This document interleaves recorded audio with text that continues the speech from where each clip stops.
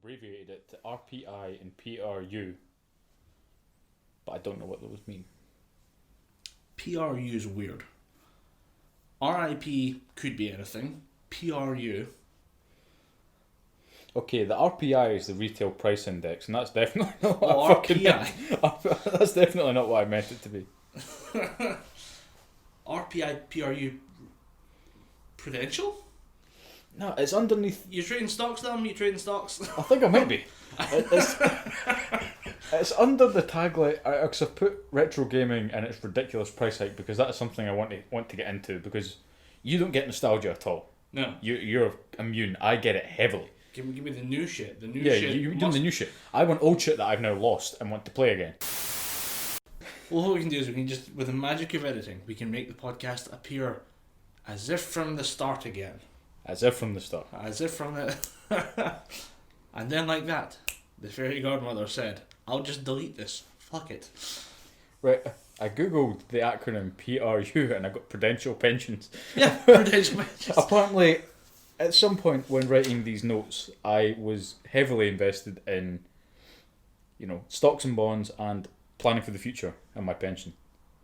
Jesus Christ. By the way, did that pick up my epic tooth whistle there? I don't know. Just seen a spike. Well, ladies and gentlemen, we are the Gibberpish podcast, and as you can tell by the previous conversation, we are now old. Yep. With grey in the beards and money in stocks and finances in the foreign Asian lands. Yep. See, grey in the beard is something that's... I've always been grey in the head since about the age of 12, which has been an immense source of amusement to me. But I'm starting to get grey in the beard, and I don't know, I can't take it. The grey in the head was enough, but if I ever see grey beard, just that shit gets ripped right out. I'm okay with the grey in the beard. I've been going grey for a little bit of time now, not as bad as you, because you're now, it's all meshed. You've gone so grey that you're bald now. Yeah, I shaved the head. I've actually been shaving the head now for 4 years. There's now people who don't know what I look like without hair. I can't remember. Those people now include Dom, apparently, and also include several family members as well as co-workers who just haven't been there for that long or who just don't remember. It's great. The idea of me with hair doesn't exist in people's heads anymore. It's been that long. And I think even in high school, you took it to a short degree. Mm-hmm. Yeah, or we're getting into that phase where you're thinking about just completely removing the hair altogether. That's where it started. It was just kind of like, my hair's crap. Like, it doesn't do anything. I'm just going to keep cutting down. Yeah. And then I just decided, I think it was my parents were on holiday. I was like, shaving this is going to be funny or cool or it'll look good. I'll just do it. I did it, and it's been years now, and now people just don't remember. Yeah. It's hilarious. But we're not here to talk about hairstyling, unfortunately. Yeah, but the grey in the beard thing has, like, it started to appear now, and it's more on one side than the other. Like, it's woven in underneath. Yeah. But there's just, like, a weird patch that just gets more greys. And people point out, and they're like, why do you have grey in your beard? And I'm like, I'm angry all the time. It's stress, that's it. These aren't like, it's not like a majestic grey, it's like shock white in the middle of brown hair, so it's rage. Yeah, it's rage hair. It's like Miss Dracula type. Yeah. When she just gets the grey stripe because of the electricity or whatever the hell it is. Yeah. But hairstyling tips aside, because we are definitely people to talk to about that. Yeah, definitely. We are the Gibberpish podcast. This is the return episode. This is a weird one because we finished up about 2.5 years ago. Yeah, roughly.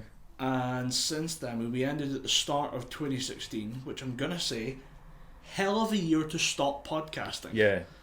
2016 was a shithole. Yeah, 2016 was a good year for podcasting because you got quality content to talk about, but it was also the year of the low-hanging fruit for comedy, because every fucking comedian who thinks they can make it on the stage and in stand-up thought, I'm just going to do Trump jokes. I'm just going to do all this bullshit jokes. Everybody's doing those jokes. Yeah. It's not fucking funny. It's lowest hanging fruit, lowest common denominator shit. I mean, we could have spent ages becoming a pseudo-political podcast. I mean, it's now interesting because 2016 ruined so much of everything. It made the world more political, so inevitably this will be more political than the original run. Now available on YouTube.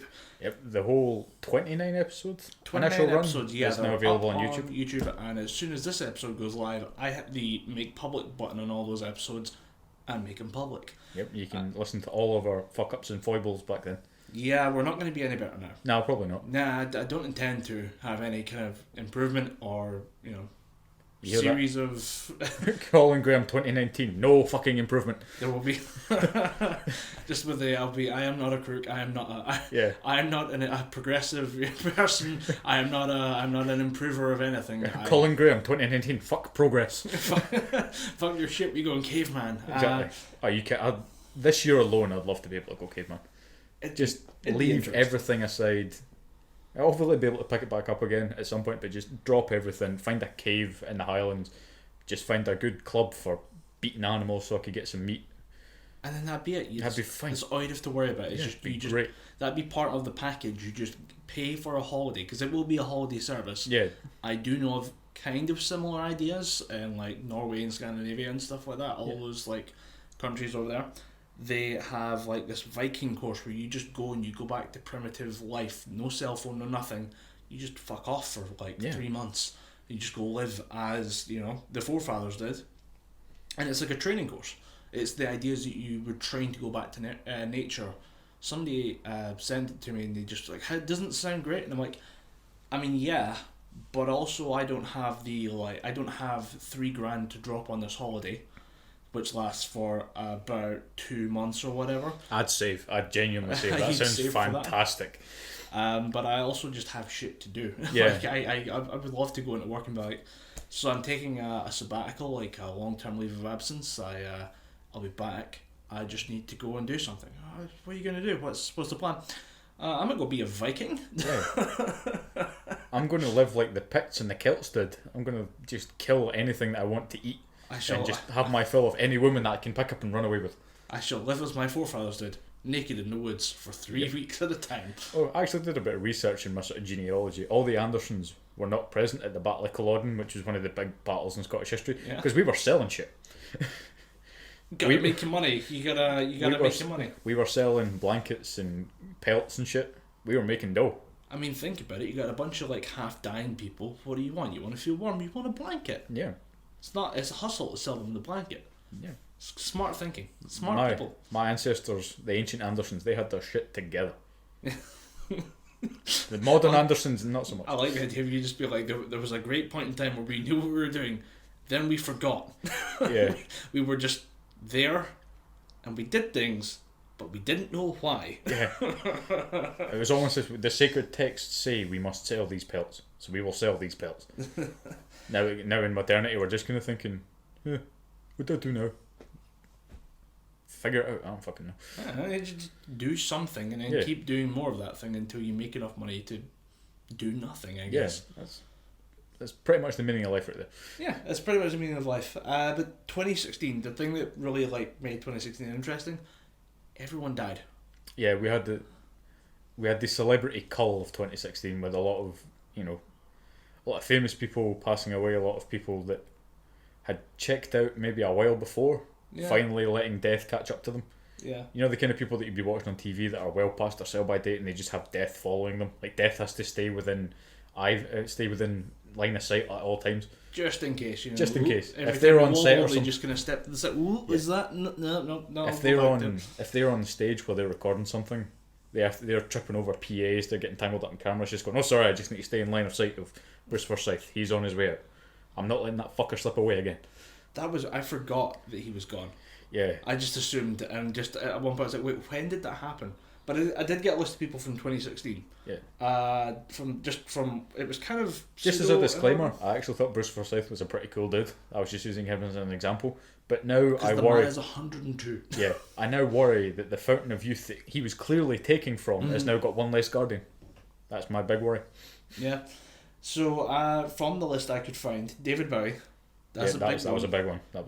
Not even a big fan of his music, but you've all heard it. Yeah, everyone's heard the Bowie song. And then he's just a pop culture icon at this point. Yeah. Alan Rickman. Yeah, that one fucking hurt. That one hurt. Prince was a weird dude, but his music was fucking fantastic. Yeah. He was one of those people that that spark was there and it was firing constantly. The guy had a vault full of shit. I think they worked it out. It was something about 6 terabytes worth of stuff that he's recorded and just left in this vault. There's something like 6 terabytes. Shit, that's interesting.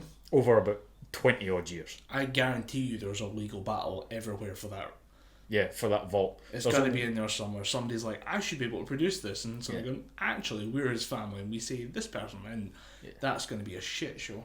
To my knowledge, there's only been 3 people that I've ever seen the inside of his vault. 2 of them are family members, and one of them is Kevin Smith, the director, because he was directing a film for Prince, but then Prince seen the finished product and went, oh cool, thank you.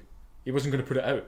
He spent something like $18 million, made a film with Kevin Smith, and just put it in his vault for him. That's how much fucking money Prince made during his day. Weird. Prince has more than a king's ransom. Yeah. Dude's got stacks. I remember actually when he passed, because that was I was on a really shit day at work, and I went through 10 hours of working. I was like, I need to take a lunch break. It's like 6 at night, but I need to take my lunch break at some point. And I went upstairs, and the chemistry manager was there. I was like, oh yeah, how's it going? And then her phone went off, and it says, Prince has died. And I'm like, fuck. That just ruined my half-hour lunch. I'm just going to sit here thinking, I want to listen to Prince music all day now. That's all I want to do. I had a similar reaction last Friday, Saturday or Sunday, I can't remember, but I was sitting at work, and I got a text from my brother saying, do we have Smokey and the Bandit on Blu-ray? And I said, yeah, of course we fucking do. And I said, Burt Reynolds is dead. And I went, well, thank you. Well, I don't want to finish my shift. I can't remember what I said. Because that's the thing that I did as well. You just send someone a message being like, you know what, fuck today. Yeah. So I found that out, and it was a Friday morning or something like that. Yeah. Turns out the IT manager at my work doesn't like Burt Reynolds. How can you not like Burt Reynolds? I don't know.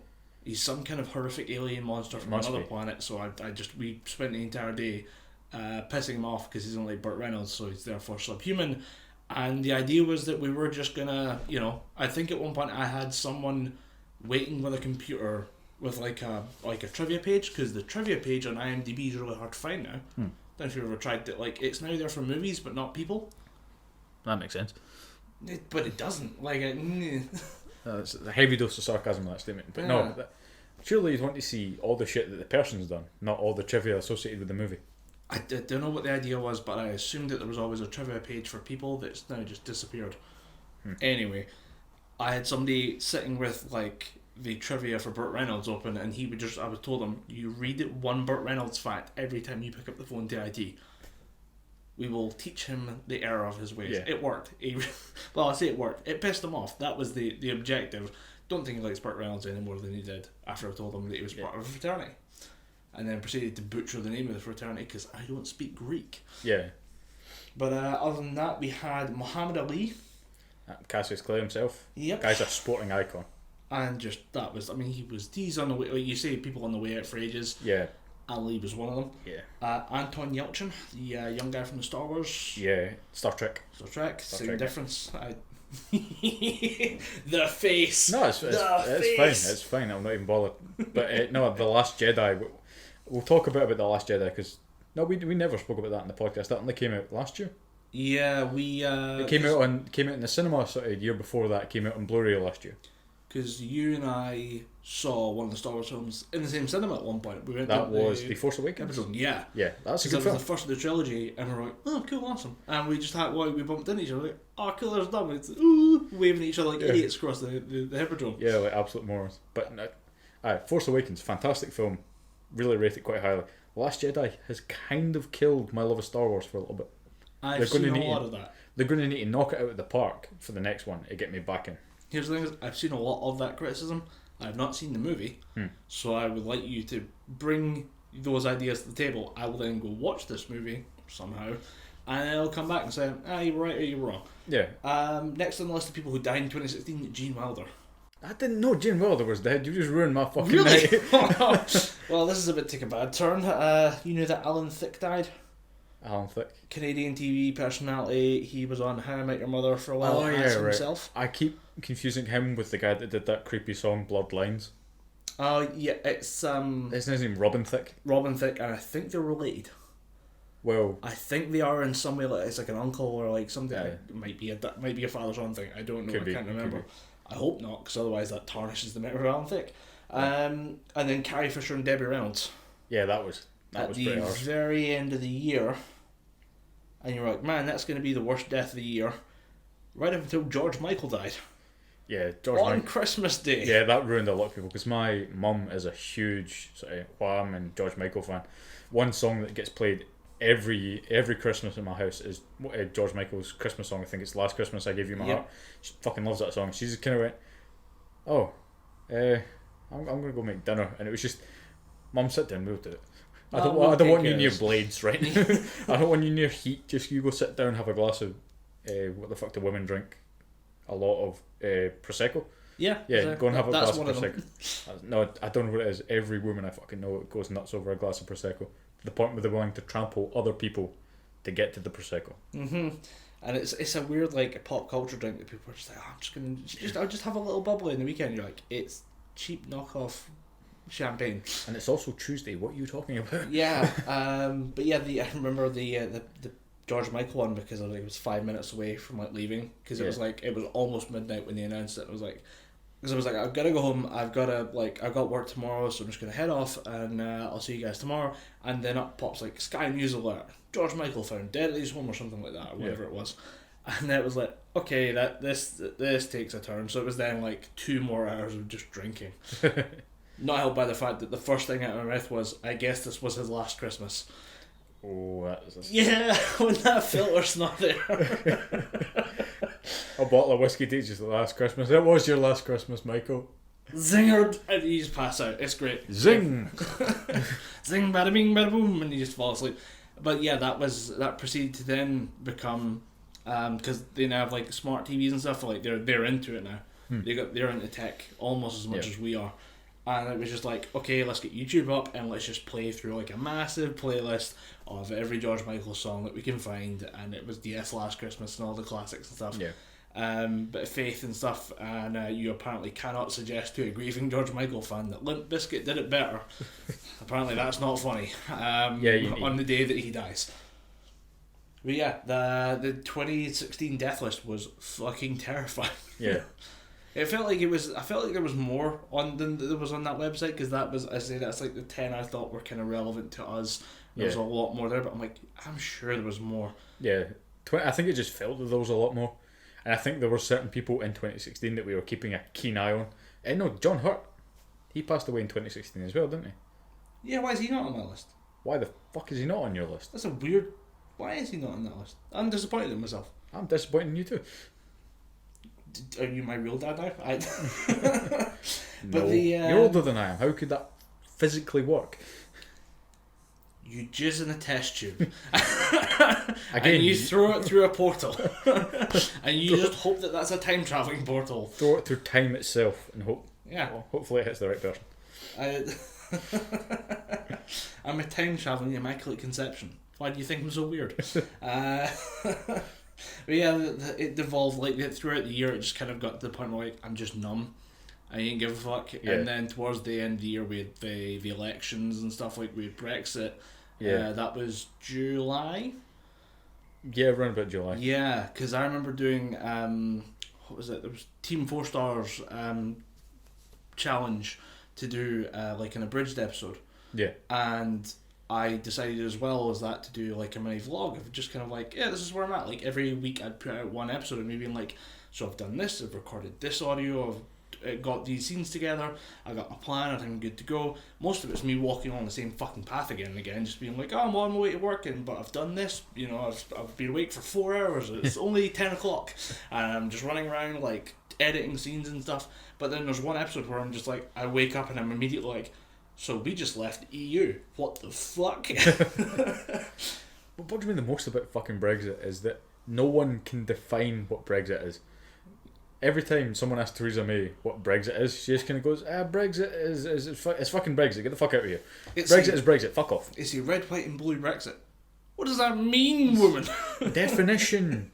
We were looking for a bit of a more of a technical term than just, you know, vague colours. Yeah. I just it was weird, and then you watch the whole America thing with Trump, and then you're like, yeah, he has to be getting impeached soon. He has to be getting impeached soon. I just don't know anymore. There's no rules anymore. You just look at it and go, by this point, any normal human being would be impeached. Yeah. I can therefore only assume Trump is some horrific form of god. Yeah, he's one of the bad gods. He's not one of the good gods. I think he's not one of the good gods that gave us, you know, chicken wings whiskey, Yeah. dark-haired women with huge tits. Trump was not one of those gods. He gave us black licorice. What's wrong with black licorice? It's disgusting. No. Look, what would you rather have?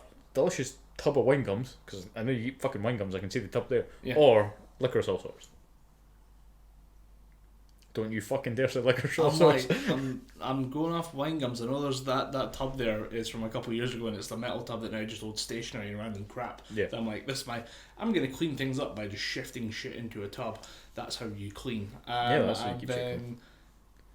I genuinely would consider a tub of black licorice, but I would say he's more along the lines of just one of those gods that's in charge of hurricanes. Yeah, he's the one that has to kill that one in every 6 child that doesn't survive childbirth. Yeah. That's that prick of a god. He's the god with kids with ass cancer. That's his role in the world. Yeah. It's not his role. It's the hairpiece that is enslaving Donald Trump. That's his role. That's so weird. The clips and videos, because obviously with it being an election, he was under like surveillance almost all day. Yeah. And the amount of weird clips they got of him like just having weird hair moments and stuff. Like, dude, what? Like, just shave it. Like, it'd be cool if you shaved it off. Shaving head's cool. Kids, do it right now. Do it. But just go for it. Yeah. I'm genuinely convinced that if Donald Trump does get impeached, you're going to see the hairpiece. It's going to rise up and it's going to jump from Donald Trump's head, and he's going to say the words, "I'm free," then fall to his death. Then it's going to land on Joe Pence's head, and Joe Pence is going to become Donald Trump 2.0. You mean Mike Pence? Mike Pence. I'm thinking because I realised... You thought Joe Biden, didn't you? Yeah, I realised this year that I thought John McCain and Joe Biden were the same person. Did you realise that when they said... I realised that when John McCain... Yeah. If you didn't think it was fucking done before, you go now. That's amazing. The idea of you being like, he's not the vice president. Because again, we're watching a show called Parks and Recreation, and Joe Biden appears in an episode, and I said to my brother, "Isn't that guy dead?" And my brother said to me, "It's John McCain, you fucking idiot." And I went, "Is that not John McCain?" He went, "No, that's Joe Biden." I just kind of thought, fuck. He was on TV like a decent amount. He was a pretty visible vice president. Yeah, Joe Biden was cool, man. With the exception of his comments on AR-15s, where he was like, if there's somebody trying to break into your house, just take a double-barreled shotgun, put the first shot over their head to let them know you mean business. I had friends from the south like, if you come into my house and I've got the kid in here and you start breaking down my door, the first shot is in you. There is no fucking around. There is no warning shot. If you're fucking with me and my family and my kids, I'm putting the first round through you just in case you got a buddy back there. Because I guarantee you, no one's coming in after they see the mess I'm making of you, buddy. Yeah. But yeah, he was a very visible person. That's awesome. Yeah. I don't know why I find that so funny. I mean, they don't even fucking look similar. Like, John McCain looks kind of old and decrepit. Joe Biden, despite the fact that he's in his 70s, looks, it looks good for his age. Yeah. John McCain can't lift his arms past here. I quite like John McCain, I'll be honest. Yeah, he was okay. Like he was one of the last Republicans that was kind of in the middle, even though he wasn't that neoconservative type thing. Like, he was definitely out there with some of his ideas, but at the same time, like, he always seemed reasonable. And I think that's what we've grown to realise and what we're gonna miss a lot in the next couple of years. It'll be interesting, but at the same time, yeah, they could not look less alike. I don't know. Yeah, like, I think it was just names. And they're the two spectrum, like they're the end points of the spectrum for old white men. Yeah, definitely. Maybe I'm just that used to old white dudes running America that they just kind of blurred together. I don't know. I don't fucking live in America. It's not going to matter to me.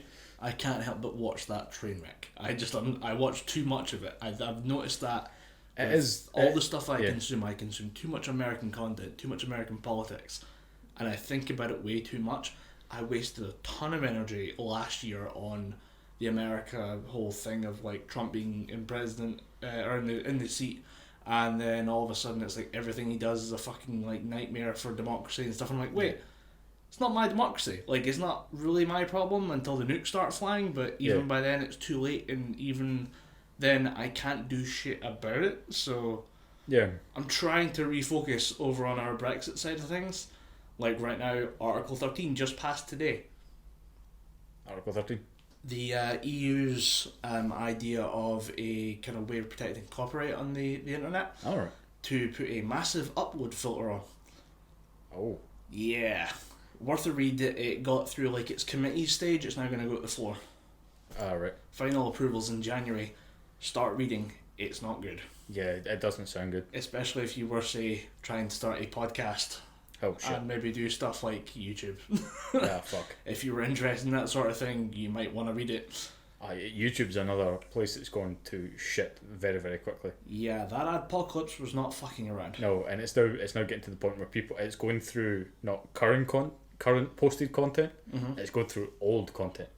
One of the fighting game YouTubers that I watch quite frequently, a guy called Maximilian Dude, he's had all his content put searched through from way back in say 2008. Mm-hmm. Anything that's got a copyrighted song, anything that's got unlicensed content or anything in it has been taken off. Anything that's got violent content has been taken off his page. If you're a fighting game YouTuber, that's That gotta is be a lot. Pretty hefty slice of all your content. It's weird, that was kind of our introduction to like 2016, I guess, and 2017, because after that 2017 just kind of seemed like more of the same. Yeah.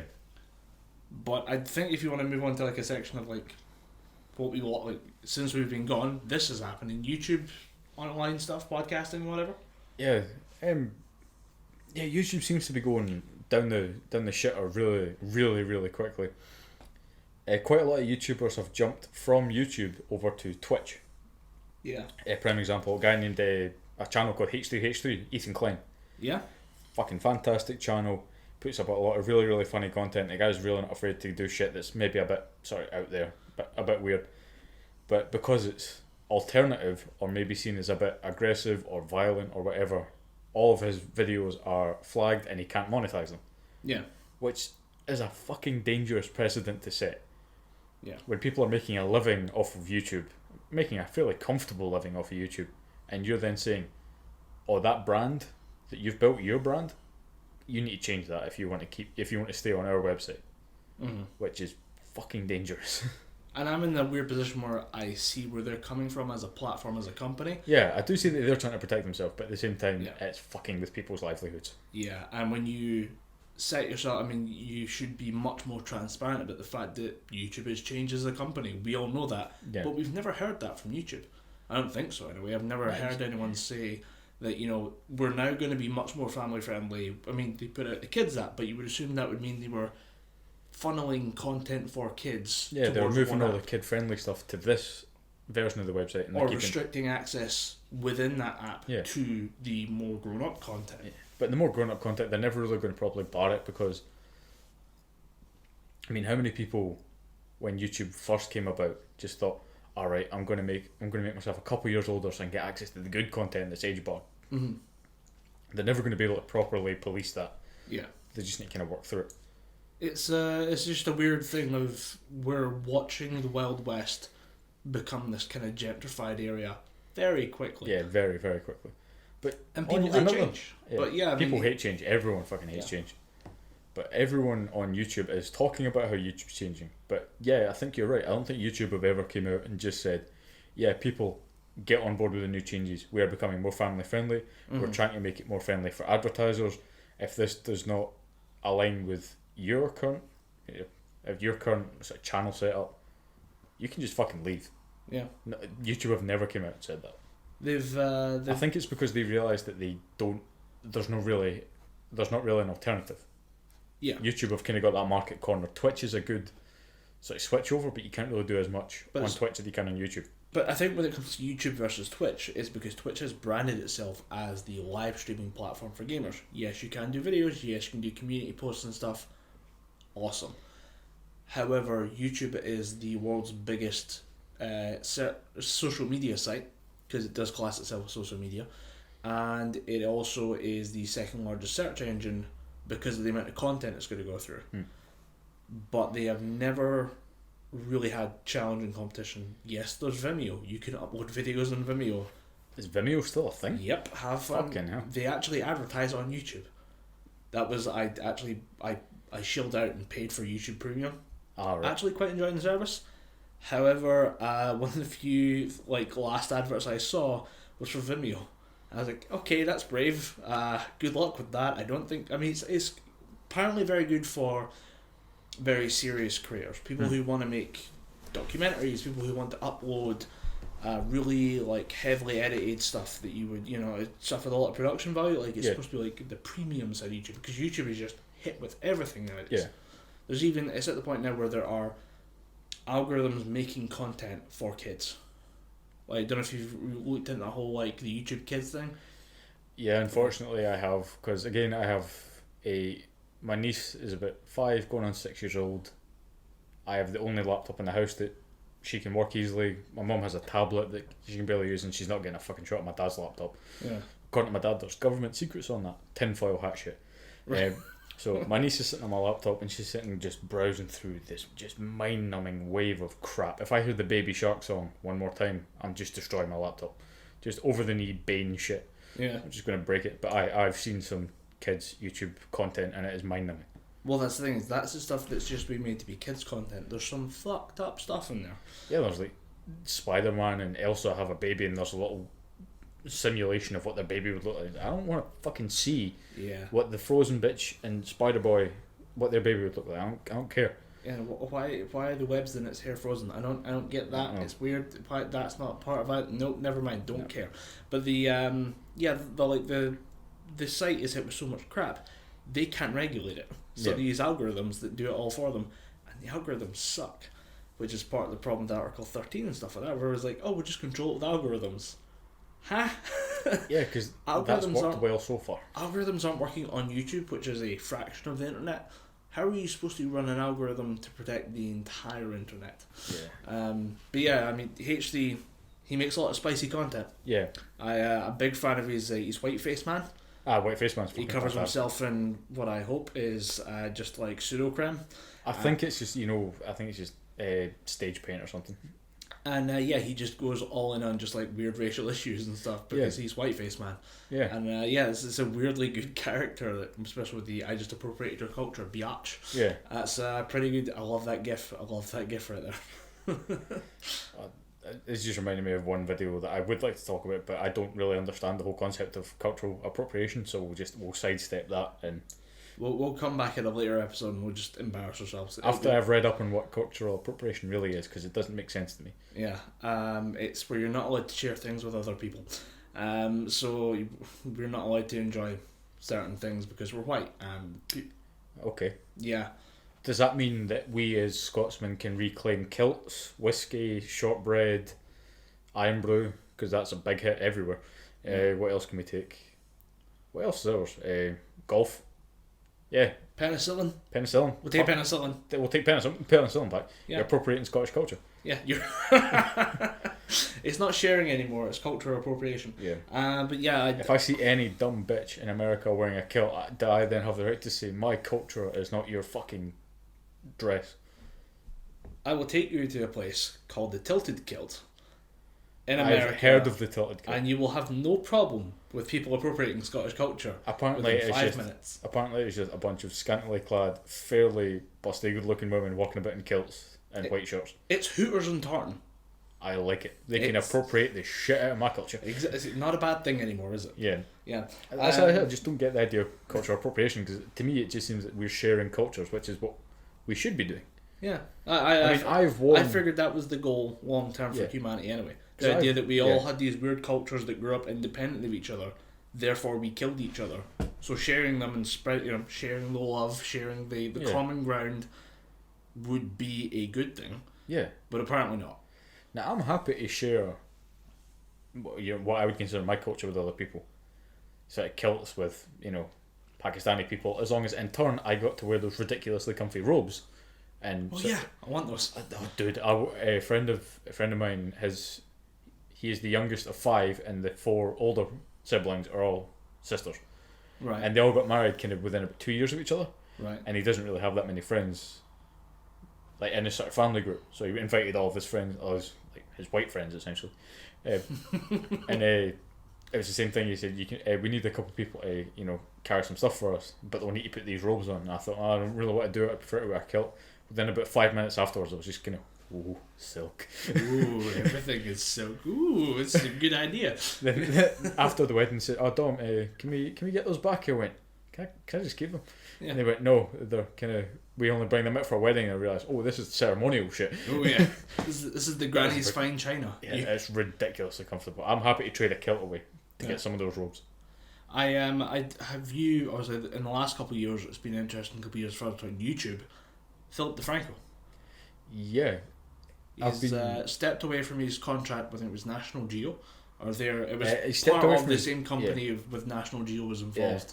He was working, I think it was a group called Discovery 3, which were basically with Discovery. Oh, it was or maybe Discovery, group. He was working. It was Discovery 3 was the kind of all like all umbrellaing company. Then he was working for a company called Group 9 Media. Yeah. And they basically tried to limit what content he could put up under their banner, and eventually he just pulled the plug on the whole thing. Yeah. SourceFed, that dissolved. I think we spoke about that in an episode that we did a couple of years ago. SourceFed kind of ended, but since then the people from SourceFed have went and launched a new channel called The Valley Folk, which is essentially SourceFed 2.0. Yeah. Which is basically doing all the shit they weren't allowed to do under Group 9 now. Yeah. With a Patreon backing, so I have no problem with that. But yeah, Philip DeFranco just kind of went, yeah, I'm going independent.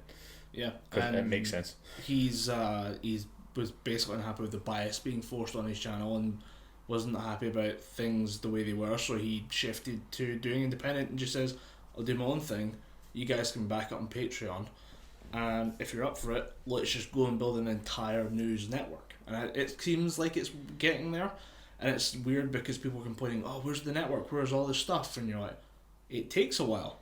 It takes a long while to even get close to what he wants. Like, what he's trying to build is basically an empire. You can't just pop that thing up and say, well, we have the building now. It could take 2-3 years to get set up, especially the way he wants to do it. Like, if you listen to his, I don't watch much of his not podcast vlogs when he's talking about the behind the scenes stuff, but I do watch them when he's talking about the process or when he's doing podcast appearances, and he talks about wanting to ensure quality over just quantity, because that's the problem. Is it's like he's basically going up against 24-hour news, which is just throwing as much shit at you as you can take and then some more to try and keep your eyeballs on the screen. Whereas he wants to come in with this more idea of, we go in, we tell you everything, we get everything right, we're done. And if we need to come back to it, we'll come back to it. Yeah. But he's had a weird year, but I'm glad that it's finally starting to pop up now. Like, he seems to have it almost there, but I think he has changed offices twice, maybe 3 times. And I think he's probably going to change offices a couple more times before he finally gets the right location where he's going to have, not complete control, but almost complete control of the building. He's going to be able to just say, right, this is for the PDS, this is for the DeFranco Elite show, this is for the Philly D show, this is for the DeFranco family, so he can give his wife a fucking office. Yeah. But I think those guys they're getting there. Yeah. Other weird side of things, I know you're not a big fan of him, but Casey Neistat launched that 368 thing. He's trying to do his own. I just remembered the conversation that we had about Casey Neistat. Yeah. Old face stealer Neistat. Yeah, and I was like, I don't know where that's coming from, but it does. He's got a weird face, but even he admits that, so I don't know where we can go with that one. Nah, I mean, he trying does put out good stuff. He does. I think I watched a couple of his review episodes. He was reviewing the most expensive hotel or something that he could find. He does good content. It's not my cup of tea, but I'm not going to, bash him just because he's not doing content that I like. Yeah, because there's so much shit on YouTube that I avoid with a his weird tech stuff is quite fun though. Although you've got to be ready to see him basically break something. Yeah, and it's like, oh, here's this brand new, because he's one of the top. He's like top tier, like 0.1% of like YouTubers.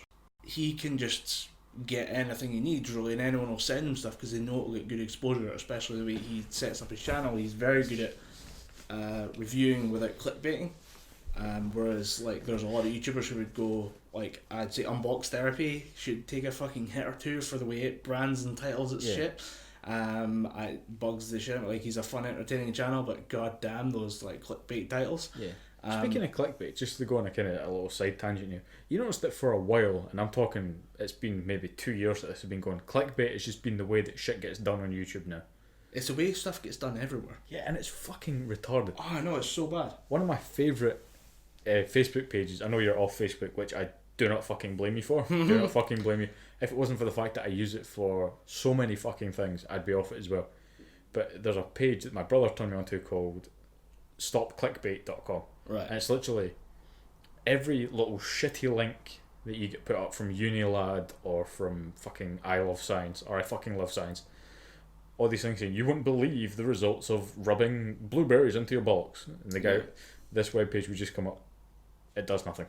Literally, it condenses the entire article down into one sentence. There's fucking amazing. I'm a big fan of Reddit communities and saved you a click r/saved you a click, and it is the same thing. It's the same idea of blah blah blah blah blah. You won't believe the blah blah blah, and it's the explanation. It's the there'll be like a bit of an explanation.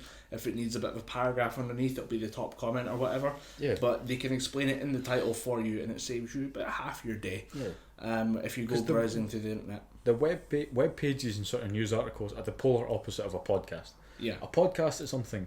Prime example. You like Joe Rogan. I like Joe Rogan. There's not a single person who does podcasts that doesn't like the Joe Rogan experience. Yeah. It is the kind of bar for podcasts, in my opinion.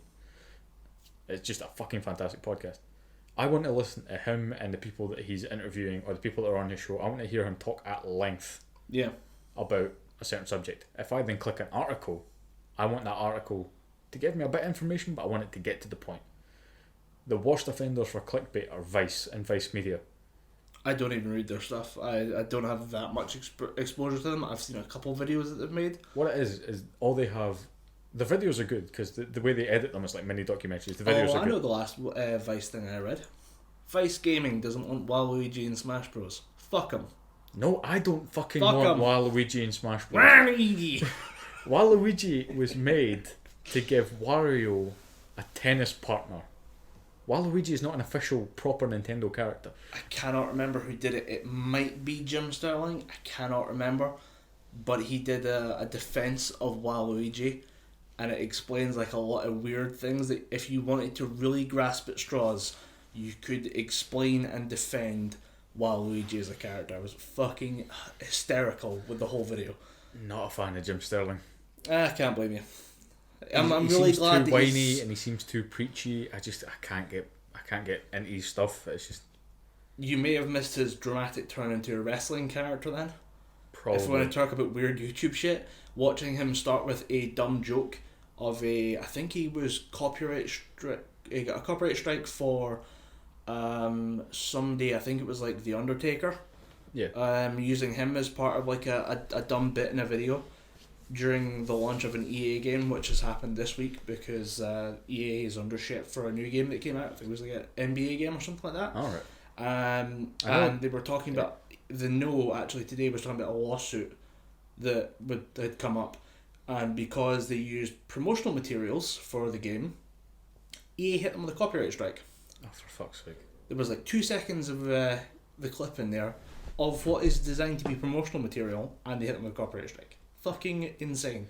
Yeah, that makes no sense. Total abuse of the DMCA system, but Jim Sterling got hit with a copyright strike and then decided to come back with Stardust, a parody of Gold Dust using purple and silver instead of gold and black. Yeah. And then actually went on to have a minor... He's still got it going. It's kind of like a weird character that he has in a local wrestling group or something. Wrestling's making a comeback as well. I don't know if you've seen this. Yeah, no, wrestling is getting a major comeback, and not with... It's grassroots as well. Yeah, it's not with the sort of... What I would say the designated demographic would be, sort of younger kids, maybe see the 7 till like 13-year-olds. I'd say that's the kind of target demographic. It's people my age and older that are getting back into wrestling, and they're getting back into wrestling hard. That's because it's anime for rednecks. Yeah, I mean, you've got someone who trains fucking constantly for rugby, and despite the fact that I'm getting older and probably not any fitter, I can admire people that just put that much dedication in it, but at the same time they're putting themselves through grueling athletic training for what is essentially pantomime. Yeah. And the fact that I grew out of wrestling fucking years ago is the other reason why I don't watch it. I mean, if it's fun and you're not hurting anybody, or you're fake hurting someone with a chair. Yeah. I mean, you do. But at the same time, if you like it, fucking don't listen to this asshole. Yeah. Or that asshole. Well, listen to this asshole, especially anime for rednecks, something blah blah blah. That needs to be a t-shirt. Wrestling is anime for rednecks. It's already been a long running joke. We can't really claim that one. I really wish we could. It's a really fucking funny joke. So we're not that funny. We just copied that from someone else. I browse Reddit too much. Okay, that's the problem. You want to talk about the problem? That's the problem. I tried to get into Reddit a while ago, but I got great with the weirdest Reddit story I've ever read about. I think it was a 16-year-old kid that was doing his end of year school exams, and he was getting anxious and worried about it, and his mother stepped in to give him some special help. Yeah, at that point you close the browser. At that point I just went, push the laptop away, and you say, "I'm done with the internet for today. Goodbye." I turned off my computer. I'm going to go and listen to music on my bed and play video games because I'm fucking done with the internet today. Yeah, I need to see Mario get his face kicked in by Link. But yeah, the YouTube remains a shit show. There's still great creators on there. They're still trying to do their thing, but I'd say if you're an up and coming creator right now, it might not be the place to be. I'd say Twitch might be better. Yeah, I say if you're looking to just get your content out there, Twitch is the way to go. But if you want to put yourself out there, Twitch is better. Yeah. But I did just see last night there was a story about one of the big guys on there, Dr. Disrespect. Have not heard. He's a big Fortnite PUBG streamer. That'll be why I haven't heard of him. No, but he's an older guy, and he's actually really funny. He used to be like part of the social media team or like a dev team for a video game company. All right. And just used all his contacts from there to make himself big on Twitch. He just did it part time. Actually streams in character, which is a weird one. It's a nice twist on just everyone, the average person just sitting at home playing video games. Yeah. So the guy shows up as character to just kind of shit talk people and shoot people in the head. He apparently, there's been people driving past his house shooting guns at his house. Fucking hell. Like randomly, this is the last 2 nights or something like that. Somebody has just driven by and shot at his house. It's nuts. I'm like, it's risky. And we actually have a friend who Twitch streams, Argic, on Twitch. Does really well. I love watching speedruns. He is breaking games in a way that should not have been done. He's actually streaming now, I think. He needs to apologise to the developers of Sonic Mania because he breaks that game. He makes it look too fucking easy. And then I've played Sonic Mania and I struggle to get past the 4th level. That's how shit at Sonic I am. But you watch him and he's like, nah, this person's better than me. I'm like, but how? I'm scared to click that stream now. I don't want to go to this next stream. That's the thing. Argic is quite humble in that respect. He knows he's not the best, but he's going to keep plugging away and he's going to get fucking better at it. He's one of those people that's just every week he's shaving a couple of seconds, maybe a minute or something off. But there are people out there. I think his current personal best is 55 minutes 64 seconds or something. There's people out there that are finishing the entire game in 42 minutes. I'm just thinking, how are you shaving 13 minutes off of that to what I think, because 55 minutes is a kind of standard you're watching time. Yeah, you're watching it and you're thinking that's as good as it can get, but then there's someone out there that does 14 minutes earlier or something like that. The people that are just reaching their hand in to manipulate the code of the game and they're just skipping entire levels. People that are getting glitches and little exploits within a frame is worth the timing, and they're getting it perfect each time. That's just fucking wizardry. Yeah, I'd say Twitch brings out a lot of the personality. So if you want to put your personality out there, that's a place to do it.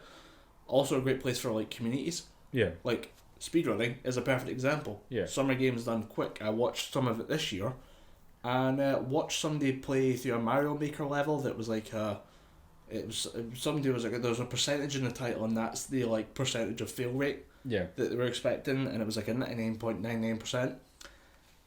Dude run it with a blindfold on. He played a video game with no eyes. What the fuck? He was playing off of his knowledge, muscle memory, and the sounds he could hear through the headphones. Yeah. What the fuck? That's the kind of runs I love to fucking see, because show me someone that can complete... obviously Sonic, I've got an interest in that. A friend runs it. I'll always, if people, particularly James, particularly Argic, is running Sonic, I'll watch it, but I've not really much of an interest in watching many Sonic speedruns. But show me someone that can play Legend of Zelda Ocarina of Time with a fucking blindfold on and just through sheer muscle memory can navigate as a young Link Death Mountain and avoid each falling rock with a fucking blindfold on. You've got me watching till the very end. Well, this run that I watched, the ending for it, he keeps getting more and more intense. You're flying around the place, You are then like being rattled around by like automatic like mover. I don't know what it is, like piston type thing. But then you get towards the end and there's like a running section where you try to do like jumps between hazards. Like the entire screen is filled with things that will kill you, and there is one path through that you must fit, and you can only just fit through. The last ending part of it, or like the actual finale, is is like a bunch of like fire chains swinging around. There is exactly enough space for your character to stand in. He did it with no fucking eyes. Blindfolded. And I just watched him like, this is fake. This is fake. This is the only way this makes sense. This is fake. This is bullshit.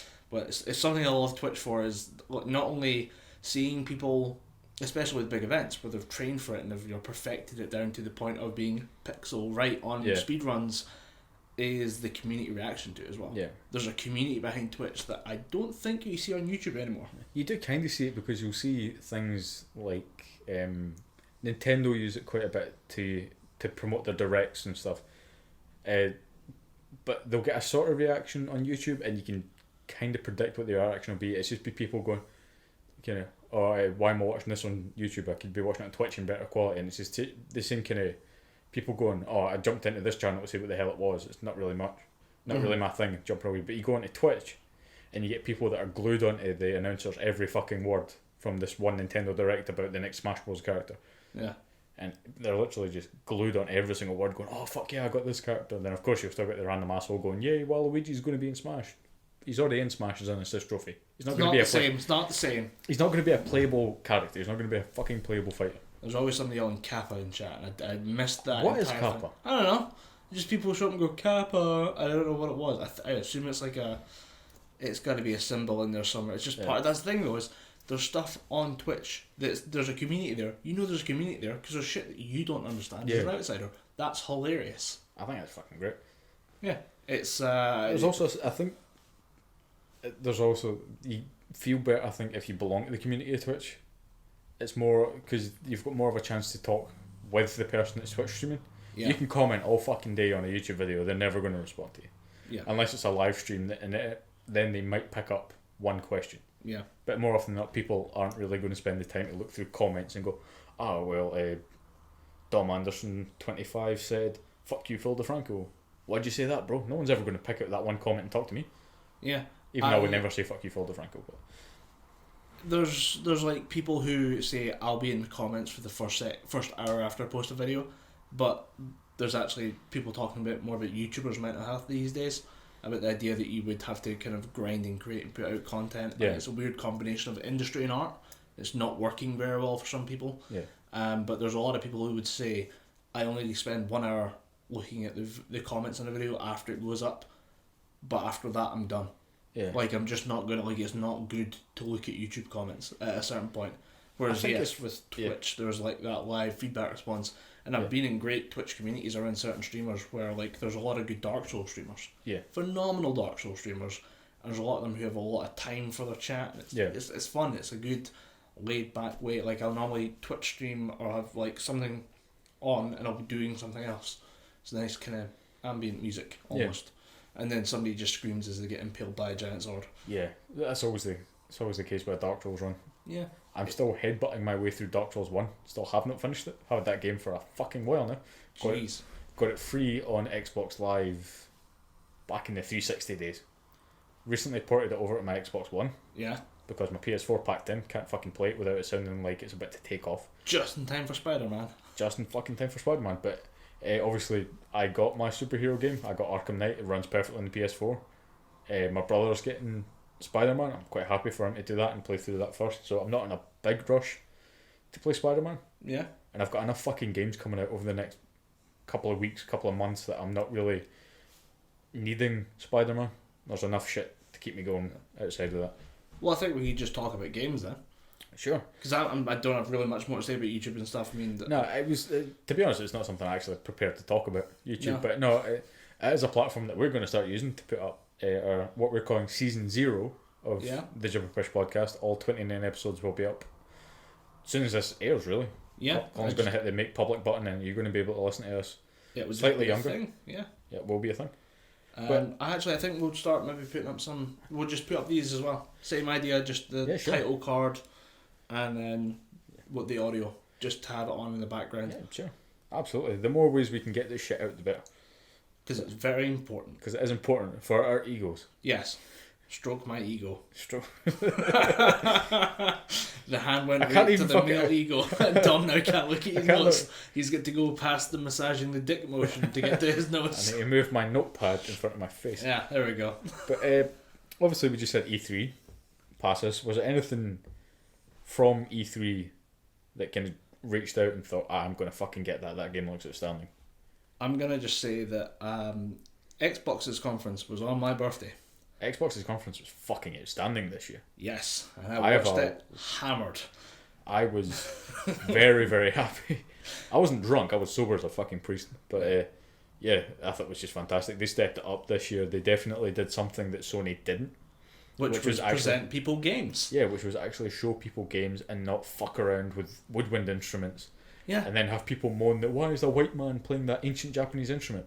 Then that white man that you're complaining about playing that Japanese instrument is recognised as a master of that instrument by Japanese people. Fucking rein it in. But yeah, the E3 conferences this year were actually pretty good. I enjoyed the Microsoft one. Yeah, Microsoft was fantastic. My brothers and I just sat and watched the Twitch stream, and it was me and my brother Michael who were working our way through a litre of Jack Daniels, and my brother who was hungover just watching the things come up and being like, ooh, ah, and there was like, it got to the point where we like almost screamed the house down because Kingdom Hearts came out, and we're like, it was just weird. We just found it really funny that Microsoft is the one showing off Kingdom Hearts. It's always been a Sony thing because it's got the association with Square Enix, who then have the tie-ins with Sony. It's a very kind of like, it's two Japanese companies shaking each other's hands for several years. It is kind of weird, but again, from a money-making standpoint, it makes sense for Square Enix to go, why aren't we going on the Xbox? Yeah, why did we cut our audience in half? Because it is coming to the PS4. Yeah, it's on PS4 and it is on Xbox as well, but from what I've heard, a lot of people who have it on PlayStation, or were consider buying it on PlayStation 4, have seen the Xbox One X and went, I'm getting it on that. That is a more powerful system. Yeah. Which annoys a few of my diehard Sony friends, but to be fair, I'm one of those filthy hybrids that has Nintendo, PlayStation and Microsoft, so I don't give a fuck. Yeah, there's no need for loyalty with games consoles. It never really made sense in a way. You raise an interesting point, and a point that I want to talk about. Is blind devotion to a single console market healthy anymore? Are you limiting yourself by just being a full Sony devotee or a full Microsoft devotee? As someone with an Xbox, yes, you are hurting yourself. We were missing out on a lot of great exclusives, like that God of War game, which was fucking amazing. Phenomenal. I really wanted to play that, and now I just don't have a PS4. I've not gotten around to it. Now it's at the point I'm never going to get around to it. Yeah. Because I joined the PC Gaming Master Race. Exactly. That's a change that's not been. I mean, I changed into actually having gaming PC since we got the podcast back. Like I had a shitty laptop. I've tried running Limbo on it. Fuck. Limbo at 12 frames a second is a very hard game. Yeah, I have a similar laptop. I think I might have the model down from yours. I didn't buy it brand new. I think I got it for £150 out of CEX. Yeah. And it struggled to play, not the remake Resident Evil, the one that came out in the GameCube, PlayStation 3, PlayStation 4. I'm talking the original PlayStation 1 Resident Evil. Chris Redfield's head is a block. Yeah, like blocky Evil. Triangle hands, and the guns are just kind of stuck onto. Yeah, it struggled to play that. It ran at about 8 frames a second, and I just thought, this laptop is for coursework and shit only. Yeah, this will struggle with word processor. Yeah, when you open up, fucking does struggle with word processing. I just imagine someone going, right, I need to type out this document, and all of a sudden a hurricane comes at the fans at the back of the laptop. Yeah. But no, the being single console doesn't make that much sense. There's console, like, I'm not a Nintendo fan. Yeah, Nintendo was never part of my childhood growing up, and I see a lot of Nintendo fans who are like, but I've always played Nintendo games. Yeah. Nintendo games are fun. Played Sega Mega Drive games. Yeah. Sega's not a big deal anymore, so I can't really do that. I can't be like, I'm gonna go play this. I mean, I could play Sonic. But if you watch the progression from Mega Drive onto Xbox, there's a kind of a pattern there, because it started Mega Drive, obviously, then it went on to Sega Saturn, which was my first console, my first proper console that I owned. Then it went on to the Dreamcast, and the Dreamcast, its next evolution was technically the Xbox. The basis of the Microsoft first Microsoft Xbox was the Dreamcast. So there's that kind of line from that. But I mean, I grew up in a single console house because we couldn't afford the other consoles. And it was that simple of, we have a PlayStation 1. Why do we have a PlayStation 1? It was there when my dad went to the shop and he went to buy a console for us for Christmas. That was what we got. And then we played PlayStation 2, which just so happened to be the greatest console of all time. No arguments to be had. It was. There's a slight argument for me. There's a slight argument. You got a slight argument there. If you say fucking Wii. No. To me, the Nintendo Wii is a good console and had some fucking fantastic games on it. But for me, the best console of all time with the single best controller of all time that I still use today is the Nintendo GameCube. The Nintendo GameCube is the fucking best console in all time for me. For the games, yes, there was a lot of fun games there. I'd never really experienced a GameCube until I met you guys. Yeah. And we played a couple GameCube games in high school, and that one time I was at like a grandmother's like 90th birthday, and a cousin was like, I got a GameCube in the back. You guys want to just go play GameCube games? And I played Super Monkey Ball. Lost my fucking mind. Yeah, that game. It was so bright and colourful, and it was amazing, and I was good at it. I was like, this is fun. Like, it's just a good fun. I could never get the fucking hang of Super Monkey Ball. It was all about balance, and in my normal day-to-day life, I have shit balance. Right. I have the equilibrium of a drunken Mick Jagger. But I don't know what it is about Super Monkey Ball. I was fucking terrible at it. But I'd never played it, but I didn't like the controller. I have a problem with the hands. Yeah, you've fairly big hands. I kind of have like shovel monster things going on here. So I mean, I had a PlayStation 3. Yeah. And I gave it back to my brother because his girlfriend is like massively into Spyro games and is like wanting to play through the back catalogue before the remaster comes out. I think in like a week or two. Yeah, a couple of weeks time. So she was like, can I borrow the PSD? I mean, you can just have it because I can't hold the controller. Yeah, the controllers were ass. It's a child's thing. Like the PlayStation 4, I've played with that a little bit. My brother has them. It's a bit bigger. It's got a bit more meat to it, so I can hold that. But now that I've got the Xbox controller, I mean, that is the controller. Yeah, I will say, GameCube controller is my favourite controller of all time, but the Xbox is a very, very close second. For two reasons. One, it's just a fucking amazing controller. Yeah. And two, it gives me hefty nostalgia for the old Sega Saturn controllers. Just the way it looks like if the next step after the Sega Saturn, they would have went with this controller. Yeah. And, third for that, it's fucking amazing for fighting games. And I love me a fighting game. It's good, fast, responsive. Yeah. However, I'm going to be a dick. Have you played with an Elite controller? Yes. Yes. Those, like... They're £120, but you get what you pay for. You will not regret a single penny. No. I can't believe how good that fucking controller. It's fucking ridiculous. It's at the point where like I have my old like the controller I got with the console. I took it apart and repainted it with Iron Warriors colours from 40k. Just because I didn't want to use it anymore. I'm going to use the Elite. If my Elite breaks, I'm buying another Elite. There is no if but. Like, I will stop playing, pause the game, whatever, go down to Argos and be like, another Elite, please. I need my fix. I have been hooked on this crack. You have started something horrible, and I will not give it up for love nor money. Yeah. But I've been playing on the Xbox. We've got the raw end of the deal for the exclusives. We don't have anything that's that enticing. The coming year will change that. Yeah, definitely. But I mean, even with like the non-console exclusive, like the stuff that's shared between all the platforms, there's still enough good games to keep you going. Yeah. Personally, in my mind, as long as there's good fighting games that come out on the Xbox, because even back in the 360 days, Xbox was always the console for fighting games for me. I had Street Fighter on PlayStation 3, like problems with the controller, it just felt shit. I bought Injustice on the PS3 as well. It just felt like shit. But then I bought Injustice 2 for the Xbox One, and I got Street Fighter 4 for the Xbox One, Dragon Ball FighterZ for the Xbox One. They just fucking play amazing. And I think that is part of the controller, because the controller, it's not too big, it's not too small, it fits perfectly in the hand, and all the buttons are really, really responsive. And if you get a new one, unlike I did, got a pre-owned Xbox, got 2 pre-owned controllers with it.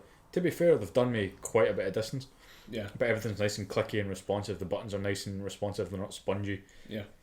As opposed to the PS4 controller, which I've had to actually take apart and reassemble a couple of times because it's not a hard-wearing controller. Drop it a couple of times and that's it. Fucked.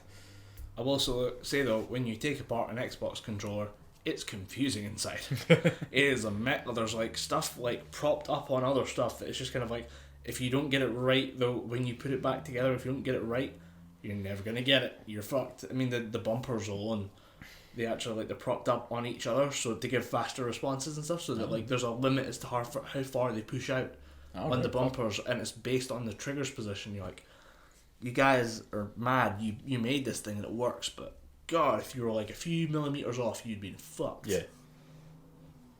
But yeah, gaming this year. And the game, it was a really, really good year for gaming this year. A couple of things that I did want to talk to you about. Obviously, we had Resident Evil 2 remake. Mm-hmm. You're not much of a Resident Evil fan, but it was a fucking huge moment for me because Resident Evil 2 is my favourite game of all time. Seeing that game in all its PlayStation 4 glory, even though I'm getting on the Xbox. Yeah. But yeah. Seeing it not in potato vision is a nice change. Seeing it not in PlayStation 2 or up-raised GameCube graphics was fucking outstanding. Second one's the first appearance of the Tyrant, right? No, there was a Tyrant in all of them. Right. But in Resident Evil 2, it was still a Tyrant, but it was used... A different virus was used. In the first game, it was the T virus that was used. It was left to kind of gestate and grow, and it created a Tyrant. Okay. In the second one, they refined the formula and made the G virus, which just basically takes them from initial mutation to Tyrant almost immediately. But they can continue to mutate if they consume their own genetic material. So William Birkin, he then basically fed on his wife. Ignore the fact that that's not his genetic material. Basically anything that he has some sort of contact with. No, actually, tell a lie. He didn't feed his wife. He was basically pursuing his wife to get more of the G virus before the other mutation kicked in. He was basically he was trying to find his daughter so he could consume more of his genetic material and sort of further boost his mutation. But the mutation would also continue. It would also further, should I say, in response to damage. So if he's getting pelted with bullets by Claire and Leon, his body's going to react to it and try and evolve out of that issue of bullets hurt or fire burns, that kind of shit. Right. Yeah, it was the first. Resident Evil 1 was just a kind of out and out horror game, and it done it superbly. Resident Evil 2 was more of it was still survival horror, but it was more actiony in the way the soundtrack presented itself and in the way the characters kind of interacted with the world. You could tell Leon was meant to be that rookie cop action hero. Mm-hmm. Claire Redfield was meant to be the kind of, it's like, I'm the hot one, but I can kick your ass, that kind of shit.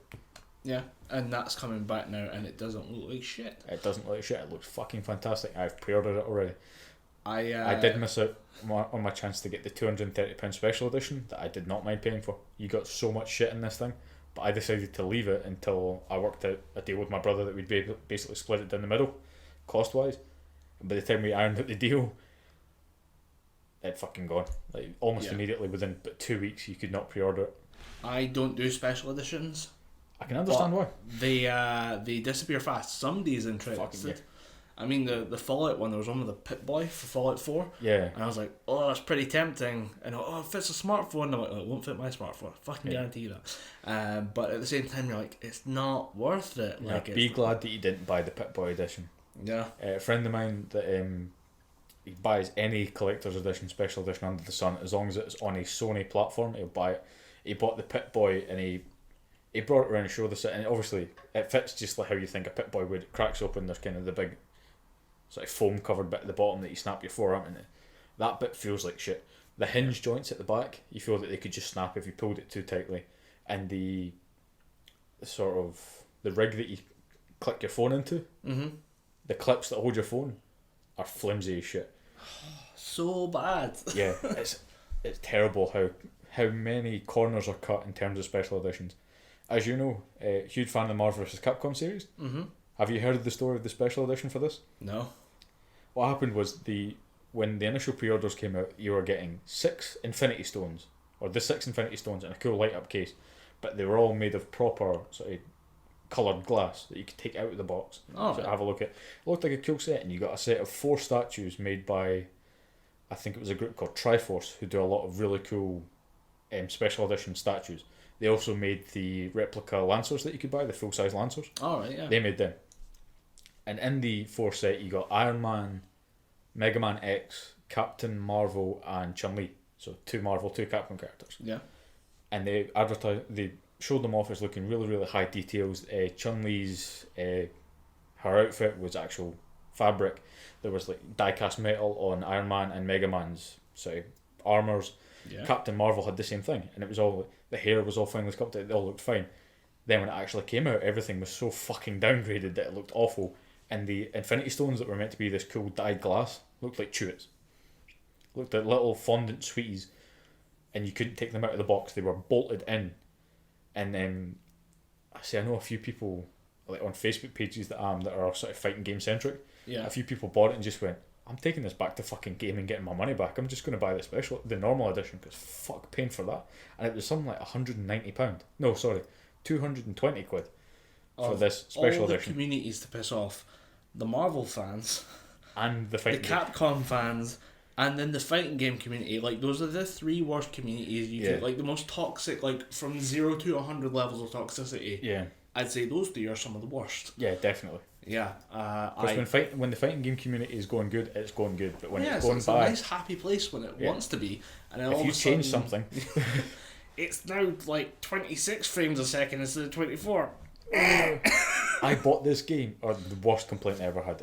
Smash Bros 4, which came out in 2014, came out for Wii U and 3DS. The 3DS version runs at a solid 60 frames per second most of the time. Mm-hmm.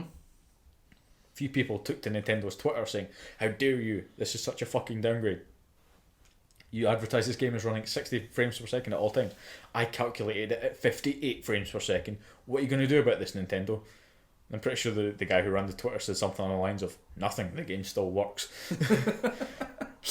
I love sassy corporate Twitter. Yeah, Sega and Nintendo kind of have it down. The guy who runs the Sega Twitter, and specifically the Sonic Twitter, are just the master. Sonic Twitter's pretty damn good. Yeah, that guy deserves a golden internet sticker because he's winning.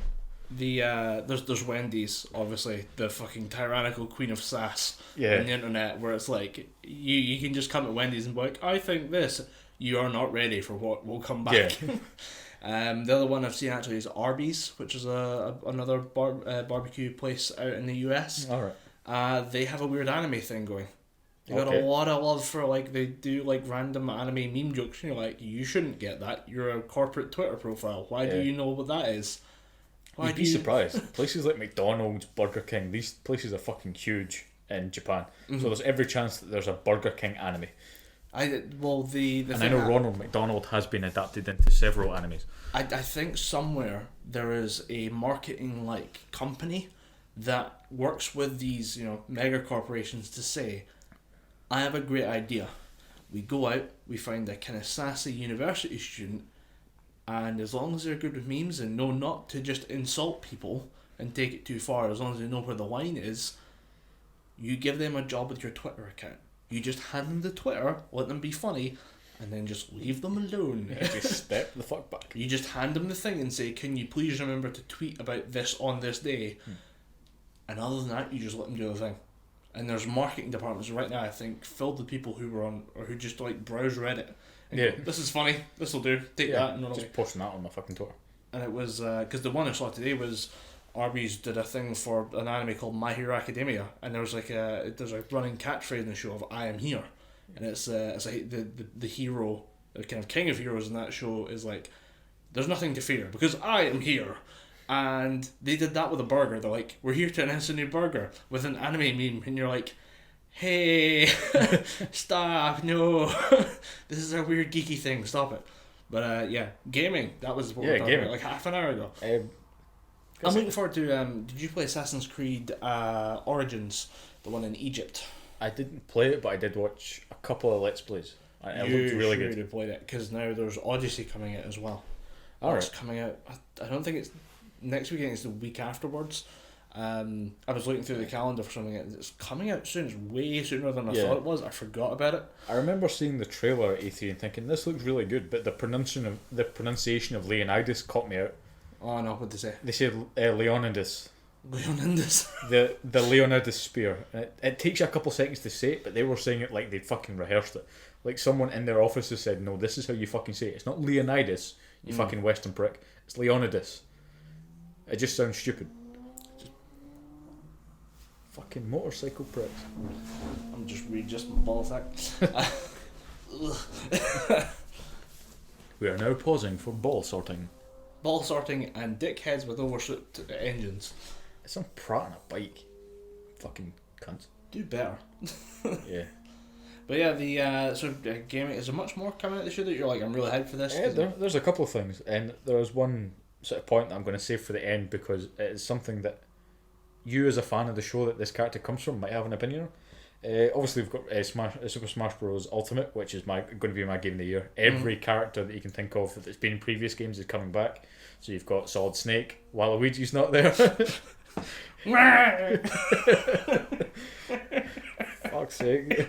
It's just so annoying. I find it. I'm not even interested in Waluigi. I'm just there for the memes, and I find it really What annoys funny. me is when you go on Twitch and watch a Smash direct, or you go on YouTube and watch the direct, all the comments are just, why is Waluigi not in this game? Nintendo have purposefully chose to avoid years of history of this character.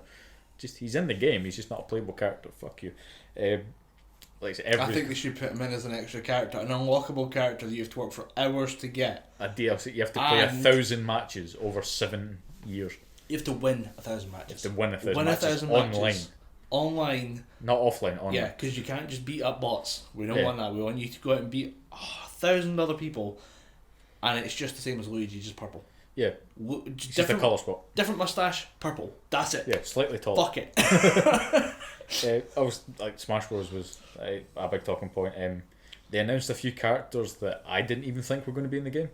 Yeah, I saw a few that people were like, "Oh wait, that's in there." Yeah, people were thinking a character from Donkey Kong, who's one of the big villains that no one would ever thought would get put in the game, purely because it's made. This character was made by Rare Studios, or Rare Studios as they were known at the time. They were working for Nintendo when they made King K. Rool, but then Microsoft bought Rare Studios, then made them do a whole bunch of horrible fucking games. Yeah, Rare. They did sort of Banjo-Kazooie, Nuts and Bolts. They did. I want to say they've released a few Rare collections. Yeah, like Battletoads and shit like that. Battletoads is a fucking great game.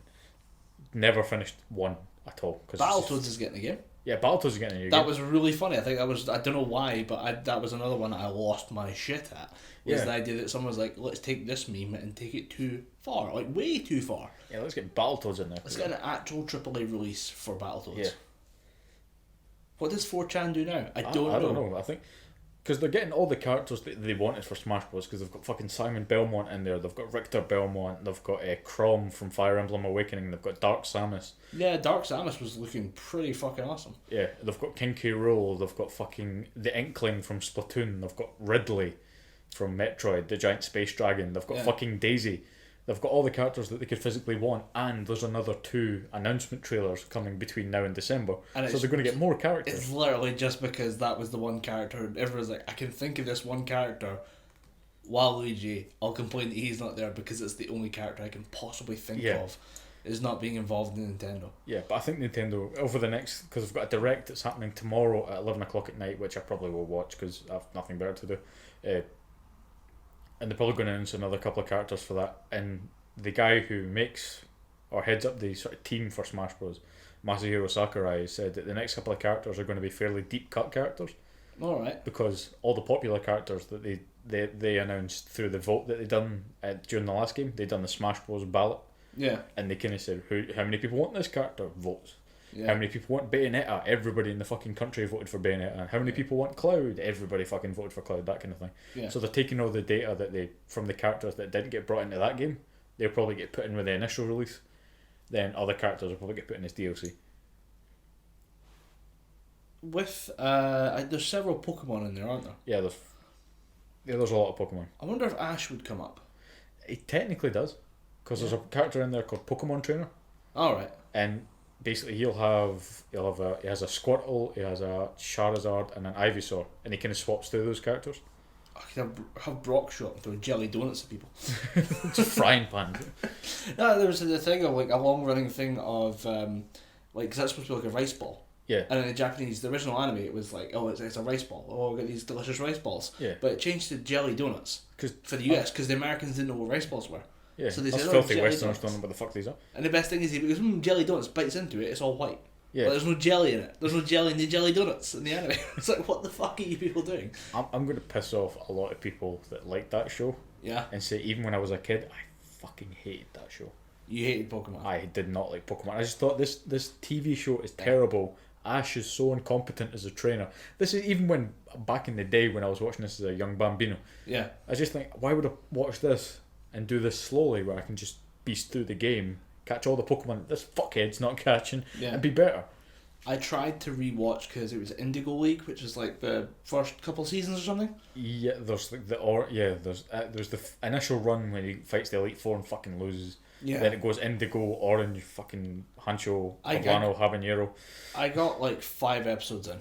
It's so bad. I couldn't watch it. It's so fucking bad. Really bad. I was like, I've watched some bad anime over the last couple of years. This might be up there with the worst. And then people are like, no, it's really good. Like, you just gotta go with it. I'm like, that's not getting good. That's you getting Stockholm syndrome. Yeah, that's you getting dumb. That's you catching some severe fucking dumb. Yeah, you being irradiated by the television screen into believing this might actually be good. Yeah. But you see, I get nostalgia quite bad for things. I like to consume content from when I was younger, like older video games and stuff. The Pokemon TV show and the Pokemon movies have been so far fucking removed from that pool. Yeah. It's not even fucking funny. I don't think they were in the pool to begin with, though. No, they were not. I got a one little anime thing I'll throw at you later on because you're talking about nostalgia. Just remind me about nostalgic anime. Cause again, I have a point to talk about nostalgia. Yeah, for gaming though, the one thing I'm debating right now is Destiny's Forsaken DLC. Now I love the Destiny franchise. I played hundreds of hours of Destiny 1. I've put a good amount into Destiny 2 and it's been a disappointment. I am so annoyed that I bought the season pass with the DLC for Destiny 2 because the initial game launch was okay. It was better than the original launch of the first one. Yeah. It was an improvement in storytelling. Much better story than the actual, like just going through it was like, there's a real narrative here. Yeah. And there's like the whole kind of, there's a fall, there's a rise, there's the reclaiming the throne kind of thing, and it's great. And then the DLC came out and was like the wettest squib I've ever heard. It was I was like, we paid 30 quid for the season pass. Isn't that so? I remember when the DLC came out, it's called The Forsaken or something.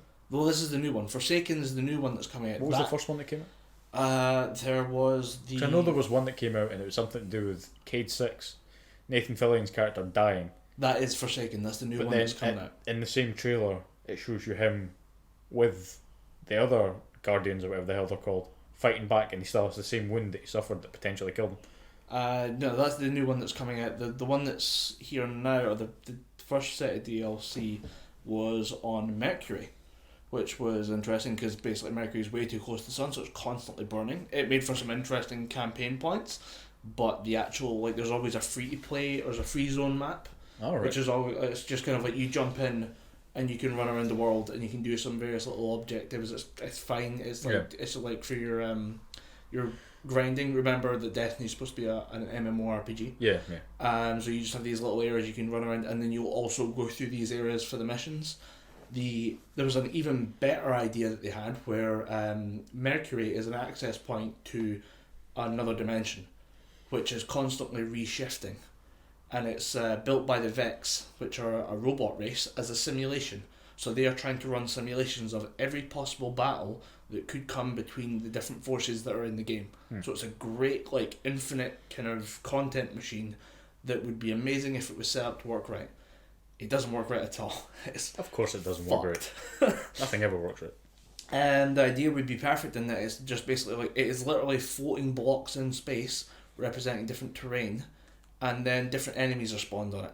So you could have like an all hive setup where you're just facing hordes of enemies that try to rip you apart with their claws, or you can have the Cabal come in and they're all bigger enemies try to shoot you with grenade launchers, and you could keep like running different combinations of this infinitely. And the Vex are trying to do this to create a simulation that leads to the end point where all human and organic life is dead, and the Vex can take over and then fix the universe. That's what they're trying to simulate, so that when they figure out what the simulation was that made it right, they can just do that. So they'll win, because they've already pre-programmed it. So it's like, okay, that's a great idea, it's a great mechanic, it should lead to a lot of content, but it's boring. Yeah, I've heard that is the one big complaint for Destiny. A lot of people, they got Destiny 1 when its initial release came out, and they just kind of played it. It was not too bad, not too fantastic. Then the DLC came out, fixed a whole load of shit, and it got fucking great. People like yourself, a lot of people that I know, they played it for hours and hours and then getting groups together to play it. Then Destiny 2 came out, people expecting to put in the same kind of energy because they realised from Destiny 1, this is what people expect from the gate. Yeah.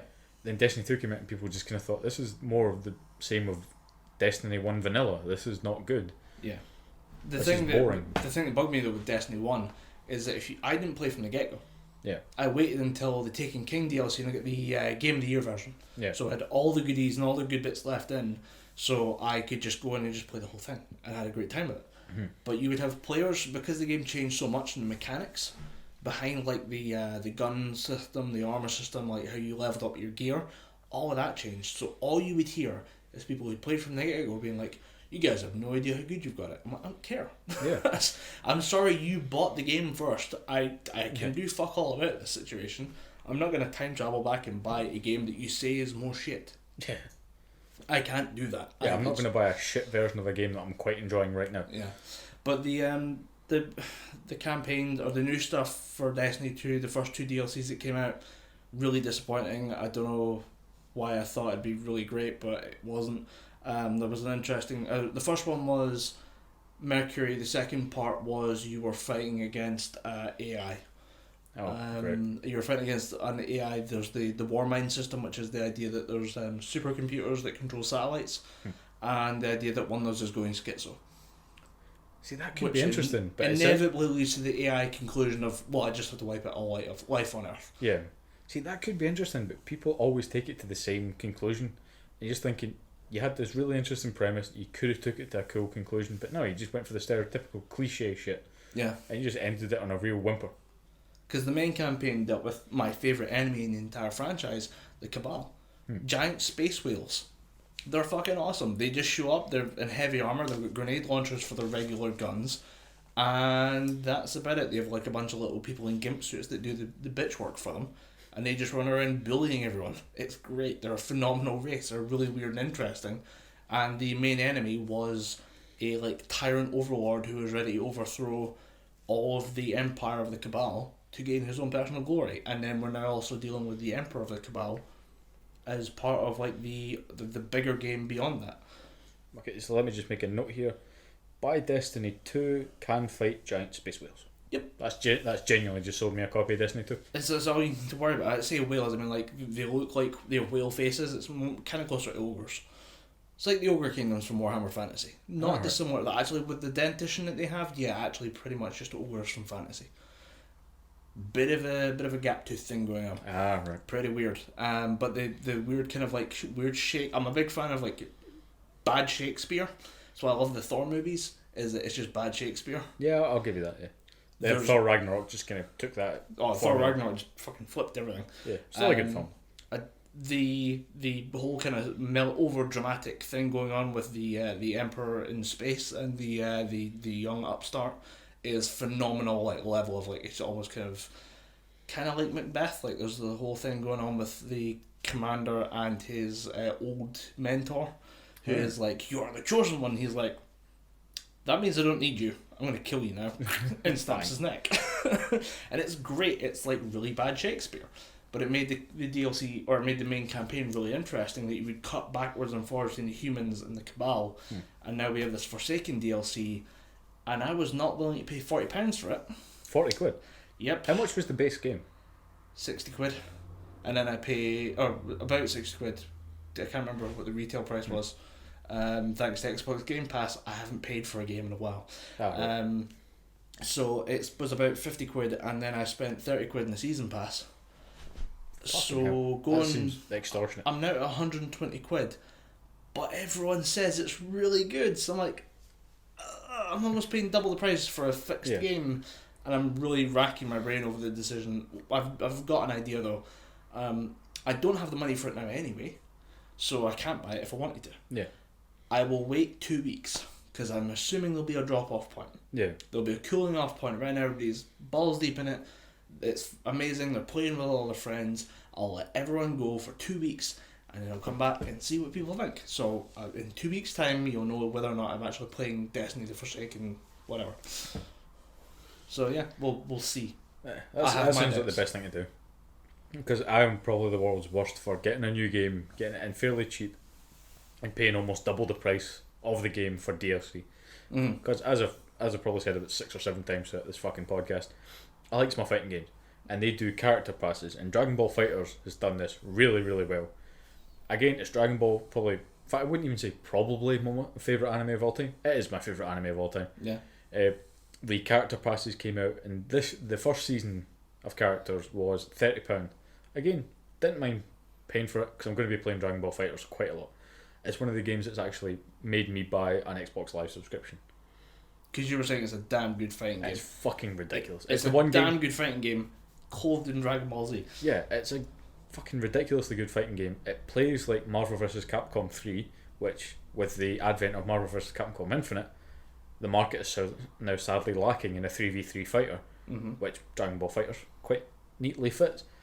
And like Colin said, it's just really good mechanics. It's the kind of game where I can get my ass kicked 6 or 7 times in a row, and I'm still excited to go in for another match because it's just so fucking good. The controls are tight, and again, if I can do a 3v3 Marvel vs. Capcom 3 style fighter and and my team is Bardock and Super Saiyan Blue Vegeta and Adult Gohan, Yeah. that's just fucking amazing. And the fact that I'm winning with these 3, it's fucking great.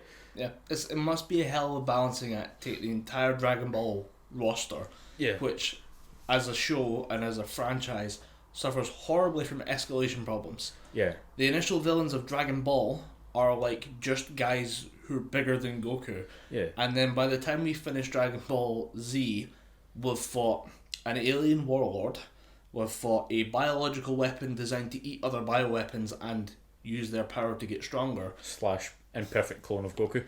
And then you fight a demon from hell. Yeah. A literal demon that is so powerful, other demons from hell have been enslaved by its creator. Yes. The Demon King himself has been enslaved by this demon's creator. Yeah. And the fact that it like a like top tier god to achieve it, or almost a top tier god, and had to be killed with the sacrifice of that top tier god, is like, that's a serious power escalation. Yeah. That when you're trying to create a fighting game that is fun and actually works as a fighting game, must be a fucking nightmare. Which it probably was a nightmare for the developers initially, but they've tackled it really, really well. The balancing is just great across the board. If you're playing as, say, Krillin, it's probably power level in the show, even in Super, you got a power boost, or as the Dragon Ball Super fan community calls it, a Toriyama handjob. Yeah. Boost the power level. Everyone got one except Tien, because apparently Akira Toriyama doesn't like Tien. I saw a lot of that when I saw a lot of that. anime was Personally, I don't coming give a fuck. It's probably just Toriyama thinking these characters are not going to be about for much longer. Yeah. It's really going to be the Saiyans that are going to be kicking a lot of the ass in upcoming sort of series and movies. But anyway, you're playing as Krillin and you're fighting one of the DLC characters, Broly. That would never be a matchup that could feasibly happen in the show. But in the game, because of the balances, you can kick the shit out of Broly with Krillin. And it's fucking amazing to see. The main issue that they do have, however, is picking which fucking Goku they're going to put in the game. Initially, they came out with the statement that they were going to have one version of each character. But then they started off with Super Saiyan 1, Goku and Vegeta. And then they said, this is going to be the only version of Goku that's going to be in the game. Then they put in Goku Black. People were saying, oh, that's another version of Goku. It's not. It's an alternate timeline Goku. Technically, it's another character altogether. And it is, because playstyle, they play completely differently. Yeah.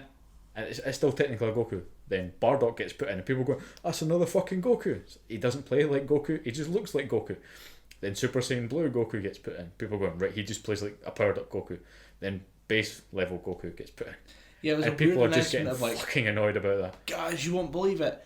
Basic Goku's coming to Dragon Ball FighterZ. And you're like, that's an announcement? Yeah. What? But the good thing about it is, my favourite character of all time in Dragon Ball is Vegeta. I can now have 3 Vegetas on my team. It's great. The level of smug on his face, ladies and It's gentlemen. fucking. You have you no could see idea. it. You have no idea the pride, the Saiyan pride I take in going online and swamping people, just absolutely sweeping them off the fucking map with a team of base Vegeta, Super Saiyan 1 Vegeta, and Super Saiyan Blue Vegeta.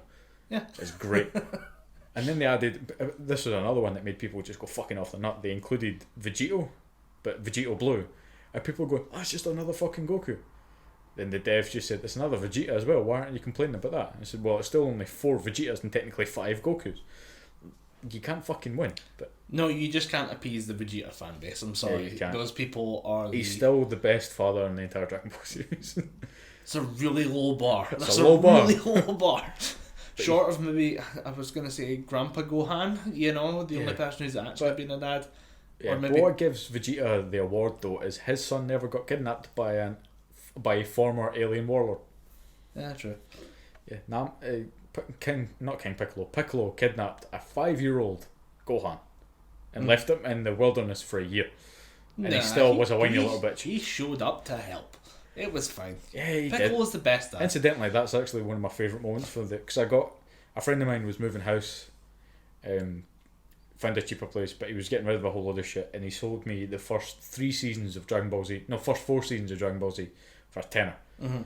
Incidentally, that's probably one of my favourite parts of the earlier season. Just watching Piccolo, you think he's a bit harsh, but you think no, he's actually a good guy. Yeah. He's making sure that he's not going to die. He gives him a sword. Yeah.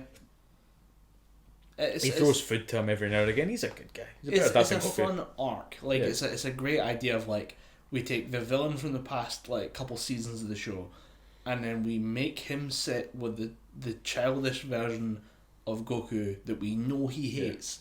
Like he hates childish Goku more than regular Goku, which is saying something. But that development changes all of Dragon Ball. Yeah.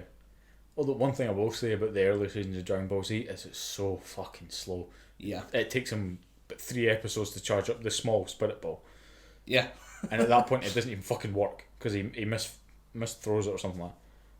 But anyway, Dragon Ball Fighters. Highly recommend it. Yeah.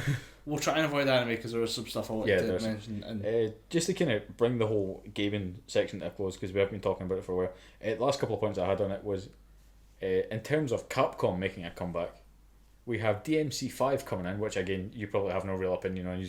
Have you played Devil May Cry before? Played the third one on the PlayStation 2, found out how to unlock Heaven and Hell mode, and just thought it was funny to shoot everything with one bullet. Yeah, it's a great game. But we've got DMC5 coming back, and we have the Mega Man X Collection 1 and 2, which, to be honest, seeing Capcom rise out of the dirt like this, it's just fucking epic for me. I don't often use the word epic, but it's the best way to describe it, because Capcom's probably one of my favourite developers. They make really good RPGs, make good sort of action games, they make really good fighting games. Yeah. From that poorly shovelled in segue, I'm going to transfer on to the final point, the gaming section. Mm-hmm. With Season 2, we're talking about fighting game seasons, how they bring through new characters in the season. Tekken 7 announced its new Season 2 update. They announced a couple of fan favourite characters. I think they had Anna Williams' sister Nina. She's getting announced. They're getting, I think the guy's called Martial Law. Or it might be, whatever the fuck it's Martial Law, I think they announced. Probably going to get shouted Based on the pun, you've got to call it martial law. Yeah, he's a cop. That's martial law. Yeah, that's martial how that's pronounced. I think it's martial law. If it's not, also, I'll have questions. They had a guest character in this season, because in the first season they had 3 guest characters. Yeah. They had Akuma from Street Fighter, which is the reason why I didn't buy Tekken 7. I thought I'm only going to play as Akuma. If I want to play as Akuma, I'll just play Street Fighter 5. I don't need to buy Tekken 7. Yeah. The other character was Geese Howard from King of Fighters. Okay. He fit in really well. He was kind of Heihachi style character. He didn't use any. He wasn't beam heavy. The other character was Noctis Lucius Kylum from Final Fantasy 15. In my mind, he probably would have been better going into Soul Calibur because he uses swords and shit. But he fit in well in Tekken 7. People played him. It's cool. But in Tekken 7 Season 2, the guest character is Negan from The Walking Dead. Oh yeah, I saw that. Yeah, I did remember seeing like people were like, "Oh yeah," because they did a Jason Voorhees. That was Mortal Kombat. Mortal Kombat did Jason Voorhees, and then we had the Yoda and Darth Vader cameos in a previous generation. Soul Calibur 4. Yeah, and then all of a sudden it was like, "Oh, we're doing another set of these games, and oh, Negan's going to be from The Walking Dead." And I'm like, yeah. I mean, I assume there's going to be a lot of money in that deal, and that's why it happened. I think what it might be is Harada was probably on. Like, you're probably watching interviews or something, and Jeffrey Dean Morgan, the guy that plays Negan, was probably saying something like, "Oh, in my downtime, I love just playing a couple of matches of Tekken 7," something like that, because I physically cannot believe that Harada and his team were just sitting thinking, going, "Right, guys, we need to get people interested in Tekken 7. Who do we bring in? Do we bring in, Siegfried from Soul Calibur? Did we bring in, somebody from one of our other properties? Did we get fucking Trunks from Dragon Ball? Because Bandai Namco. Wait, who's that guy in The Walking Dead? The guy with the baseball bat? The one from like 4 seasons ago. Yeah, that guy. The guy that killed the Asian boy. Yeah, him. Fuck it, let's bring him in. Yeah, the one Dave Chappelle can parody. Let's bring in that guy. Where? Yeah, that guy that Dave Chappelle took the piss off. Let's get him in the game. Is he even still in the main show? I don't watch The Walking Dead anymore. I stopped watching The Walking Dead at season 4 or something. Yeah, I don't season fucking 5. I think for me. The people that I used to talk to about The Walking Dead, they've stopped watching it now, and they couldn't give less of a fuck about Negan. I don't know anyone who watches what, because I don't know who asked this to. No, I don't even think he's that much of a big character now, because I think in the comic books it was meant to be Rick and Negan team up to take down King Ezekiel. Right. But I think in the show it's Rick and Ezekiel teaming up to take out Negan. But in the current state of the show, what the hell's his name? Andrew Lincoln, who plays Rick Grimes, is leaving. And what's his name? What's the boy? Norman Reedus. He's going to be the new face of the show. He's going to be the new frontman. Well, to be fair, he's been the face of the show for a while now. Yeah, but I just don't think there's enough of his character to carry the show. Rick, you've kind of seen his development. Yeah. You've not really seen much development from Norman Reedus' character. Maybe they've got time to kind of shoehorn in a little bit of leadership training. Maybe. I think they're probably in the last couple of seasons they're going to see. I can't even remember his fucking name, so it's going to just be Norman Reedus. Yeah. They'll probably just show him leading the fight while Rick diverts and has a one-on-one with Negan and Lucille. But yeah, that was a weird fucking thing for me to see in Tekken 7, particularly at EVO, because I was watching it. But the way EVO works is you'll have, I think it's 3 or 4 days of tournaments. Once the tournaments are done, you'll get the announcement trailers, and you'll get maybe some exhibition matches with maybe the winner of the Street Fighter 4 or Street Fighter 5 tournament will play the winner of the Tekken 7 tournament at a game of whatever their choice. They'll do that kind of shit just to kind of tie up the event. Sports. Yeah, something fucking done like that. And then they said, "Oh, you're getting all these characters. You're getting Sagat for Street Fighter 5. Everyone fucking loses their shit. You're getting this character for this game. Everyone loses their shit." Then at the end of it, the screen goes black. Then you hear the Negan line, little pigs," and everyone in the audience just went, "The fuck?" And then one guy in the background, "Yay!" Pretty much, yeah. There's one guy at the back going, "You fucking did it, you fucking madman!" And everyone else in the audience is just going, "Why? Why did this need to be a fucking thing? Who signed off on this? This is not a good idea. Just a waste of money, really." Yeah, it's like Jeffrey Dean Morgan just sitting there going, "Baby's gonna get paid." All I did was show up and do like 5 lines in the booth, and it just gonna keep looping it through it. Turns out being and just occasional Lucille or some other bullshit noise. Turns out being both Batman's dad and the dad of the Winchesters doesn't pay the bill. Yeah, which is weird. Although to be fair, like if he doesn't have at least one line that's like "swing bada bada," I'm gonna be really fucking annoyed. Oh, just take me out to the ball game or something, just crack someone over the head. Swing bada bada. Speaking of DC, did you hear that Henry Cavill has officially stepped away from the role of Superman? I did not. No. He's officially stepped away from the role of Superman, and his replacement. I don't think people had a problem with him as Superman. No, he was great. He was good. He just had some shitty direction in some of his movies. Really good Superman. Are you telling me Zack Snyder is not the voice of a generation in movie directing? The man made 300. I don't know how to tell you this, Colin. 300 is not that good a movie. Right now, you're starting to piss me off here. Next thing you're going to tell me that the one with the baby doll. The one with the baby doll? Yeah. I think Watchmen? No.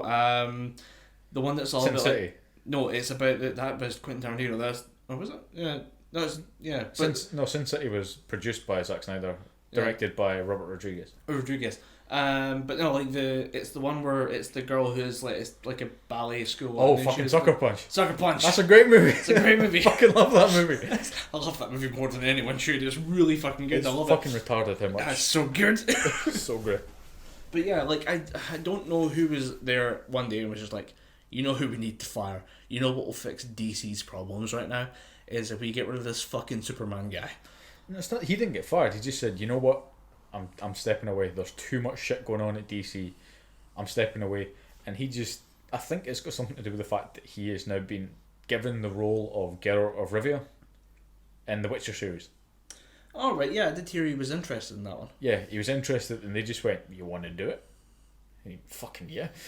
Yeah, I'd go for it. I mean, to be honest, anyone who's completed The Witcher 3 more than once deserves the role. And he says he's finished it 3 times. I want to see the save data, because I've got that game. That's like 300 hours. That's about 300 hours, yeah. And the guy looks like that. Yeah. Did you see the gif of him cocking the biceps and it looks like he changed his shirt? Yeah. I feel really bad for that. That's horrible lighting. It's such a harsh change. It looks like it just happens at the exact moment he punches a fist out. And you're like, wait, what? And it was, if you don't notice the sweat patch on his back and the fact that the pocket's always there, if you don't see it, you're like, that dude changed his shirt. Yeah. I don't know why they did it, but that dude changed his shirt. But I actually, part of my notes for this was that, like... so I wasn't even finished that part. And guess who's sort of touted as his replacement? Oh, no. Have you seen Black Panther? Yes. Killmonger. Michael B. Jordan. Yep. The guy's got the acting chops to do it, but it's not going to work. People hate are change. Gonna just shit themselves on him. Superman can't, but we couldn't get James Bond to be black. Yeah. And James... Right, this is... Sorry, you've caught me in a moment here. Right. Idris Elba needs to be the next James Bond. Oh, yeah. It fucking needs to happen. The man has more swagger than everyone you know combined. Yeah. The dude played a tiger in fucking Jungle Book and still played the part well. And people are like, he can't be Bond, he's black. He fucking can be Bond. Even though we're never going to have black Superman, though. No, that's the thing, it can never work. If they reboot the series... He does it in whiteface. Whiteface man. Whiteface man swoops in on a cape and is like, "Hi, I'm White Superman." I mean, they'll never let it happen. No, it could never. People are too cunty. The reason why I'm saying it can never happen, it could easily happen, but not in this continuity, not in this timeline. They would need to reboot the series and just go, "We're trying something. This isn't going to be the main series comic book Superman. This is going to be our movie's interpretation of Superman." Yeah, there is the MCU, the Marvel Cinematic Universe, that is not canon with the DC or the Marvel comic book universe. Yeah. It's two different things. Yeah. And you can just have that be a thing, and that's fine. But I'm looking forward to Michael B. Jordan's going to be in Genlock, which is a Rooster Teeth production. They're doing a mecha anime. Oh yeah, I've seen that. He's going to be a voice in it. Yeah. I'm fucking really looking forward to that. There's a bunch of other people in there as well. There's a bunch of really cool actors in there. You're like, but also there's still the main Rooster Teeth cast that will be in there as well. I'm like, that'll be fun. Yeah. I'm really hoping it works. Speaking of guys for Rooster Teeth, there's a guy from Rooster Teeth that's in Parks and Recreation. He was in Laser Team. Like, he's one of the dudes that's on the front cover. Colton Dunn. Yeah, that dude. Colton Dunn is not part of Rooster Teeth. He was brought in for Laser Team. Yeah, he just auditioned for the role, and he had a role on an NBC sitcom about like a supermarket thing. And it was just like supermarket stuff. It was like literally just, here's what your local supermarket's like. It's basically supposed to be Parks and Rec. Yeah. Or The Office, but in a supermarket. Yeah. And he was in a wheelchair. Oh, right. So it was just him rolling about the place, and I was like, this is weird, but it's really funny. He's actually pretty good at improv as well. Yeah. Or not improv, sorry. I suppose technically it is improv. Yeah. You watched the On the Spot episode with him, and he was just like, I'm the only black guy in here. Everyone else is white. Let's push the race button a little bit, and then just let everyone else push it for me as well. It's really fucking good. But yeah, let's just have Michael B. Jordan be Superman. I'm okay with that. I'm all for people mixing it up, changing it up. I'm all for that. But if you've got an established canon, if you've started a story where Superman happens to be white, you're going to piss off a lot of people by just saying, "Oh, he's black in it." You need to put it into the story and explain it. I'm really worried though. I mean, the thing about the Batman movies is that every fucking Batman movie has to show his parents getting shot. Yeah. I'm really worried we're now going to have to do it every time we want to recast Superman, because as much as like Michael B. Jordan, I don't know how long he would do that role for. And I don't know if with DC Universe being in a complete shit show death spiral for the last 5 years, if it will remain a constant role, or they'll keep trying to reboot it and redo stuff and rework and retweak. If we're going to have to sit and watch fucking Krypton explode every 5 fucking weeks. Actually, that's actually a good point. I don't actually think Michael B. Jordan can be Superman. He's still technically in contract with Marvel. because Killmonger's not dead. Right. He's basically said something that he shouldn't have, basically saying that Killmonger didn't die. Oh, right. He basically came out and said, yeah, Killmonger's not dead. Well, I mean, the thing for that one is that... Even though he got stabbed pretty convincingly in the heart. Yeah. Like, he is being pretty badly wounded, but he's also in a futuristic society with technology where... Did they not just, like, reconnect somebody's spine? I know it'll take a while. How long? Yeah. About half an hour, and you're like, wait, you're going to reconnect somebody's spine in half an hour? Martin Freeman's character, Yeah. Everett Ross, he gets shot in the spine or something, and Shuri, T'Challa's little sister, just goes, I'm the smartest being in the Marvel fucking universe right now. I'll do it. I'll stitch them back together. Yeah. Fuck it. There's something wrong with Vision's time stone. Fuck it. I'll sort time stone. Yeah. No, whatever fucking stone it is. The yellow one. It's just, I'll take that out, no problem. It's going to take me a couple hours. You just hold off all those hordes of assholes. I'll do some fucking... I'll figure this out. I'll do some surgery. Buy me half an hour with a couple hundred dead bodies and I'll be fine. Yeah, just do it. But yeah, part of my notes for this whole thing was, I can't believe that DC are still fucking up. Because we left the podcast, and when we left the podcast, DC were fucking up. Yeah. And then we got stuff like Suicide Squad, we got like Batman stuff, we got a bunch of the... have we had the fucking... what do you call it? What's their Avengers? Justice League? Has that come out yet? Justice League was not bad, but at the same time, you can tell that there's been two directors coming in to change this thing.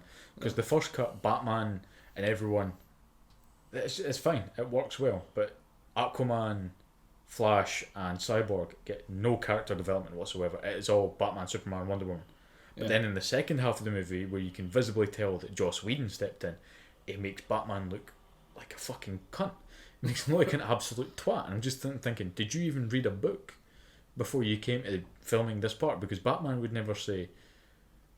Because there's a bit when Superman, who's just been resurrected by Bruce Wayne through the Kryptonian ship, says, I remember you. Do you bleed? And he fucking launches him. And Batman hits off a police car and falls. And instead he's just going...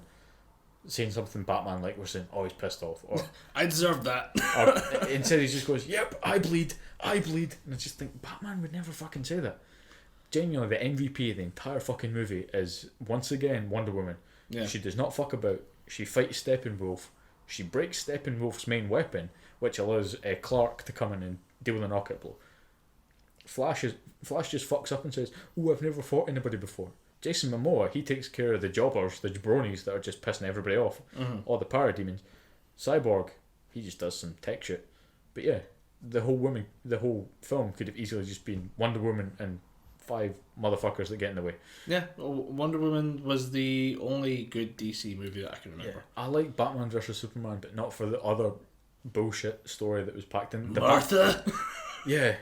Even Deadpool took the piss out of that. There's a bit when he says, oh, sorry, I'm late. I was fighting a caped badass, and I found out his mother's name was Martha too. I was just thinking, Deadpool's taking the piss out of you. You know you did something fucking wrong. Have you seen both Deadpool movies? Yeah, I've seen both. I think I've got Deadpool 2 on pre-order, so I'll be getting that soon. I was surprised that it was as good as Deadpool 1, but you got to remember Deadpool 1 was not as great as you remember was in your head.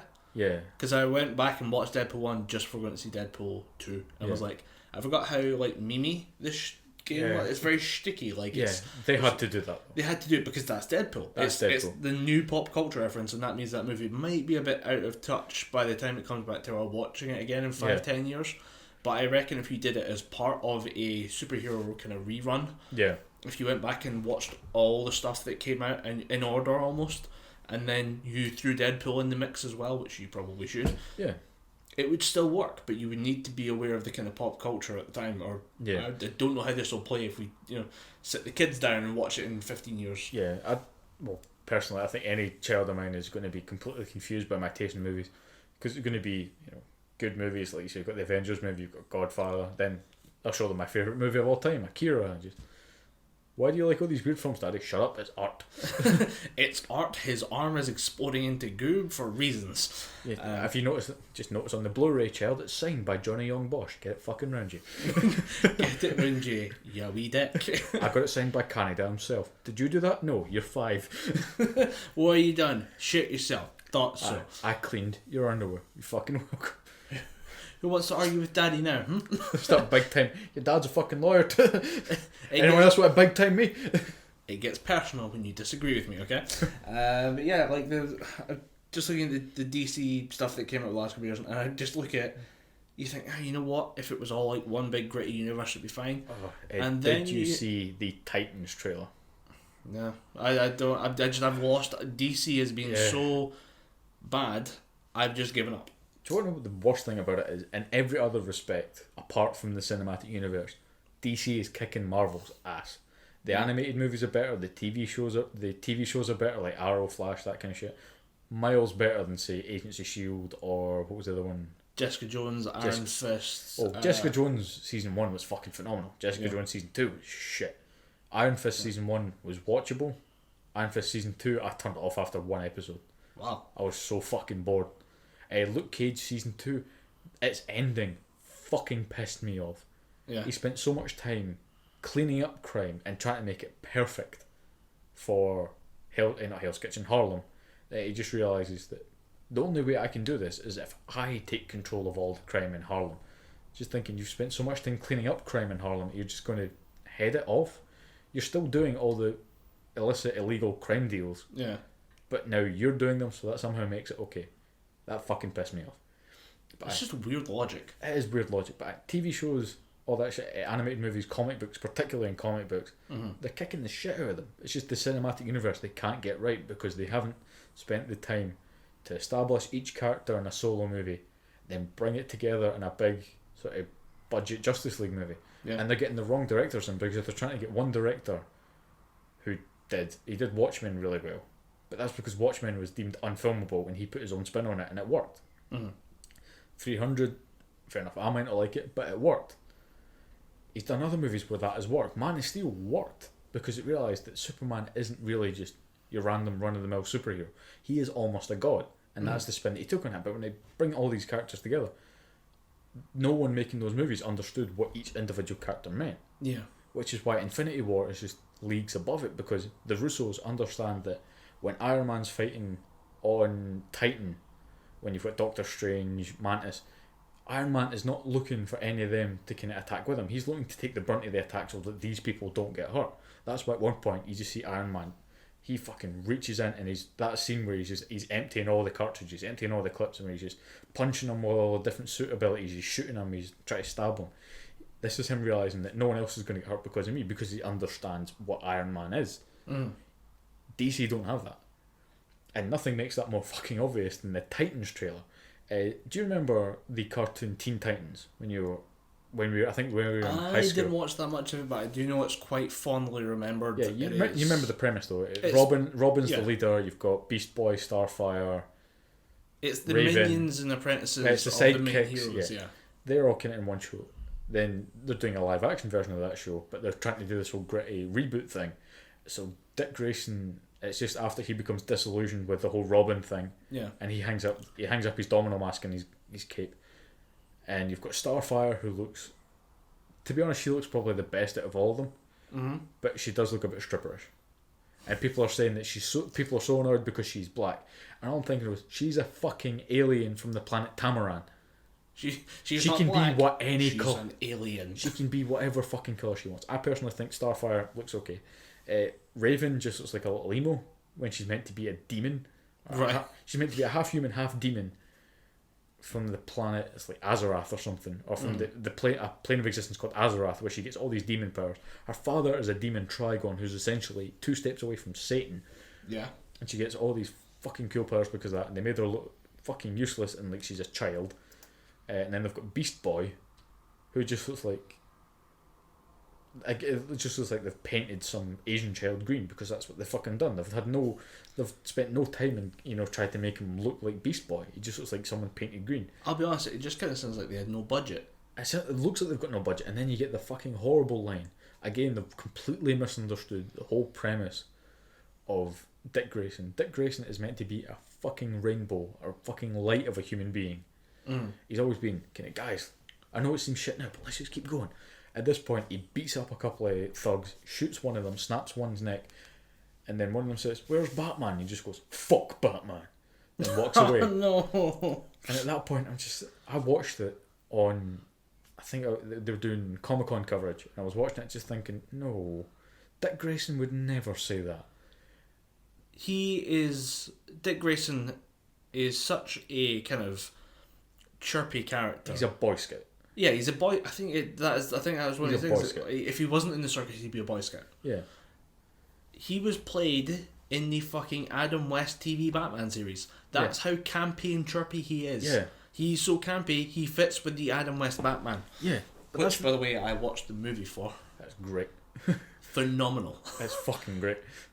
If we are going to do like special podcasts where we just sit down and watch a movie, I have that idea. I think it's quite a good idea. Yeah.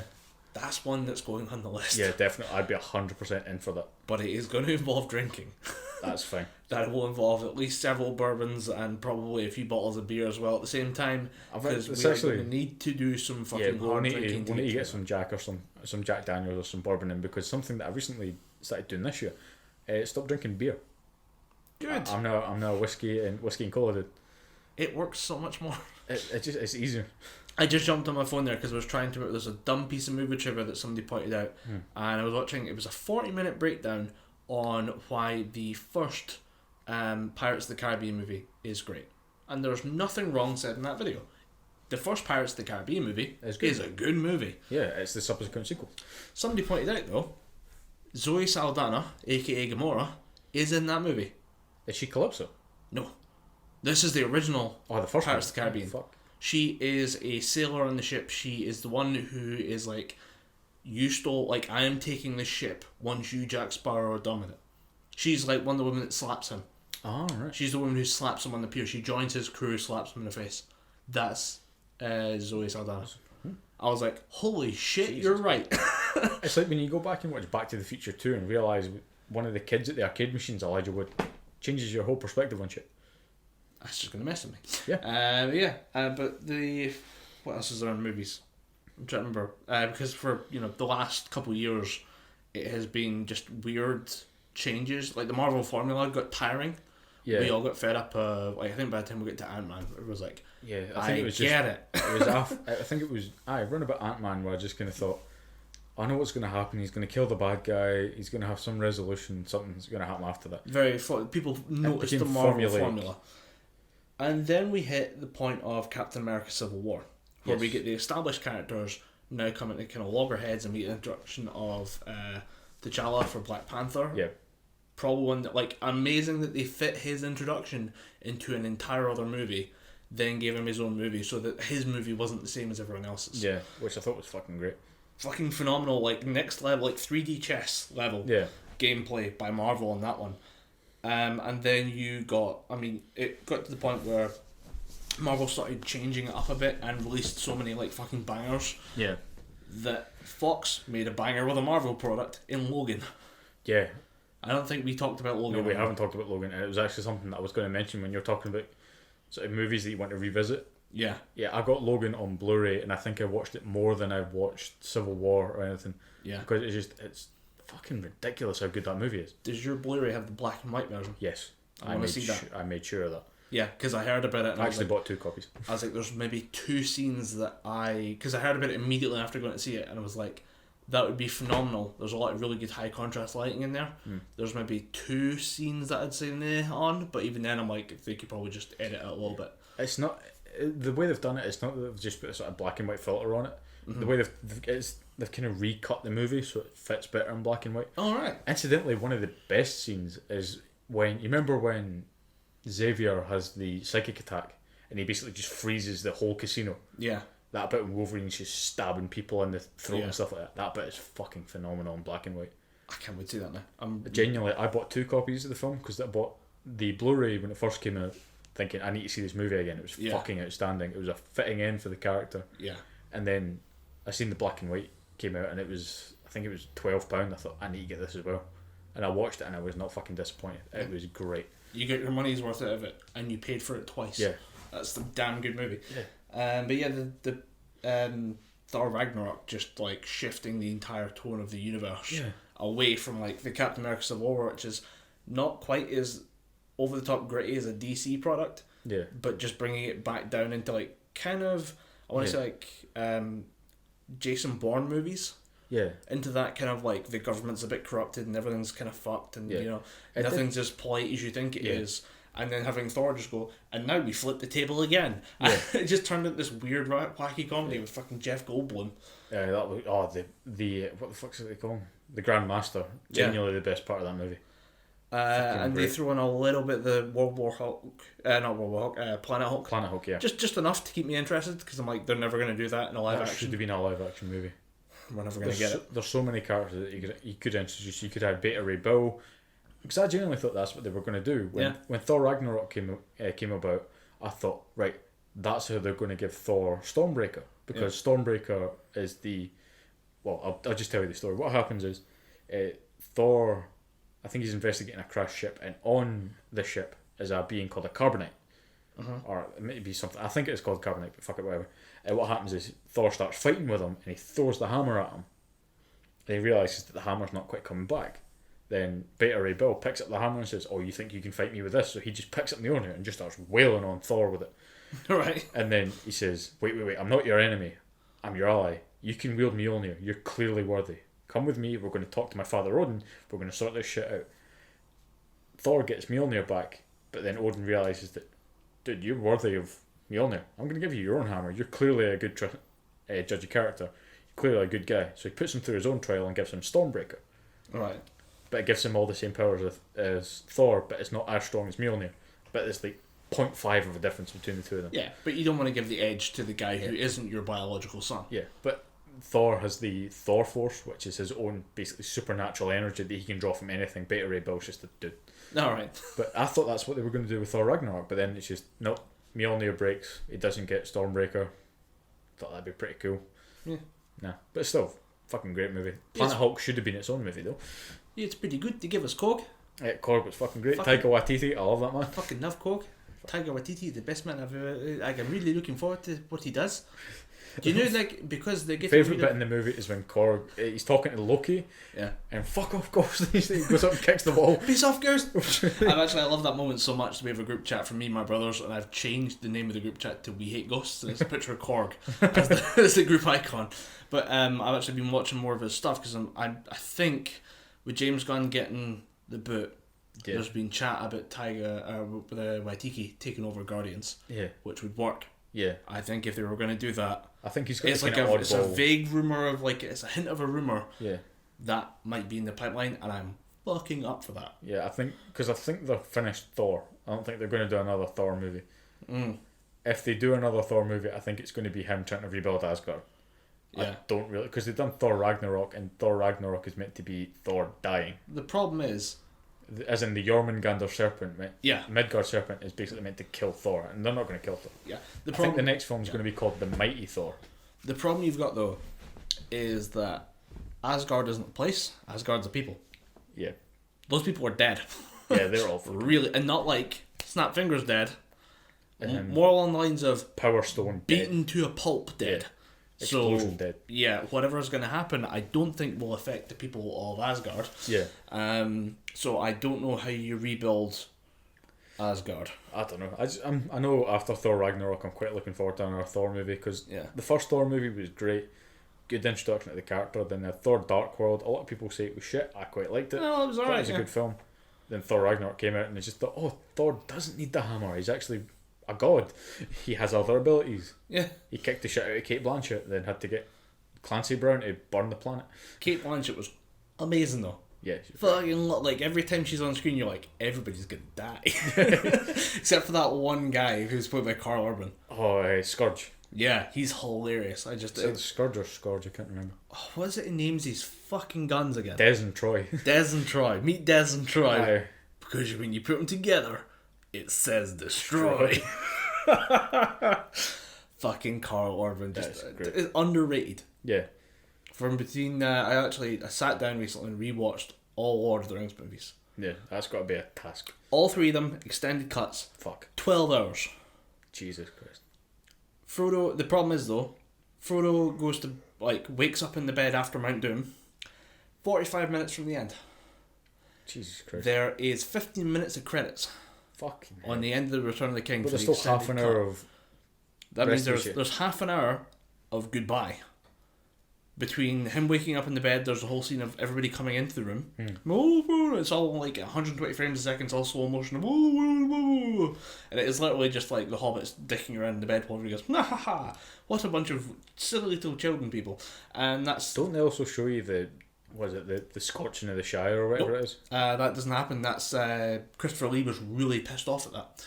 Apparently he wanted to do the Scouring of the Shire, and it never got put into Jackson's cut of the film. And it never even happened because he dies at the start of Return of the King. Oh yeah. At the start of it, they go to Isengard, which the Ents have flooded. Wormtongue stabs them in the back, and that's how they get the Palantir, which is part of what sets off Gandalf going to Minas Tirith. Alright. But they have like that. They then have the hobbits going home to the Shire. There's like 5-10 minutes of Shire shit, and then everyone goes to the Grey Havens, and then it cuts, roll credits. Oh, great. Which take 15 minutes. Fucking hell. 15 fucking minutes. I think everyone had that reaction when they went to see Return of the King in the cinema. Just like, it's ended. No, wait, sit down. Here's another 10 minutes of... 6 endings. Yeah.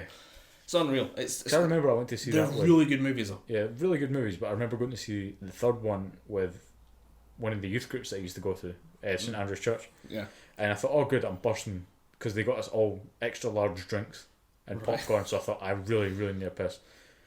So that, oh wait, no, movie's still going, don't want to miss anything. Check watch again. Oh, half an hour's passed. Oh, Movie's I still forgot going. that. It's the Minas Tirith, the crowning of Aragorn scene. Yeah. That's in there as well, and it's like, this could be shorter. Yeah. You don't need to pan out of Minas Tirith for 30 seconds. I get it. If the entire city is humbled by 4 midgets, like that's it. I don't need to see the whole fucking thing. It was still a really good movie though, but the fact that it takes half an hour to end is kind of a detriment to the whole thing. But you can actually play it on a PlayStation 4 120 times speed. Fun fact, the PlayStation 4 has that facility, and you can watch it like one in every 120 frames. It's brilliant. It makes movies a lot more interesting when you try and figure out what's going on. Although before we knew what was going on anyway. Yeah. But I think we're going to sit down for the Hobbit films as well. They're not good movies. Yeah, I get people like they that. got more dwarves, I guess. Yeah. There was the fun action scenes. There's the one of the best musical scenes for the introduction to the dwarves. Yeah, that was I love the Barrow Rider scene. I thought it was really, really badly done. Really, really badly It's shot. a total change. Like you can tell it's a different camera. Yeah, it's shot through GoPros or some shit. Yeah, but at the same time, it's fun. I just enjoy that dumb idea of like everyone falls into a barrel and they have to fight their way down a river. Go. Yeah. It seems like a dumb idea you'd pull out of like a hat. Like if you had a hat with like an idea, like everyone fights and then you've got like where on a river, and then the weird twist of we're all in barrels. Like it just seems like that's what you would do. That's how you write that scene, and then you just let shit happen, I guess. It just you open the tin of worms and just let them all go out into society. Other than that, for movies, all I've got is Get Out. The Jordan Peterson film, the one he wrote. Is it not Jordan Peele? Jordan Peele. Jordan Peterson's that. Yeah, he's the Canadian philosopher. Sorry, yeah, Jordan Peele. Not Jordan Peterson. He's the guy that basically shuts down feminists and what have you. I wouldn't say shut down. He explains. I just put him down as a philosopher because he gets horribly misrepresented by fucking idiots. Yeah. No, it's Jordan Peele of Key and Peele fame. Yeah, and that was fucking. I can't believe it. I let that wait for a year. Didn't see it in cinemas. Waited for it to come out on Blu-ray, bought the Blu-rays, waited about 4 months after buying it to watch it. Just sat down one night, I was like, I'm just going to watch it, just going to hang out, watch this movie I should have seen about 2 years ago. Loved it. And was like, parts of it are just so, like, they're fucking with you. You can just tell, even knowing it's like a film that, because I was told, this film fucks with your head. Yeah. And I'm like, I'll be able to see where it's coming from. Nope. And then the ending of it is phenomenal. And then as soon as I walked out of I just kind of went up to see my brother, who was one of the ones who was like, you gotta see it now. And I was like, that film was amazing. I can't believe I left it for so long. He goes, well, that's great because now you get to go see A Quiet Place. Quiet Places. That's the John Krasinski, Emily Blunt movie. Yes, with the first 40 minutes are silent. Really? And I was like, no way. And he goes, yes. And it's terrifying. it is so immersive. That first 40 minutes of you won't talk, you the audience won't talk, the characters can't talk for the reasons explained in the movie, Cool. and yet they explain so much of the world with silence for half an hour, 40 minutes. See, I think I'd love it if more movies did that, because so many movies nowadays, they throw shit in your face instead of just establishing, kind of like the old video games used to do. They would establish it through your playing of the game. Yeah. They would show you what's going on in the world instead of fucking throwing it in your face or having some character What's shout, it called again? Sonic collects rings because they make him go faster. Or some What's bullshit it called like again? In medias res, explaining the story as you go along. that. In media res. Yeah, in medias res. But those films, like the list of great films, is getting really fucking long. Yeah. And there's only so much time in the day, and yet we still get Transformers movies. Did you see the last night? No, I did. stopped watching after I fell asleep during 3. I walked out of... No, sorry, I didn't walk out of 2. You should have. No. I watched... Actually, no, wait, Megan Fox was still in this. I watched... Still was not enough to make me watch that movie. It's not great. Yeah. But I think I watched all of 2. I fell asleep during 3 because I watched it at my house. Didn't watch 4 because it looked fucking awful. And I don't know why, but I think I went to the cinema to see 5. I think it was one of those... It's a weird gamble. I think it was a case of... Me and my brothers, it was one of those rare occasions where all 3 of us were off at the same time. Grant didn't have work. Gordon didn't have work. And I thought, you know what, fuck it. It'll be a laugh. We'll get a couple of drinks and we'll go and see the film. And at the end of it, you know when you're so annoyed and angry about something that you don't want to have a beer or have a whiskey because you think that'll make it worse? Yeah. That's exactly what happened. Yeah, I just gotta go home. Fuck this. I just thought, I need to go home and punch something. And I'm not talking about in a game, I just need to punch something. You're just like, I just gotta leave. What's wrong? I just gotta leave. I don't want to talk about it. I just need to fucking leave here. This is shit. We were all sitting in my brother's car on the drive home. Just no one said a goddamn word. Every time someone spoke, it was just, why? Why would you bring that up? Why did we go and see that? But one of my biggest complaints about that movie is they took characters from the sort of Transformers cartoon that I watched when I was younger, and they just gave them random nationalities. Like the character Hot Rod, who basically takes over from Optimus Prime after Optimus Prime fucking dies. He's in the movie, but he's French. And then there's other characters you think, oh, there's a character, Cliffjumper, he's a huge part of the... Oh wait, he's dead now. I mean, maybe it was the whole Knights Templar thing that you have a Frenchman in there. I don't fucking know. Part It was of the fucking Knightly awful. Orders. Anthony Hopkins is probably going to look back at that and think, why? Well, Oh yeah, now I remember. $10 million, bitch. who was the a very famous actor? I keep forgetting who it is. Well, like his last role was as a Unicron. Orson Welles. Orson Welles. His very, very last film role was Unicron in Transformers 1965. Yeah. But that movie's amazing. I'll have nothing fucking bad said about it. I know, but just the idea of like that's his last role, Yeah. and you're like, do you like? Apparently, he may have been on enough pain medication to not know what was going on at the time. You think I think that was a case of he owed someone a favour. Yeah, And he just thought, fuck it, I'm doing it. we just need Anthony Hopkins to make one more movie, so that won't be his last movie. Yeah. What else we got? I do have a couple more talking points, one of which I will save. In fact, do you want to talk about Chris Hardwick now? Should we get that moth out of the bag? Should we talk about that? I need an update on that actually. It's Well, the whole thing about it's been dropped like a lit turd apparently. Alright, because the whole Me Too thing, I'm very on board with the idea Yeah. that we come out and we fucking Yeah. nail sexual predators. Yeah, That's dirty what these fucks people are. like Harvey Weinstein. We nail them to the fucking wall. And we should be supporting these people, and I have a slightly nuanced, I don't think it's nuanced, I think it should be a very basic approach to the whole believe women Yeah. thing, because it's been touted as there's people who are like, this is a problem, we can't just believe women, and I'm like, well, you can. They're the ones being abused. So. You should listen to the victim of a crime if you want to talk about the crime. Yeah. But I think that needs to go in service of taking these from the kind of Twitter justice things that we're seeing Yeah. with a lot of this Me Too movement and pushing it to an actual prosecution. Yeah. And I think the Chris Hardwick case is a very good...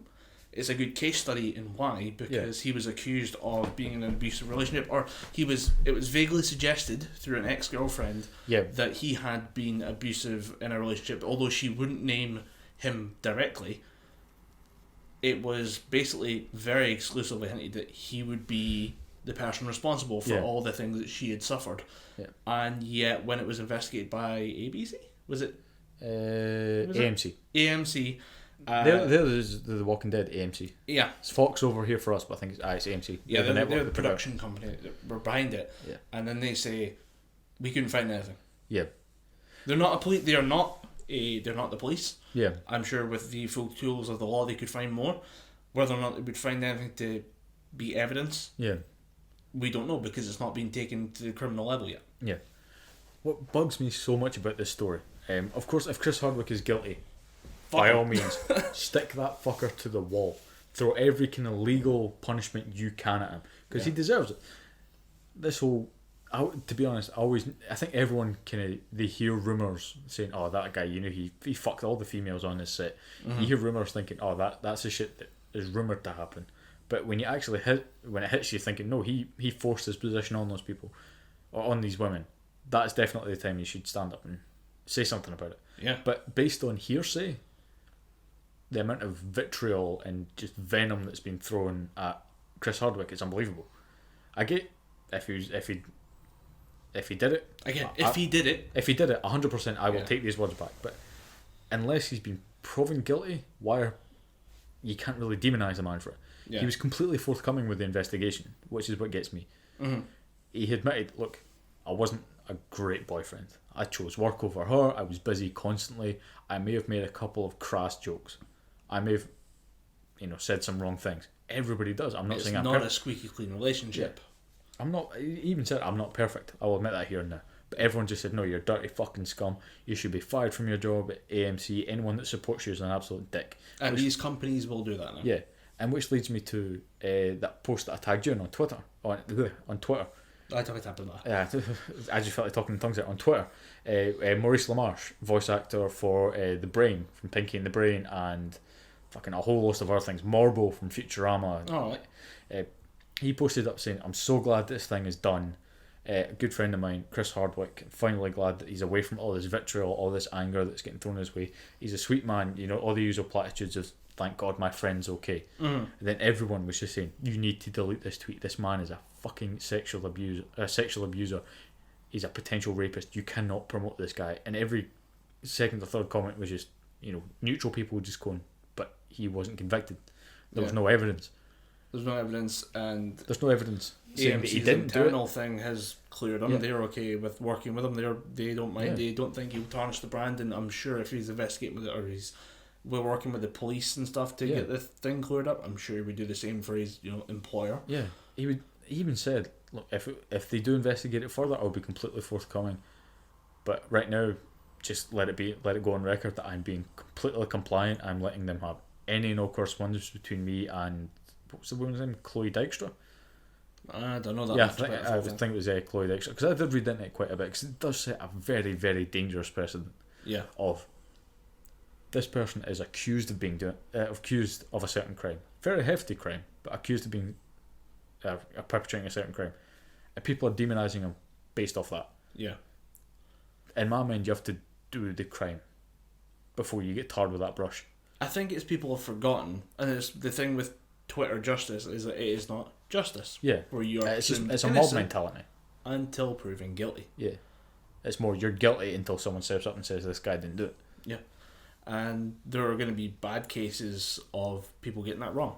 Yeah. And there's the horrible people who are like, yeah, you know what, if a few normal guys who didn't do anything get fucked up in all this, but we get the bad guys, it's okay. Would that's you dangerous. Take that same mentality? I mean, these people probably don't take the same mentality if we drone strike somebody. Yeah. We say, well, we got 4 terrorists, but 2 kids died. Yeah. We should be upset about those 2 children. Yeah, we should. Or if it's a case of we bombed a small town, we got 10 terrorists, but 100 civilians died. Should we be excited that the 10 terrorists have been taken off the map, or should we be depressed that 100 women and children and men have died? Well, I went 4 and 2 because I'm more worried that, yes, I think we will get hundreds of scumbags out of positions of power, and they can be replaced with better people. Good people, yeah. You can But then I think we should be. I mean, if you say we killed 100 people, we'll get 10 terrorists. Automatically, the math doesn't check out. Yeah, but most But people, I think that leads into that mob mentality where people think the end justifies the means. Yeah, People but I are want to happy take it with the down result. to like further than that. Like, yeah, we got 4 bad guys, but 2 good people died. Yeah, Those 2 good people should not have died. yeah. And Obviously, I was just checking. yeah, Proportion, but I don't like the idea of saying, well, we've taken it to the extreme of 10 to 100. I want to be able to say that, you know, even if we lose a small number of people who shouldn't have been lost yeah, through this whole thing, it's not good. It should be conducted better. It's yeah, worth it in a way. Like, I want to get rid of this whole thing of just yeah. horrific like circumstance for women to work in. Like, you Yeah. wouldn't accept this if it was happening to you. Yeah, no one should go to their workplace and feel threatened by anything, or not be secure at their workplace. Yeah. No one should go to work and think, all right, shit, creepy Harvey's coming in today. I'm going to need to, wear completely unflattering clothes. I'm going to have to look hideous so he doesn't come near me. No one should have to do it. No one should have to go through that. Yeah. But I don't want us losing sight of, like, there's, in order to hold the moral high ground, you need to hold yourself to a pretty high standard. Yeah. You know? You can't just let it slip because, well, it's worth it in the end. That starts a downward spiral. Yeah. So, yeah. Other than that, I'm just trying to think of anything that we've missed. I mean, I want to talk a bit about music. Yeah, no, why not? Because the other things I wanted to talk about was just general uni shit. Because over the past couple of years, I have started a university, finished college, got all that shit done and dusted, started university, going into my second year next week. Nice. Cannot fucking wait. Have fun with that. Oh, genuinely, like, people are saying, "Oh, uni's so hard, uni's so tough," and I mean, your first year is going to be one of the toughest years of your life. And it's not tough to me. It's just a thing of... I think it's just more of a maturity thing because every other person in my class is between the ages of 18 and 21. Yeah. Me at 26, I'm kind of on the older spectrum, but there's still a couple of people in their 30s, 40s. Yeah. I think it's you just learn discipline through time. Yeah, I think I'm just used to that extra workload because I've done it before and I've worked for a bit. But yeah, it was always fun listening to some of the younger guys in my class going, "Oh, I'm not fucking prepared for this. I can't do that."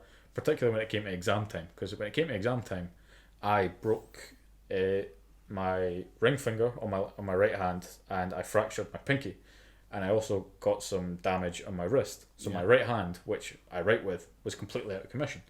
Right. And they said the best way to let that heal is if we basically just get you a sling and strap it. So your right hand's on your left Take shoulder. all the stress off the injury. Yeah, so it heals quicker. So I had to do all my exams one-handed with a laptop. Yeah. And everyone's saying, "Oh, that was so hard. It was so hard. I don't know how I got through it." And I went, "I had one fucking hand." And I'm right-handed. And they went, "Oh, you fucking know what you're doing." I said, "You know what you're doing as well. We're in the same class. We got the same tuition. Yeah, we got the same lecturers. We got the same tutorials. Yeah. Like, don't complain because I paid more attention than you." And again, one hand. Yeah, the actual typing, like stressing about going through an exam. Yeah. Having to write up all your stuff with one hand probably threw you off your game. It did a bit. It's got to be like a conscious thought of like, okay, how do I use my left hand? Because I can only cover so far with the laptop, and I have to like switch between different shift keys, and I gotta, I gotta be smart about how I type. And actually, fucking horrible. Fun exercise for you at home. Try typing with one hand. Yeah, it's not fun. I guarantee you, it does not work as well as you think it does. But yeah, I've had to do it at work as well, just for like 5 minutes. I'm holding the phone and I've got to type with one hand, and I'm like, I can go full secretary and just pin it against my shoulder and go, "Yep, sure, I'll do this," but like actually typing with one hand, you gotta be really good. Yeah, you've got to be dexterous as fuck. And doing that for like, I don't know, I don't know how long the exam was, I'm guessing at least an hour and a half. Exams, because I got extra time, because again I only had the one hand. Right. It was 2.5 hours. 2.5 hours of just one-handed typing. Yeah, one-hand typing. They said at the end of it, they did say the exam should have ended, but if you need to do more, we'll give you 5 minutes, just because we do understand. You're a cripple, it's fine. Yeah. We'll give you Your 5 hand's minutes. fucked for the next 6 weeks. Yeah. What's 5 minutes going to cost us? Yeah. I did get into a bit of bother at uni sort of over the past couple of weeks. As you do when you get a new job or you start university or college, you get group chats on the go on sort of Messenger or Facebook or something. Yeah. And I got added onto the uni group chat, and it's just, there's nothing fun about it. It's just people talking about, "Oh, where are we going to go and drink tonight? Oh, we'll go to Why Not. It's 25% off all drinks if you've got your student card. Party!" Yeah. And I'm just sitting thinking, I'm 26. I don't want to go drinking with people whose dad I look like. And it just got really always towards the end of the first year of any sort of college or uni, people start dropping off. Yeah. And there's been 3 people that dropped off my course. One because he lives in Dundee, and he thought, right, it's going to be too expensive for me to come back and forth. He got a place to in Abertay. Right. People are all saying, oh, it's so sad to see you go. I said the same thing. It's like, look, mate, you were good at the course, you were fairly brand new. Sad to see you go, mate, but good luck in Abertay. Didn't mind doing that. Second person to leave was a guy who I can only describe as a complete and utter fuck up, who got into the course probably by collecting crisp packets or something, because the guy, he's one of those people who just think, how did you get into this course? There must have been some loophole that you exploited. But everyone was saying, oh, it's so sad that he's leaving. So sad. He clearly struggled with the course. And all I could think of, I don't know if it's just my dead dinosaur brain just thinking, right, I'm done with that year. I can't be bored with any of this drama. Just thinking, if you couldn't do the course in the first place, why put yourself through the first year unnecessarily? So he was quitting in second year? He was quitting. He only quit like a month ago. And so he almost got to the end of his first year? Yeah, he got was to the end of his now that I'm at like 95%, the end is in sight. Yeah, I'm left. Done. Yeah, purely because he was always saying, oh, I've not got any time to study. And it's like, that's because you go out drinking and smoking weed all the time. That's why you have no time to do it. What did you think uni was going to be? And everyone's doing the same thing. It's like, oh, it's so sad that he's leaving. I'm just thinking, no, it's not. The guy's a waster. I got good news. We'll be able to get shit done today. Yeah. Because he's not here. And it was one of those people, again, I do not mind helping anybody. We're all in the same class. If I can help out, if I can help out one of the people that's in my class, that's fine. We're both the better for it. This guy, he didn't do any of the work himself. I genuinely think his entire first semester coursework was written by me, because I would write out the stuff on my laptop and he would do kind of look over my shoulder and go, right, I've got that. Dom, what's that? What's the year of that act? I'm like, I literally just told you 10 seconds ago. How can you forget this quickly? Oh, sorry, mate. You kidding me? I just want somebody to do the work for me. And I went, well, that's not fucking me. You're the part like, we're not making jokes about this. I am literally doing the work for you right now. Now, when he handed it in, it was in front of the lecturer, a guy named, I can't remember his last name, but a really, really good guy, former rugby player as well. So rugby players, just you put them in a set and they always get on well together. Yeah. And he just said, I said to him when the guy handed in his coursework, and I said, did I get double credit for this? He went, what do you mean? I went, oh, he basically copied my entire work. And he turned to the guy who left him and went, really? He went, no, he copied me. And he went, okay.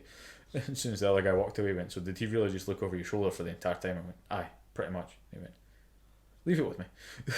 Leave it with me. Well, I'll take it to somebody management and we'll see how much this guy feels. Yeah. Yeah. And then there was another guy that left, again, same thing. People say, oh, I can't take the stress. I'm like, why are you feeling sorry for I get if people can't deal with the stress, it's fine. But these people, it wasn't the fact that they couldn't deal with the stress, they just couldn't do the work. Mm-hmm. Again, mental health issues, all that shit aside, I have mental health issues, I completely sympathise. But people that just don't put in the work and expect people to sympathise for them when they're leaving because they can't keep up with the work, it's just not something I'm prepared to do. Yeah, it doesn't make sense that you all sign up for this course and it can get progressively harder and there could be outside factors, but I wouldn't if I was leaving, I wouldn't look for sympathy in that one, but maybe that's just me. Like, you wouldn't. Yeah, I would just say, right guys, like, this isn't working out for me. I'll see you later. Fair enough. But if people are out and out looking for sympathy because they can't handle it, yeah. And yet every night the week before you've been out getting you've been drunk and getting wasting your student loan, or you've been out not doing the work that you was meant to be in for next week. I get this whole part of the uni experience. I mean, I've done the same thing. Yeah. I've went out nights where I probably should have stayed in, but at the same time I've always got the work done. I'm willing to put in that extra work. I'm not going to give somebody sympathy because they're thinking, I'll just put off the coursework. I was too hungover to work on my thing, and that's not my problem. That's your problem. Yeah. And you got to deal with it fast. You got to be, you got to learn how to work. And I think uni is a good place for that in some cases. That's the thing. I've got nothing against these people, these two guys, in the best of times. The first guy that I was talking about, he could be an annoying prick at times. He just wanted the work done for him. But the other guy, he did genuinely put in the hours when he wanted to in semester 1. But as soon as it came to semester 2, it was just a complete drop off. I think he knew he was going to leave and just wanted kind of people to do more work for him. Yeah. It just annoyed me. Then there's other whiny man children that move from Russia, have never spent any time away from their dad or their parents, and then constantly bombard you with questions during the holiday, which pissed me off to no end. You say move from Russia, and I just Yeah. assume Siberia. No, the guy that I'm talking about, obviously I'm not going to say his name, but his passport must read like a very weird road journey, Yeah. because he was born in Russia, moved to South Africa, moved to France, Jesus. educated in Scotland, still has residency in Russia.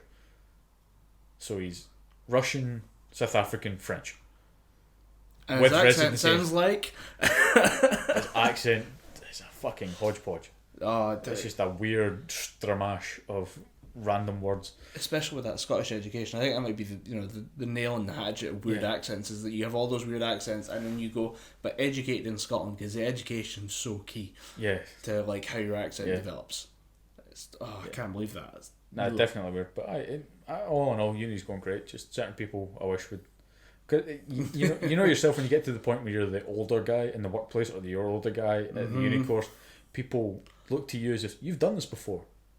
You can help us and all the other people in the class because you've done this shit before. I'm going to come to you with all these questions. And while I don't mind, in moderation, when your phone is almost unusable for 10 minutes a day because you're getting bombarded with that many questions on Messenger, there needs to be a limit placed. Yeah. But on the plus side, I mean, I guess it means you now know the literature better than most. Oh yeah, yeah. Yeah. Like family law, I knew almost like the back of my hand because people asked me so many questions about it. I guess it has an advantage. Yeah, it's getting to the point where this shit is now in my brain. Which is good. Yeah, which is it sets me Until good. something changes. Yeah, which often it does, because I found out that all the law books that I bought this year for exams are now obsolete. Shit. Yeah, but the good thing is I won't study those again until third year, at which point I'll probably have to buy the books again. But in the same vein, they are £20 a book, so they're not too bad. It's still pretty expensive, but they're not that bad. And I wouldn't like to know that 20 quid that I just spent on an education is now worthless for and like that means that obviously most of the stuff you'll have learned will still be fine. Yeah, but it'll just be minor tweaks. But if Yeah. you want to completely update the full thing, you're probably just better buying a new book. Yeah, I mean, It's a bit shit, but I suppose that's just it's the same if you're working with computers. Anything that you put in a new computer is going to be obsolete within a month. yeah, Which is shit. There's laws of pain in the ass. Yeah, Murphy's Law is a pain in the balls. Was it I already, with the system I've got over there, I'm like, I got started with 8 gigs of RAM. I'm already looking at being like, can I go to 16, and how soon can I do it? Because I need that RAM. I don't know how I need that RAM, but I just need that RAM now. You need your computer to run on some ultra instinct shit, so it does it before you've even clicked. There was something about that really back, like way far back in the day, there were actually computers that were working on the idea of they would just guess what you were going to open. And it worked for a while until stuff got a bit more advanced. It was like way back, and then they just tried to use it with newer computers, and it just got too complicated, and the processors worked less efficiently because we were trying to predict your moves based on where you recently went to. That seems like some bad chess program technology that's just it's on the verge of becoming HAL 9000 levels of sentient and just killing everyone. It kind of worked. It worked for a while, and then So did Skynet. Yeah, Remember that? So did Skynet. it worked for how long did Skynet work for again? Was it? Did they not say it's like there was something like there's one place where it's like it was half an hour, and it was like or like there's a logic where it's like it can take half an hour for a computer to just go let's just kill people. Yeah. I can't remember if it was the Skynet or if there was another horrific science fiction universe. I think Skynet went live in 2005 or something like that. Yeah. And at that point, it took them all of 3 hours or something to decide that humanity was a plague, get a hold of super weapons, build more super weapons, and wipe out most of humanity. Yeah. 3 hours. 3 hours, yeah. In 2005. Wait, when did Terminator 3 come out? That was about 2005, right? Because that's unfortunately still canon. Nah. What was it? There was another one coming out. There's another fucking Terminator thing coming out. Oh, Genesis. Because I know Genesis came out and that movie was fucking god awful. Yeah, I can't remember. No, there's something else though. There's another Terminator thing coming out, and it is given the green light by James Cameron, and it should finish things off. It is going to be the like, we're done. Yeah, we're fucking done here. Because they've had so many, Because they're doing that to Halloween as well.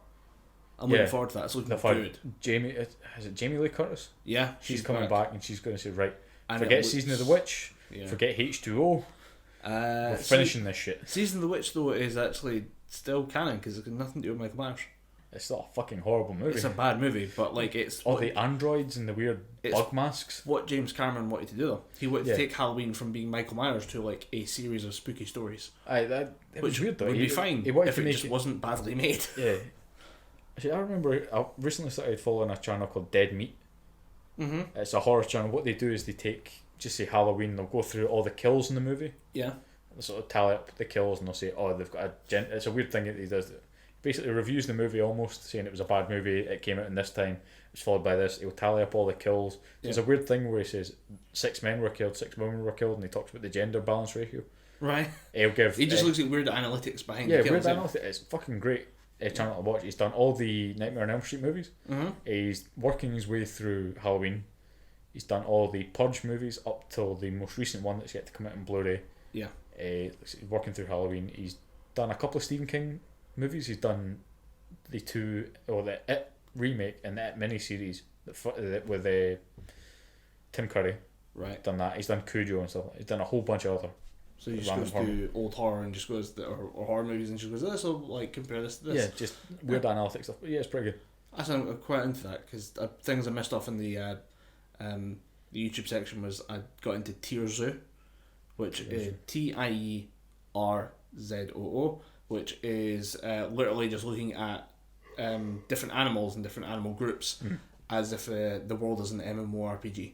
Oh, right. And it's like it's just a series of dumb jokes about like how turtles have high defense because they get shells, but they have very low mobility outside of water. But then you put them in water and they get a speed boost and stuff. It's a lot of like gaming puns and stuff about Animal Kingdom. It's actually pretty good. I just enjoy the weird comparisons that you can make.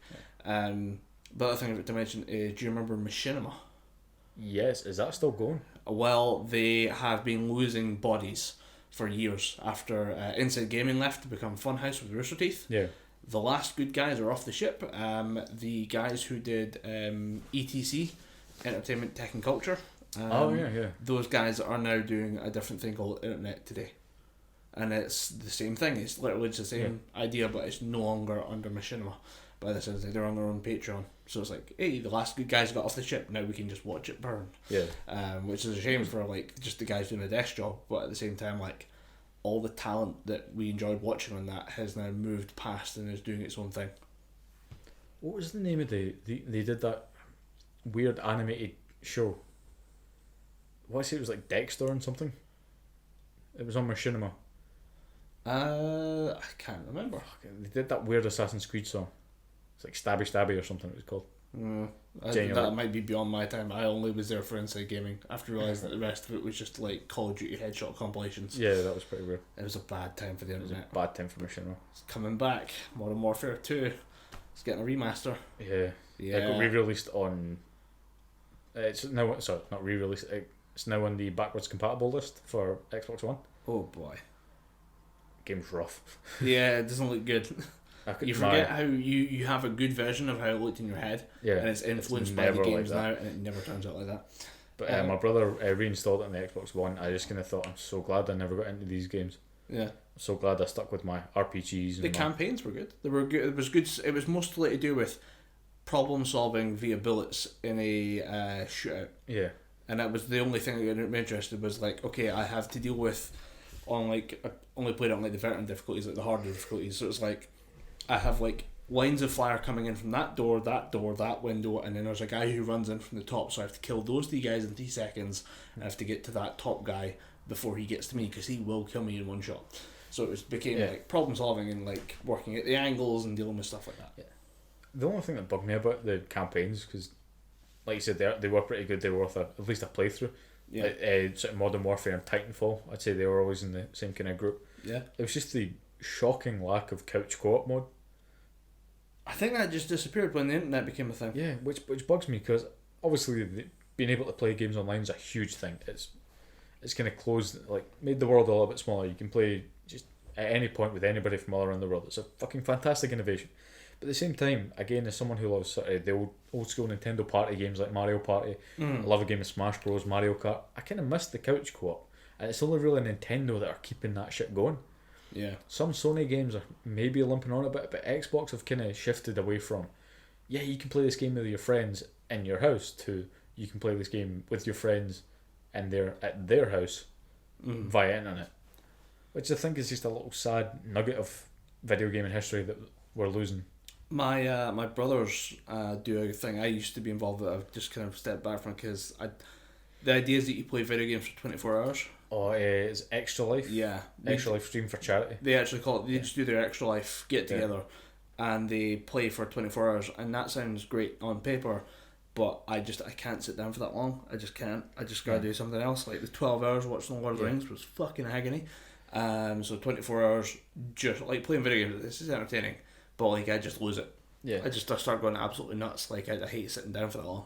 Yeah, I'm the same. I got asked if I wanted to do an Extra Life stream with a friend of ours. I think he goes by Demonata119.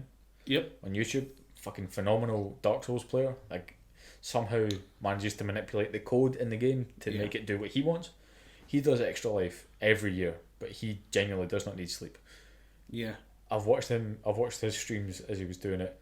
I just kind of think I could not sit like you. I could not sit in a place and play one game for 24 hours straight. I just could not do it. You need teamwork. Yeah. The only thing that keeps you sane in that room when you're there is the fact that there's like 4 or 5 of you. Yeah. And you that just problem bounce is off now, each other. we have like 4 or 5 people with big TVs. Yeah. Big TVs generate a lot of heat. And the room's That just room roasting. got some stank in it. Yeah. By like 12 hours. Yeah. When you get to 24, it is unusable. Yeah. You just got to seal off that room, leave it, and come back a couple of days later. Yeah. It's the only chance you have. I done something similar when I was doing youth work. We did a sort of all-nighter, sort of lock-in for thing. What we did is we started at 7 o'clock at night. We were going to reopen the doors again 7 o'clock the following morning, so it was like 12 hours. We were just going to sit and watch every single Marvel movie that had been made, sort of from Iron Man 1, Incredible Hulk, all the way through to, I think it was Avengers Age of Ultron. Yeah. We're just going to fucking do it all in a winner.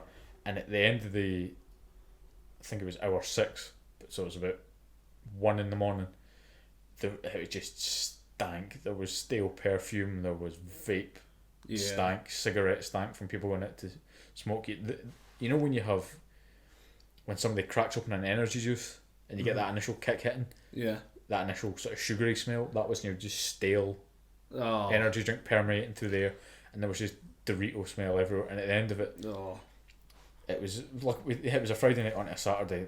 When we were doing the clean up in the morning on Saturday morning, we literally just had to open all the windows in the church. Yeah. In the church hall, open all the windows out full just to aerate the room, because it was disgusting. And that was for 12 hours. So I can only imagine what 24 hours is like. Yeah, there's certain rules now in place based on the first event, because they just went, and the first time they did it, they were just like, I wasn't involved, but they were just like, oh, we'll order like Domino's for lunch or something like that, or we'll order like the chippy or something like that. We'll get stuff brought down. We'll get smelly, greasy food that's going to make us gassy as fuck. And then they had kebabs for dinner. Jesus Which Christ. is a mistake, especially when everyone loves chili sauce and onions. So there was rules put in place for the second one. Everyone brought home cooked food, funnily enough. I would do the same. Only problem is you, as the spice fanatic that I am, I just can't help but bring like ridiculous peppers. Just habanero spiced pulled pork or some shit like that. I've been getting into ghost peppers recently. Oh Jesus! They're good. They're really good. Scotch bonnets too. Oh. I don't. I'm fully aware that they probably taste amazing. You probably get that. But the heat, if you get over the heat, you probably get that level of taste. Yeah. But as someone who's had a stomach condition since I was about 13, I cannot do chili. Yeah. Recently added on to the list of shit that I can't eat is chicken pakora. Can't have that anymore. Oh no. Kebab. Can't eat doner kebab meat anymore. Can't eat Subway. Don't know what it is about fucking Subway. Can't eat that shit anymore. Used to love a bowl of nachos. Can't eat that shit no more. I'm basically limited to skinless chicken, rice and porridge. It's the only 3 things I can eat safely. Jesus. I have the stomach of a frightened 90-year-old man. It's fucking horrendous. I used to love getting adventurous with food. Now it's just boring, plain, bland shit. The thing for me was during that Lord of the Rings marathon. I originally stayed away from ghost peppers and Scotch bonnets because I'd heard about the level that they were at, and I was just like, I probably can't be able to handle it. Then my brother whipped out a bottle of just pouring just you add it on top of stuff sauce. Yeah. It wasn't like you cook it into the meat. It was like you just drizzle it on top. And it had Scotch bonnets in it. And I was like, this is the tangiest sauce I've ever had. It's fucking delicious. And I just threw it all over it was a meat lover's pizza or whatever it is. It was just 4 different types of meat and then a ton of pepper sauce on it. It was a mistake. I was visibly sweating by the end of it. I wish I could, if you could do this, eat some of this and go work out, you'd drop weight instantly. You'd be sweating so much. It's hilarious, but it was well worth it. Yeah. The flavour, if you can do it, the flavour. If you can still make the flavour. Reminds me of the time, it was a big family event. I think it was something like my auntie and uncle's Ruby wedding anniversary or something. Can't fucking remember, it was a while ago. Yeah. But what we did is instead of, hiring caterers or something, we just all chipped in and we got a fuck ton of, 4-in-1 munchie boxes and shit. Yeah. But then my big cousin, he got one of the biggest munchie boxes to himself from a local curry house that was known for making really spicy food. Yeah. And he went, guess what I'm going to do here, Dom? I went, I don't care, you're going to kill yourself when you eat that full thing, so I'm going to eat the full thing myself. Chips, salad, kebab meat, pakora, the lot. Then he pulled out one of the stupid hot sauce bottles and he just covered the whole thing. And he just thought, check back with me in an hour or something, you'll see the face of victory. And I thought, okay, I'm going to do exactly that. Check back with him in an hour. And obviously for the listeners, you can't see the colour of shirt that Colin's wearing, but it's a red Five Finger Death Punch shirt. That is the colour my older cousin's face went. It's crimson. Yeah. Yeah. And he was sweating bullets. You've probably heard the term meat sweats. Yeah. He was getting the meat bullet sweats. Jeez. He was just sitting there going, I made a mistake.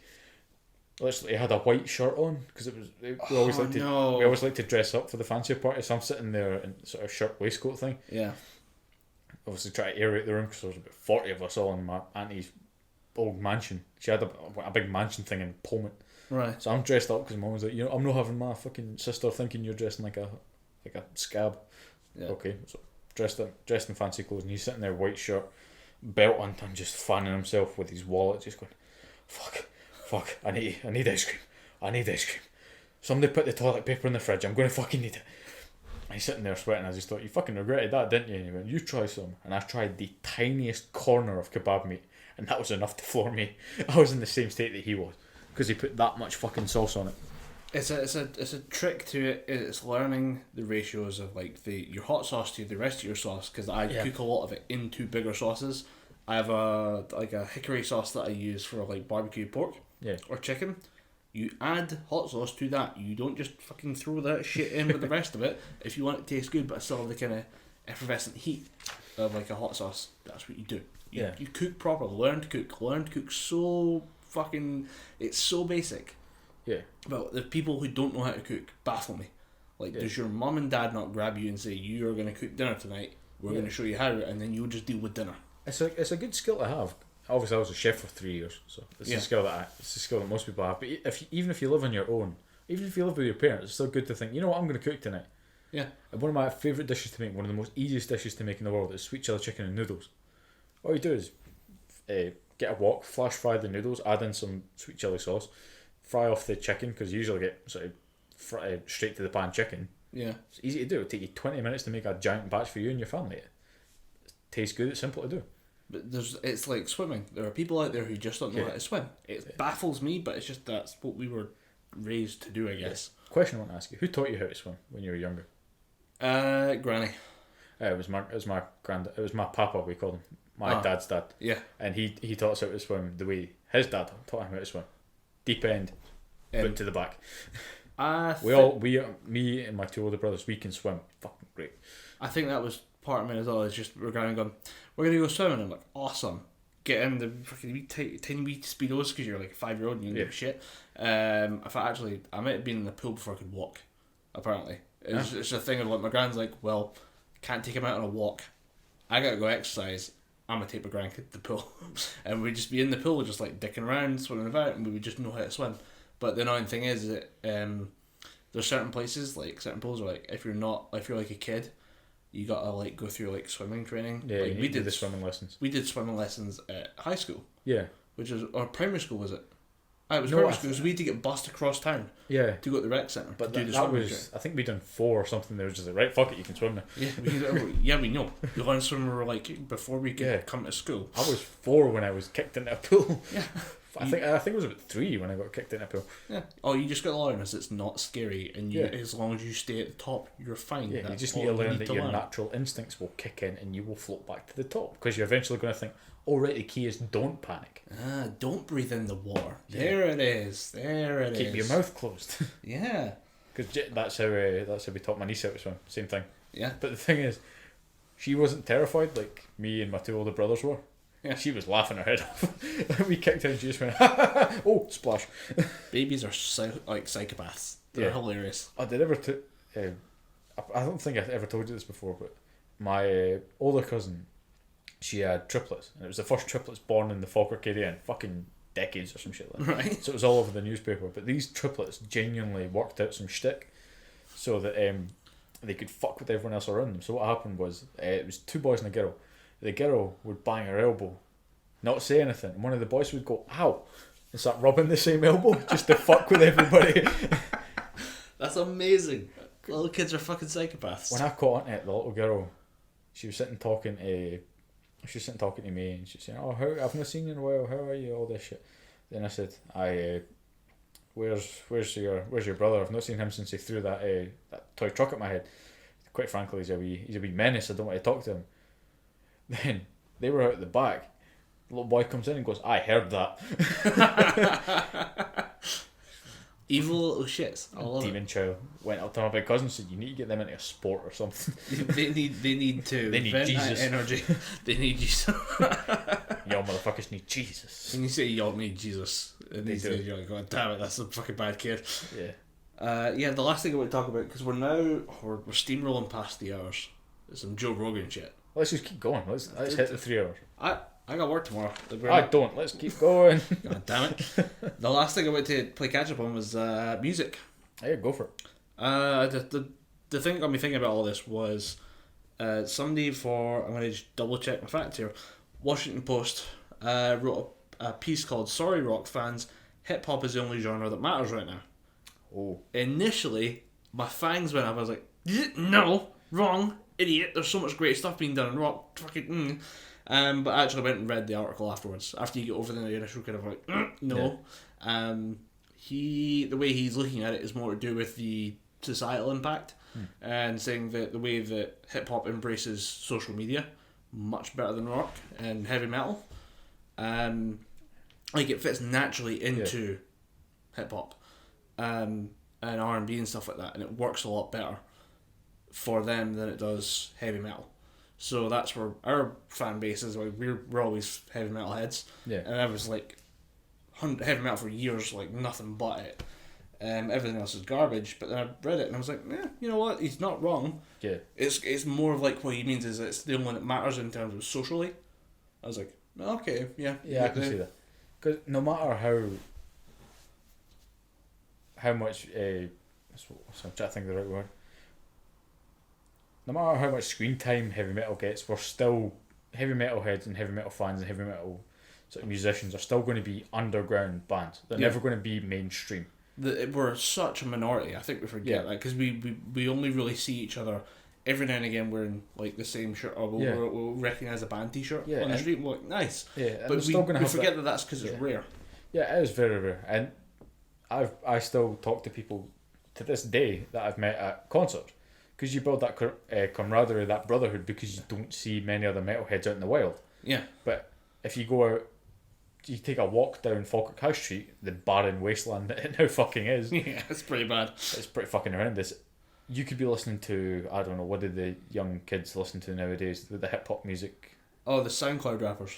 Yeah, they listen to all the YouTube rappers and shit, and just go, oh dude, I know that song, I fucking love it. Or, I mean, I like them as well, but people hear you listen to This Is America by Childish Gambino and go, oh dude, you like that too? I like that. And then there's about 6 or 7 other people around them that are going to flood to that one person. You're going to bullshit off that. Yeah. You're going to get maybe one person out in the wild just, oh dude, is that a new Gojira album? Oh great, that was fucking fantastic. Yeah. I read it and I was like, I think he's got a point. Like, it's got the bigger social impact because it's a bigger fan base. Yeah. much more easy to get into it than I'd say, like, because if you were to say to somebody right now, how do you get into heavy metal? You'd be like, well, sit down, young one, I shall tell you a tale. And it's like, you need like a thesis on how to get into heavy metal these days. Yeah, you need to say to them, if you want to, here's a kind of basic level, here's the kind of neutral level, but if you want to go heavier, there's so many kind of subdivisions of heavy metal, it's kind of hard to get into unless you've had a tour like I did with my older brothers, or you had with your dad or something. It's just, you need to have someone there to help you through it. But hip hop, there's just, it's kind of, just go find the thing you like in it. It's just one genre, or just turn on the radio, you'll find some hip hop. You can never do that with heavy metal. You can never say turn on the radio. You have to say, right, go on to the Play Store on your phone, download Real Rock Radio or Rock Radio. Listen to that. You'll probably find some rock tunes that you like on that. And it's just a weird thing of like the level into heavy metal seems like way more intense. Like you can just say you like R&B or something like that. But if you go and say I like heavy metal, like, you need to know like a bit of a history of it all, and it's like this is like a really bad barrier to entry if we want to make it a bigger community. But I was listening to that, and I was thinking about like how, you know, no way, like rock's so big, it's so big and important. I'm like, wait, even I've started listening to rap and R&B stuff, and I'm like, he may be onto something I was just not aware of on some level. One thing I've also noticed particularly about heavy metal fans, and we're some of the best in fans in terms of sort of fanaticism. We stick with known bands. I mean, my favourite band of all time is still In Flames, even though they've had a few shite albums by most people's standards. I still fucking love them. We are the worst for gatekeeping as well off the back of that. We'd be like, what, you listen to R&B now, you want to listen to metal? Get the fuck out of here, you poser. You fucking pretender. I don't get it's something I've been geeky all my life. I've never understood why, and metalheads do this work. Metal's got a weird kind of geeky vibe to it sometimes. There's a lot of intertwine. There's a lot of geeky type gatekeeping. And I don't get it. I don't agree with that as an idea. I do agree with you. There's a sort of intertwining between geek and metal culture, because you get bands like Bolt Thrower, which are Warhammer 40k. Then you get there's another band called Eclipse, which is to do with Berserk. All their songs they're all Berserk themed. They'll have a song called Guts, which is all to do with the character Guts. They'll have a character called Casca, female character Casca. They'll have a song called The Eclipse. There's no way they don't have one of it. They have a song called Griffiths / Femto. Alright. And the first song is kind of a lighter operatic to symbolise Griffith being the sort of angelic figure of war. His redemption arc, or his comeback arc, and the second sort of part of Berserk is generally called the Millennium Falcon arc. Well, basically, he comes back. I think it was as an homage to Star Wars, but it's because of the fact his armor is like sort of feathered. And I don't know, they just stuck with the Millennium Falcon. And then the second part of it is just heavy as fuck, industrial, like not industrial, but really heavy sounding, gritty metal, to do with the fact that he's just fallen from this grace and he's becoming this demon essentially. He becomes Femto. He's become Femto, and Femto is the dirtiest bastard that you'll ever meet. Raping bitches left, right, and centre, stealing babies. Lobbing them into walls and just being like, YOLO. Literally, if I could not recommend Berserk enough, because it's a fucking fantastic series. The Blu-ray movies, which I have all three of. The Golden Age arc, more than happy to loan them to you if you want to watch them. Or I've got the original 98 animation, 96 animation. I've watched all the way through that. Oh, the series is fucking fantastic. And I actually followed the internet's advice on the watch order, which is you start in episode 2, you go all the way through, and then you watch episode 1. Just because if you watch episode 1, it starts off like completely out of context. And then it literally goes back to, how did you get those scars? Or how did you get that sword? Or something like that. And it's like, then he tells the story of the Band of the White Hawk. And then the Eclipse. Because the first episode starts off with him. He's already got the Dragon Slayer. He's missing an eye. He's got the robot. He's got the mecha arm, the metal arm, and he's got the crossbow built into it as well, and which they don't explain in the main series. And he's fighting the Snake Baron. Which and it's a total jump. It's like they jump too far into it. It makes much more sense to watch episode 1. I did not know that. I might actually watch it again. It changes it. It makes it a lot more understandable. Because if you, I tried to, because I did it with never having seen the first episode. I deliberately skipped episode 2, and then was just like, this makes a lot of sense. And when I finished it, I was like, I'm so glad I paid attention to the internet on that one. Although, funny fact, Sean Schemmel's in there, the voice of Goku, and he sticks out like a sore thumb. Because everyone else, so painfully obvious. Everyone else has these kind of nothing wrong with his performance. It's Everyone just that you hear Sean Gemma and you're like, that's fucking Goku. Everyone else is just kind of non-recognisable anime voices, and it's Goku. Yeah. And they even parodied that now. Have you ever watched the blooper, the outtakes? No. At one point, because they're all crowding guts after a battle, it's like a big battle where he basically led the charge and started murdering everybody. There's a bit where he forgets his line and he just goes, which one he uses? Goku. I thought that's fucking great. But the... Also, fun fact, the guy who voices Guts in Berserk voiced Bardock in an episode of Bardock, which I think is fucking fantastic. That's awesome. I like Pretty that. cool. Yeah. Because it fits really well. And yeah, now that I'm hearing it, it does make a lot of sense in my head. Cool. But yeah, with the whole thing for you mentioned Childish Gambino. If I was looking for recommendations right now on hip hop, R&B and stuff, you really can't go further wrong. I mean, you can't go better than Childish Gambino. Yeah. He's phenomenal. Like Donald Glover's been Yeah. hilariously talented. He's done stand up. He's a great actor. He's in Community. He's fucking brilliant. He's in Atlanta as well. Yeah, I've not seen that, but people are like, it's fucking mind blowing. He was the only good part of Solo, from what I've been told. I had no urge to go and watch Solo at all, because The Last Jedi kind of left a bad taste in my brain. Mm-hmm. But yeah, apparently it was the best part of Solo. He's a phenomenally talented guy. Like we're just, I feel like we're just seeing him getting started, and I'm like, what is he going to do next? Yeah, I can't wait. And I genuinely want to see him in some kind of superhero costume at some point. I think he'd add a good twist to a superhero. He was gonna write and produce a Deadpool animated series. Yeah, but I got canned. And they canned it because someone's a coward. Because someone thought, oh, it's going to be too good, or it's going to be too outside the box. You can't go wrong with that. I don't know what you think you were doing. Can you imagine Ryan Reynolds? Because Ryan Reynolds would probably voice it, and Donald Glover combine it and make a show. That'd be fucking outstanding. There would be just jizz from wall to wall. Like, you wouldn't be able to move. Other than that, Run the Jewels. Amazing band. It's a two-piece rap group. Yeah. Oh, they did I started watching the show on YouTube, or just clips of the show on YouTube. It's Comedy Central.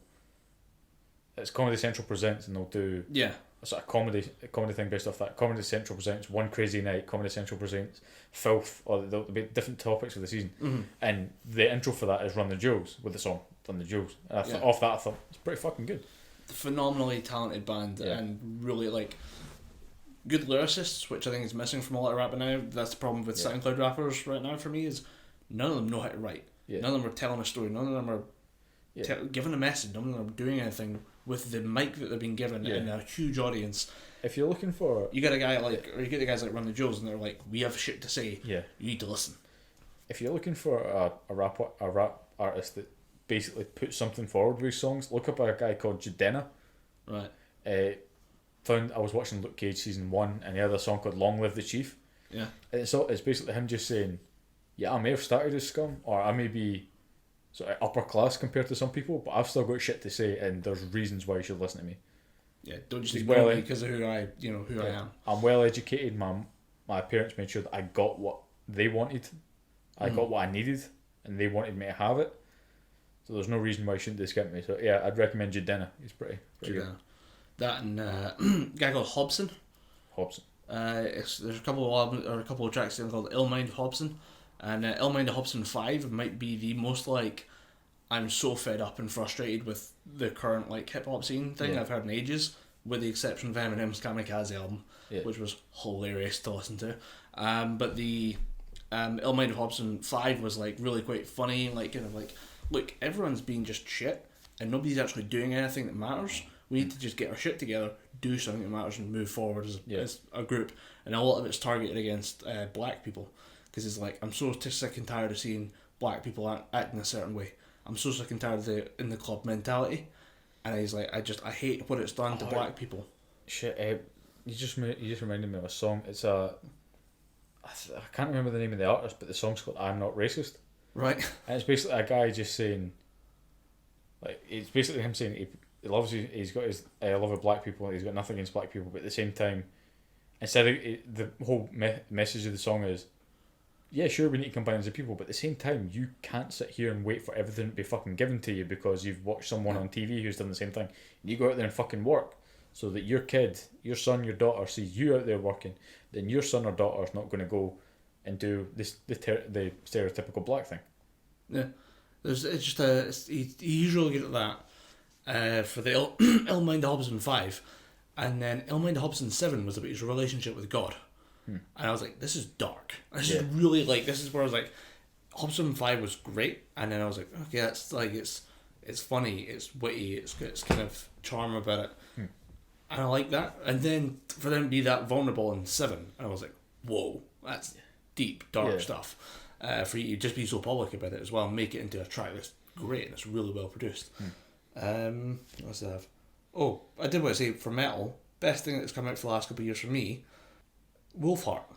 Wolfheart. By a guy called Thomas, I'm going to mispronounce the shit of this because it's like Finnish, Thomas Sorokin, who was the lead on a band called Before the Dawn. I was a huge Before the Dawn fan. Oh yeah, I fucking remember Before the Dawn. They were a great. They had this. It was like Rising Sun or something. Yeah, there was a lot of things about the sun, the light, and it was all metaphorical stuff.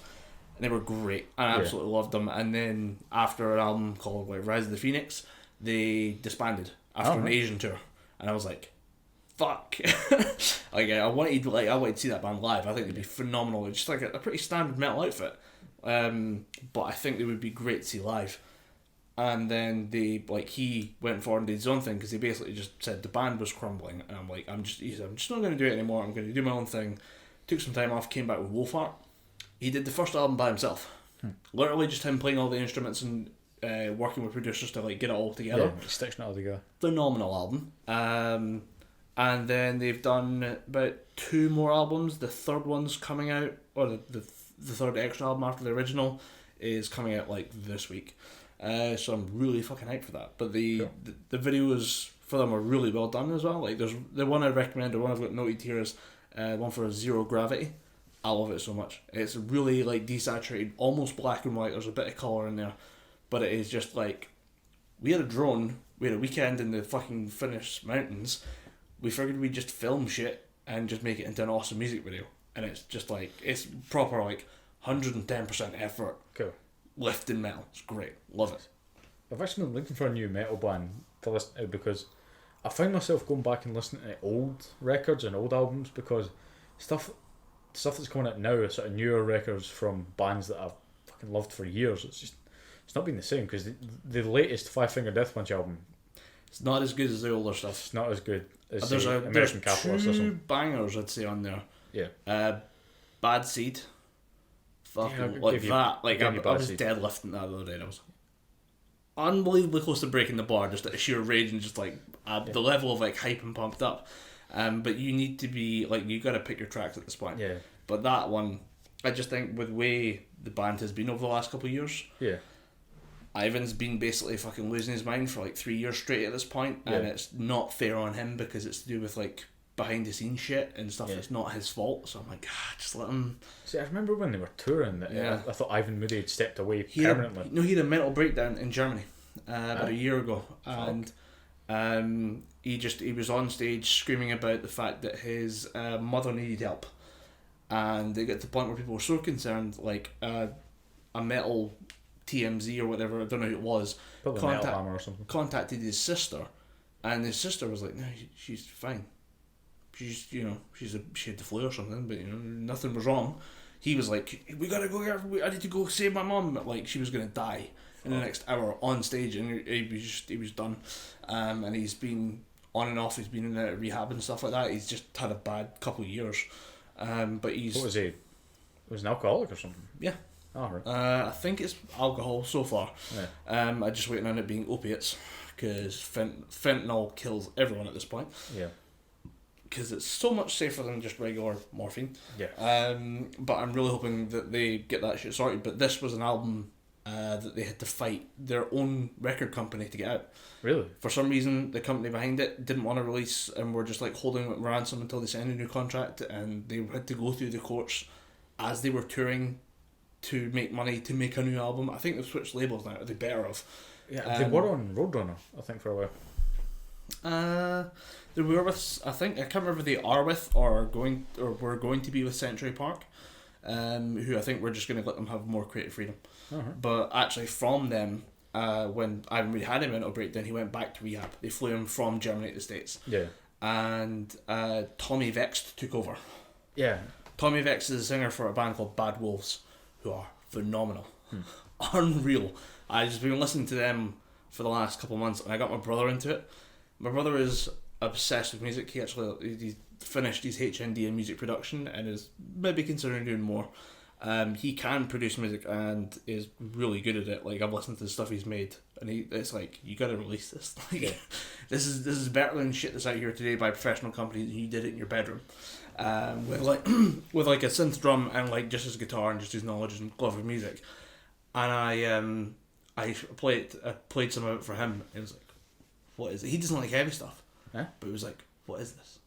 Like, he's just been obsessed with it, and he's just played it non-stop. It was like, I showed him it on like a Sunday night. He texted me on the Friday being like, I think I've listened to Bad Wolves 10 times.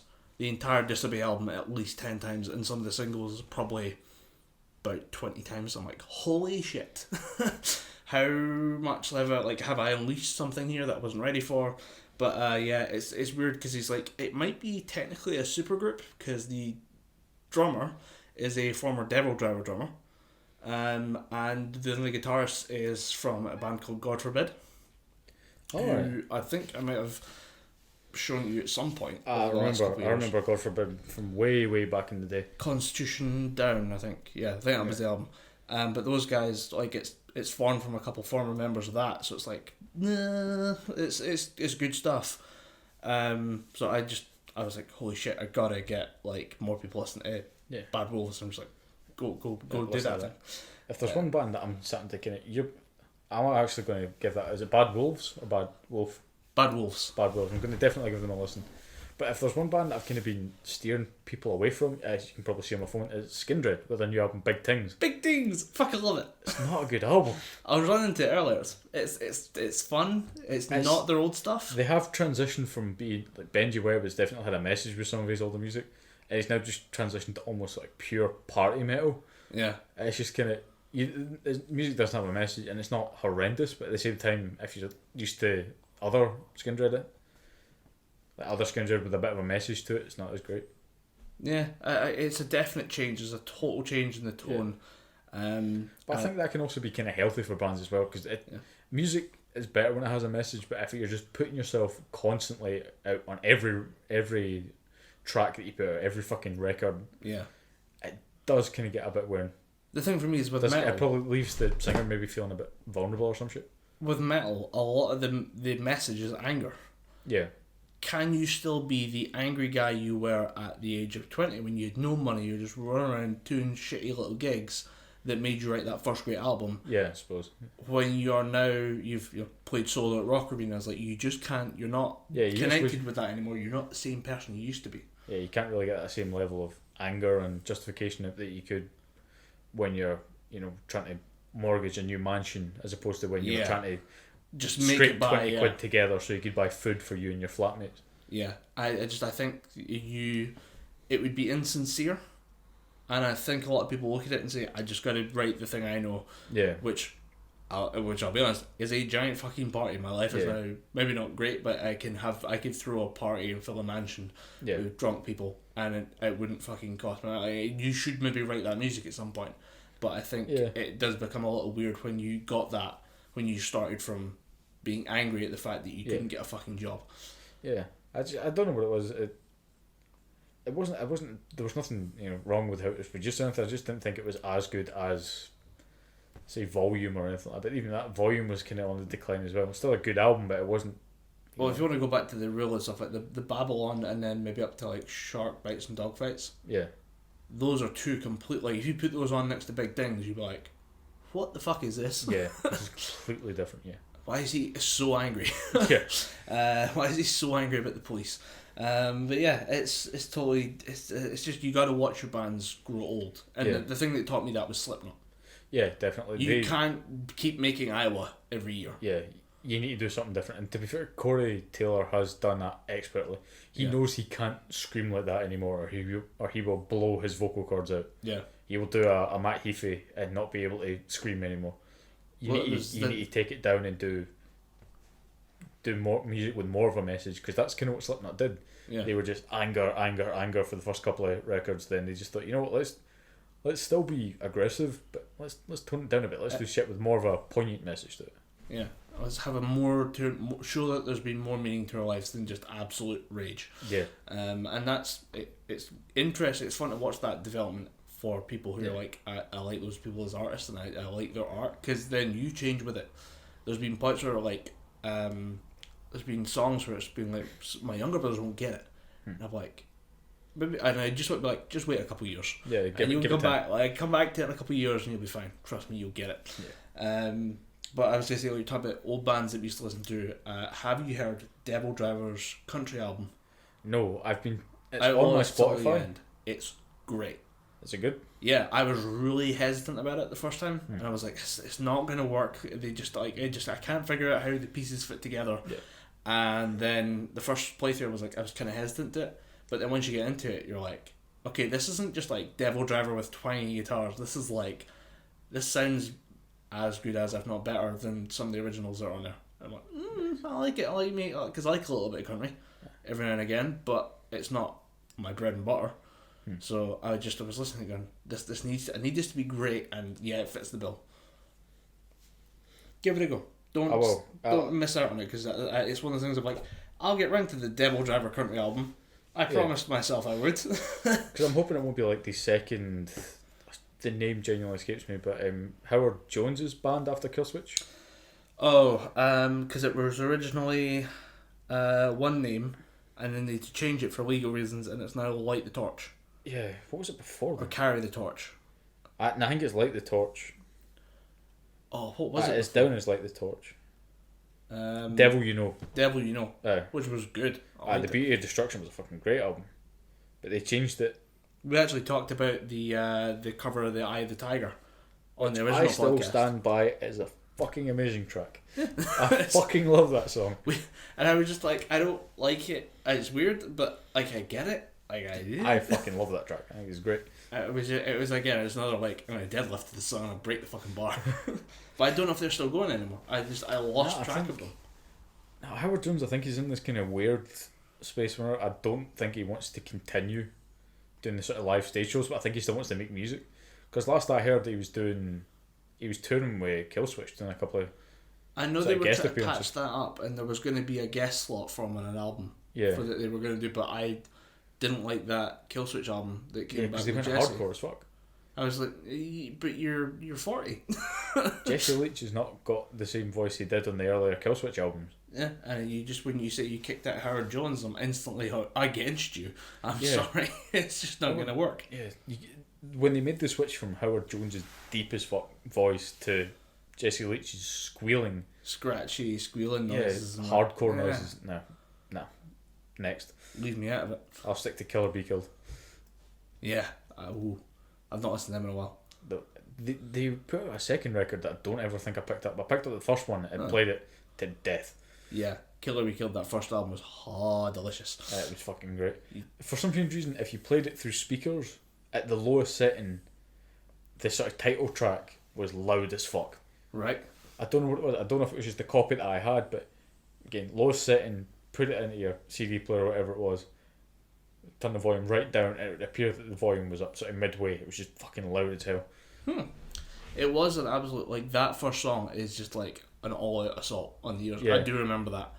But the fact that like you can turn it down as far as you can and still hear it, and it still sounds like you're like, that's terrifying. That is like Motorhead levels of louder than everything else.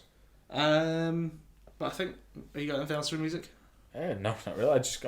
I do have one more thing to talk about music, and it is the state of independent artists. Right. It's not going to be anything too like, they all want to buy flat whites but they can't. No, it is one of my favourite bands of all time, the Devin Townsend Project. Yeah. Been following Devin Townsend for fucking years. He's originally with a record company, decided to go independent. Totally respectably wanted to do his own thing, but he was making around about $60,000 a year. And for a musician on an independent label, that is nothing. He's basically financing tours and shit himself. Right. He had to actually sort of discontinue one of his bands because he physically couldn't afford to do it anymore. The Devin Townsend Project, who was originally meant to be a 3-album deal, but then they just thought, fuck it, people like this, I'm going to keep it going. Eventually got to the point where I had to call a day on it because he couldn't afford to do it anymore. I was going to thought, he's been rewarded with a massive fan base for trying to go independent, but financially he can't make ends meet. It just kind of made me sort of ponder the music industry for a bit. So you want to do your own thing that doesn't really fit into any category, Right. you're being demonised for it, or you're being. It's a strange product of art in industry. Yeah, it is. It can grind out people, and it just doesn't seem to make sense sometimes. Yeah, I suppose without getting too podium about it, because I do realise that we are getting to the 3.5 hour mark on the podcast. Yeah. Yeah. If Fuck you it, it's stuck our with us first this, time. It's our first time back in 2 years. We're going to make sure you get your money's worth out of it. if you stuck with us this long, how you doing? You alright? You good? Yeah, you hungry? You want me to rustle you up a quiche? Is it just Yeah, so- me, or is 1.5 speed the best way to listen to podcasts? Because in that case, he's only like 2 hours in. Yeah, and like you've not been here that long. That's smart. That's I like you're it. good. Good Well for done you. you. Well done you. You I'm get proud of special you. shout outs on Twitter. But if you're listening to this at regular speed, what is wrong with you? Exactly.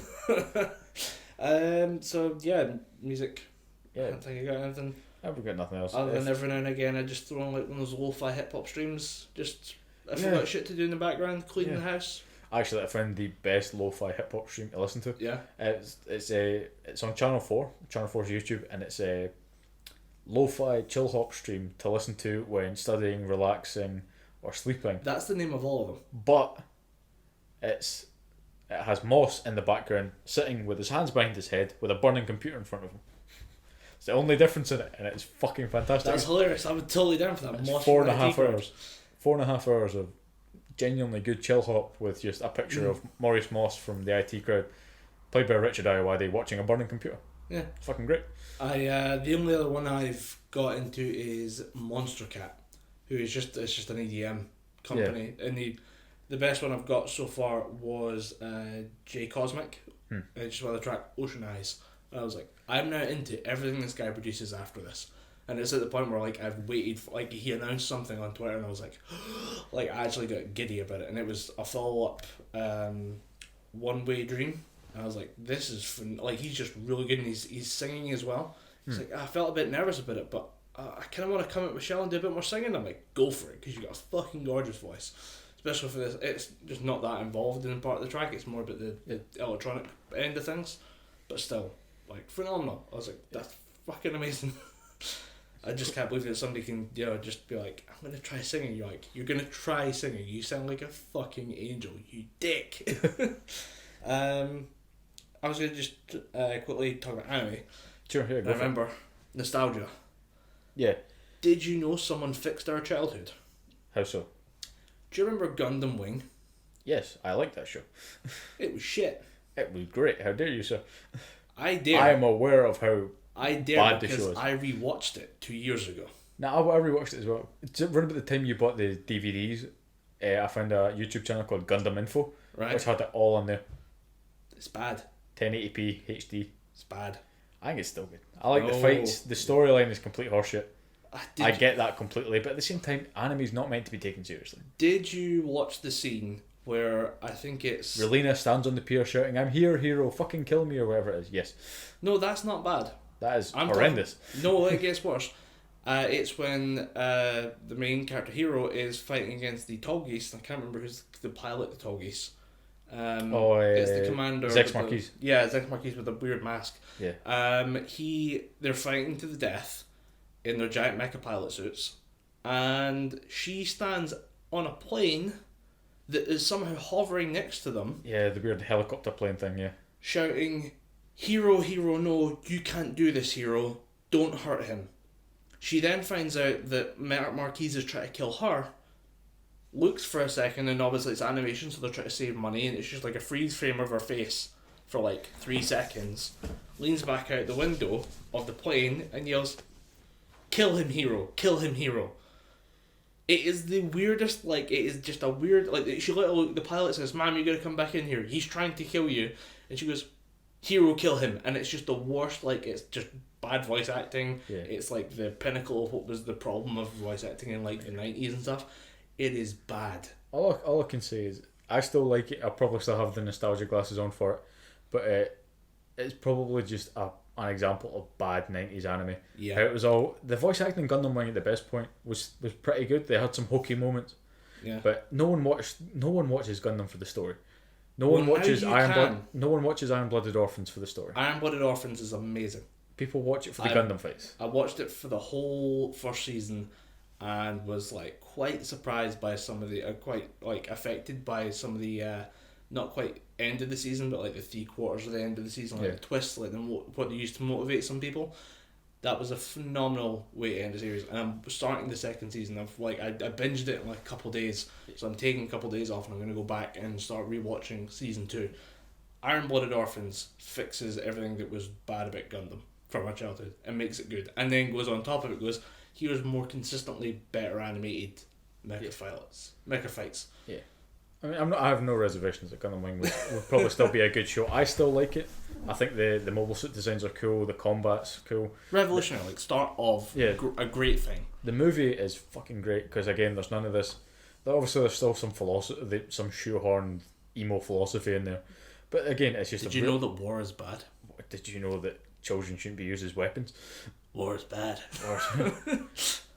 It's pretty bad. But at the same time, we needed to get through Gundam Wing, which was subpar, to get to the likes of, 08th MS Team. That movie was fucking great. Then you go on from that and you get sort of Gundam UC 0087. Oh, I haven't kept up with the series because then somebody explained what happened to like the fractioning of like just its different timelines. Yeah. I was like instantly like, fuck it, man. Yeah, It's there's the like same with, main timeline where they go the Universal Century, then there's Yeah. After Earth, and it's fucking confusing. It's the same as the Fate series, which is it's a great concept. Yeah. It is 7 wizards, each controlling a servant, who is like basically just a magic demon based on a historical figure, who has the traits associated with that. So you have Hercules, who's obviously phenomenally strong and stuff like that. Yeah. He's just an absolute grey Hulk of a demon. You also have, I mean, the original Saber class is based on King Arthur, but it's a chick. Yeah. And they keep gender swapping random characters and stuff, which leads to really bad Rule 34 art. It's just weird. And then you have, like, that has the same problem of, like, there's the original Fate Zero, which was the original battle that we hear about as a kind of whispered legend in the original Fate series, and then it just splits. Yeah. And someone showed me a graph of this. It doesn't make sense. It's like a flow chart of like, this happens, then this happens, and then there's like a spin-off, and then this spin-off becomes a cooking show. That's not a joke. That's a thing that happens. Yeah. There's now a fake cooking show in Japan. And I was like, what the fuck is any of this? And then somebody totaled out the total number of shows, comics, books, light novels being produced about the series. Yeah. 19 running right now. Fucking hell. Could be 21 depending on how you view certain other series. I think you just get to a point where... Fuck that. Yeah, I think you just get to a certain point where you as a viewer or a reader just think, there's too much shit to go on. It's obviously it's not a direct comparison, but you know the Five Nights at Freddy's games, those blights upon the video gaming scene. Yeah. It's at that point I remember them as if they were a very bad memory of the past. Yeah, they should be. But it's getting to the point where the director of those games has even admitted, look, I started something, it fucking went in a weird direction. I'm making one more game and it's going to tie up everything. You're not going to like the ending, but fuck it, I can't do it anymore. I remember seeing an interview with him and he was like, I just want to do something else. I just want to do... Yeah, let me go back to making my weird little Christian Flash games. I think he wants to do like like Stardew Valley. I think he had something like that in the works. He was like, I really want to try making this, but I need to finish this. Just get it done. I don't fucking care anymore. I just want to and get it done. That's the thing. The entire... I think it's 6 or 7 Five Nights at Freddy's games were made within the space of 3 years. Yeah. They're not difficult to make. The guy's clearly got this shit down to an art. It's a simple formula. It worked. It worked really well. For about a month. It made a lot of YouTubers very famous. Yeah, it made them shit themselves for about a month. Yeah. But with anime in general, I mean, we're still keeping track of Dragon Ball. Obviously, we know the super stuff. The Broly movie. And the Broly movie. Can we talk about the Broly movie? Can we talk about the Broly movie? We're saving the Broly movie for later. I want to talk about the Broly movie. We're going to save it. Okay. It's a 4-hour-long podcast, and we're not starting Broly at hour 4. Alright? Talk about the Broly movie. What we will talk about Dragon Ball, though, is Team 4-Star. Yes. Champions of Humanity. Yep.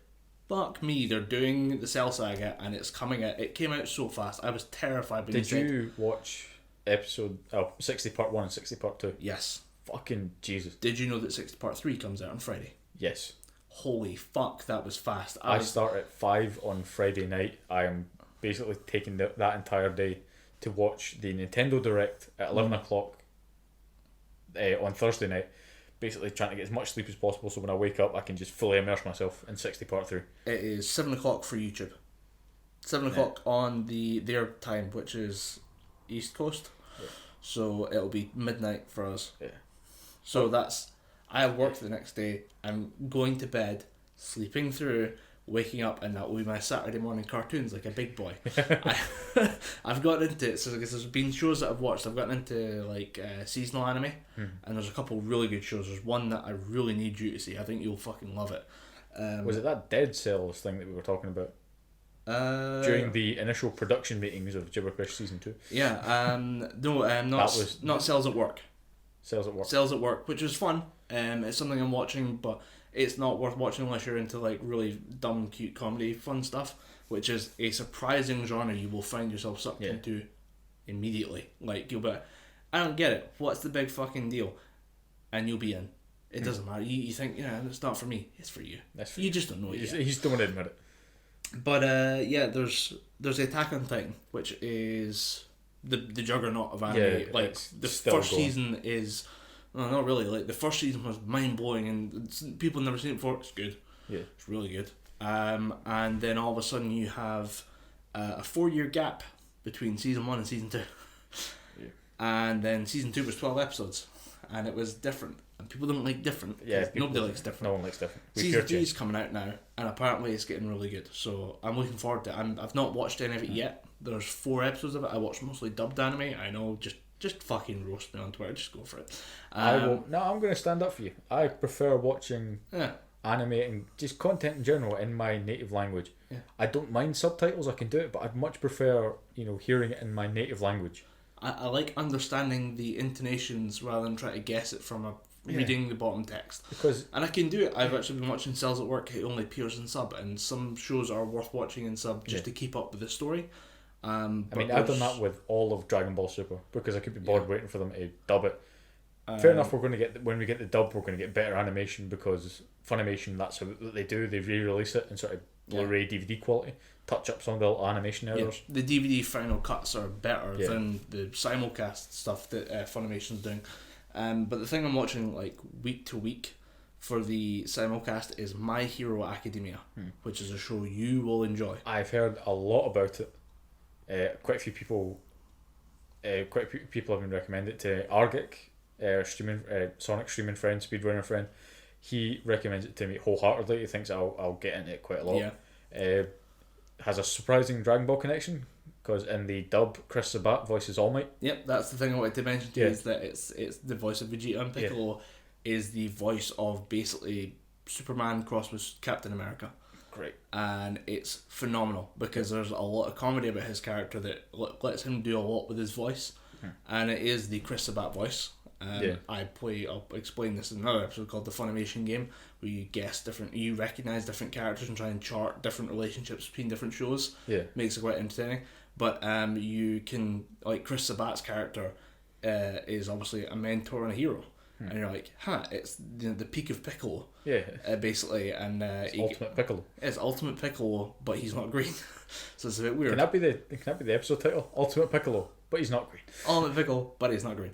But they have that character, and then you have a bunch of like younger student characters, and it's basically the idea is it's kind of like the X-Men, where it's like people learning to be heroes. All right. And it does have a lot of stuff in there that's like really taking a lot of those like superheroes and like anime hero characters to like the extreme. Yeah. And then saying, okay, let's just run with it and let's just play with the tropes. Let's do bits and pieces. And you can get to hate on Mineta with the rest of us, who is he's that creepy anime character. You know, there's always that one. Yeah. I just imagine you love to kick him across the roads like constantly, and then like once a season he redeems himself, and you're like, fuck, they did it again. They made me give a shit about a character who's basically a literal slime ball. Yeah. Again, motherfuckers. The writers of the show are great, and the animation for it's phenomenal. There was a big fight. There was a tournament arc, and they had a big showdown. Because it's an anime. They had a showdown between Deku and a character called Todoroki, who is You see the weird... half fire, half yeah, ice. he's got the birthmark thing. That's not a birthmark. Not a birthmark? No. Oh, has he got some daddy issues? Did dad punch him in the face and burn him? No. Mummy hated him because basically his dad has been trying to breed a perfect hero and believes that half fire, half ice. There are an unknown number of children that he's created with a wife who has ice heat powers, and the balance has never been right. Todoroki is the correct balance of fire and ice. Left hand, I think, is fire, right hand is ice. And he is incredibly gifted because he's been overtrained. He is basically already at the level of a full hero. He just has to go through the certification process. He just has to go through the exams.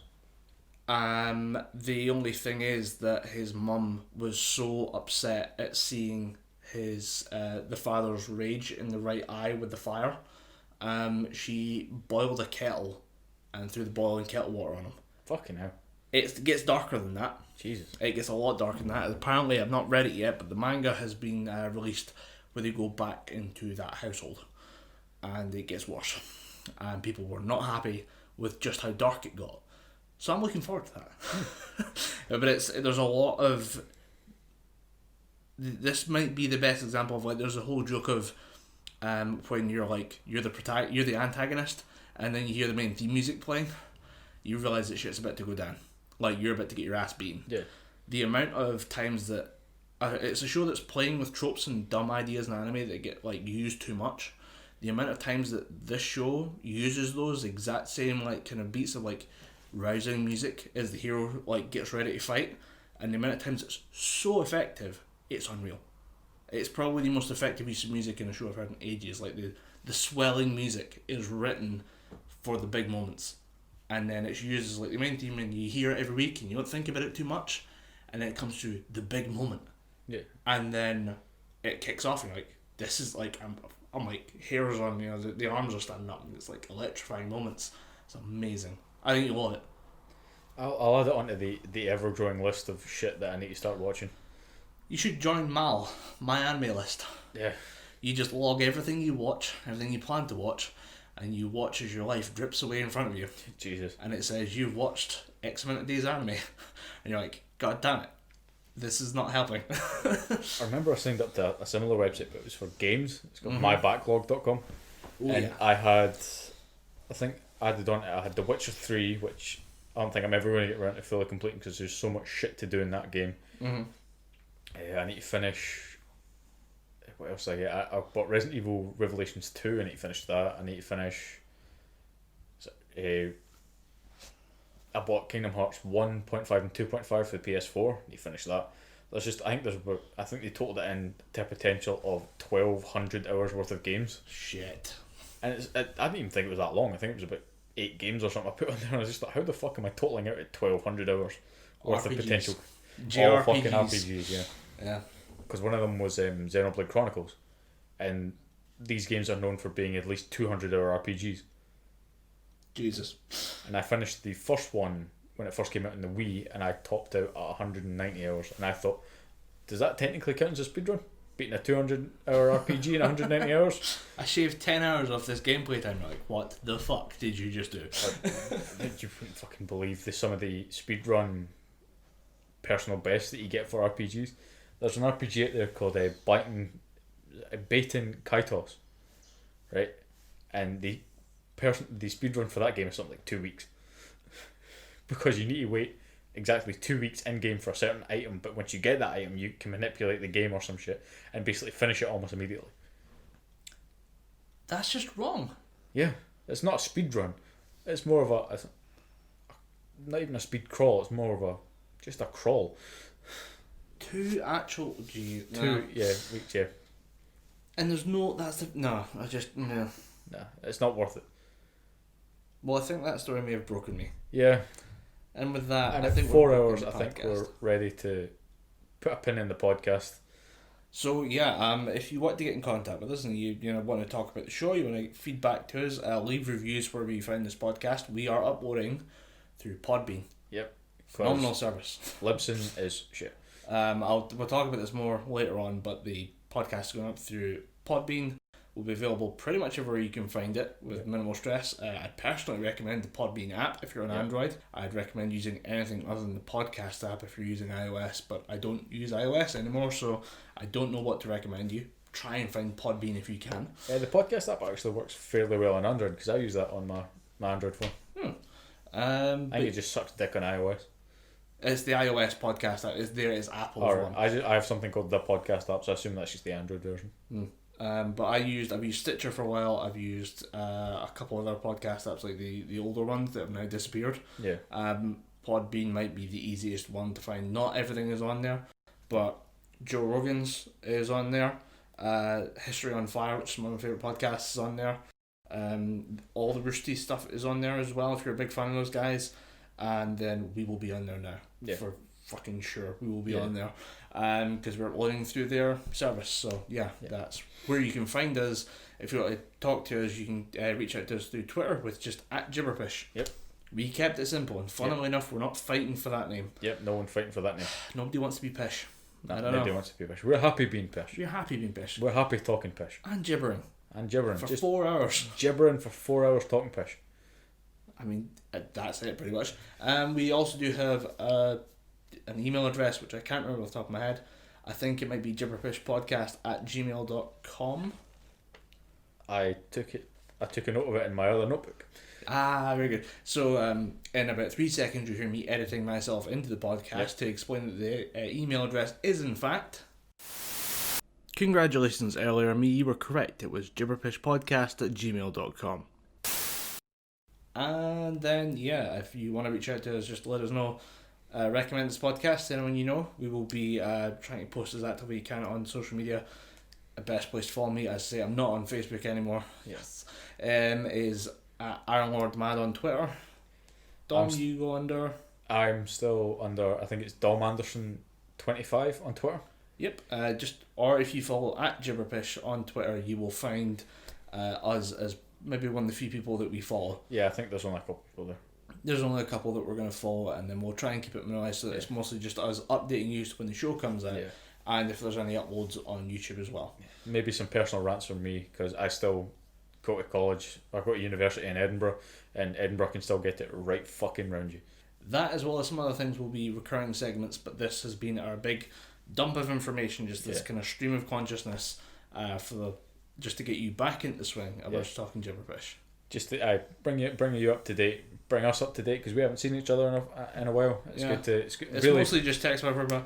You see this thing? Yeah, it was shit. Can't believe it. Just Twitter messages back and forth. But no, like an old comfy pair of shoes. This feels good. Hoping we'll get this up, then we'll work out a release schedule because we're both stupidly fucking busy. But we're happy to get this episode out now. Yeah.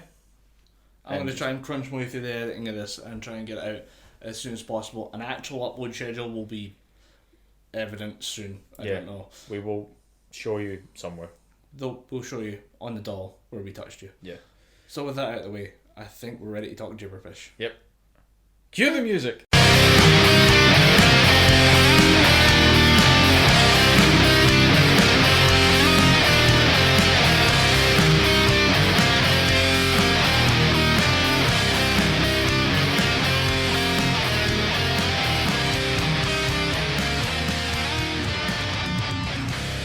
Welcome to the Gibberpish Podcast.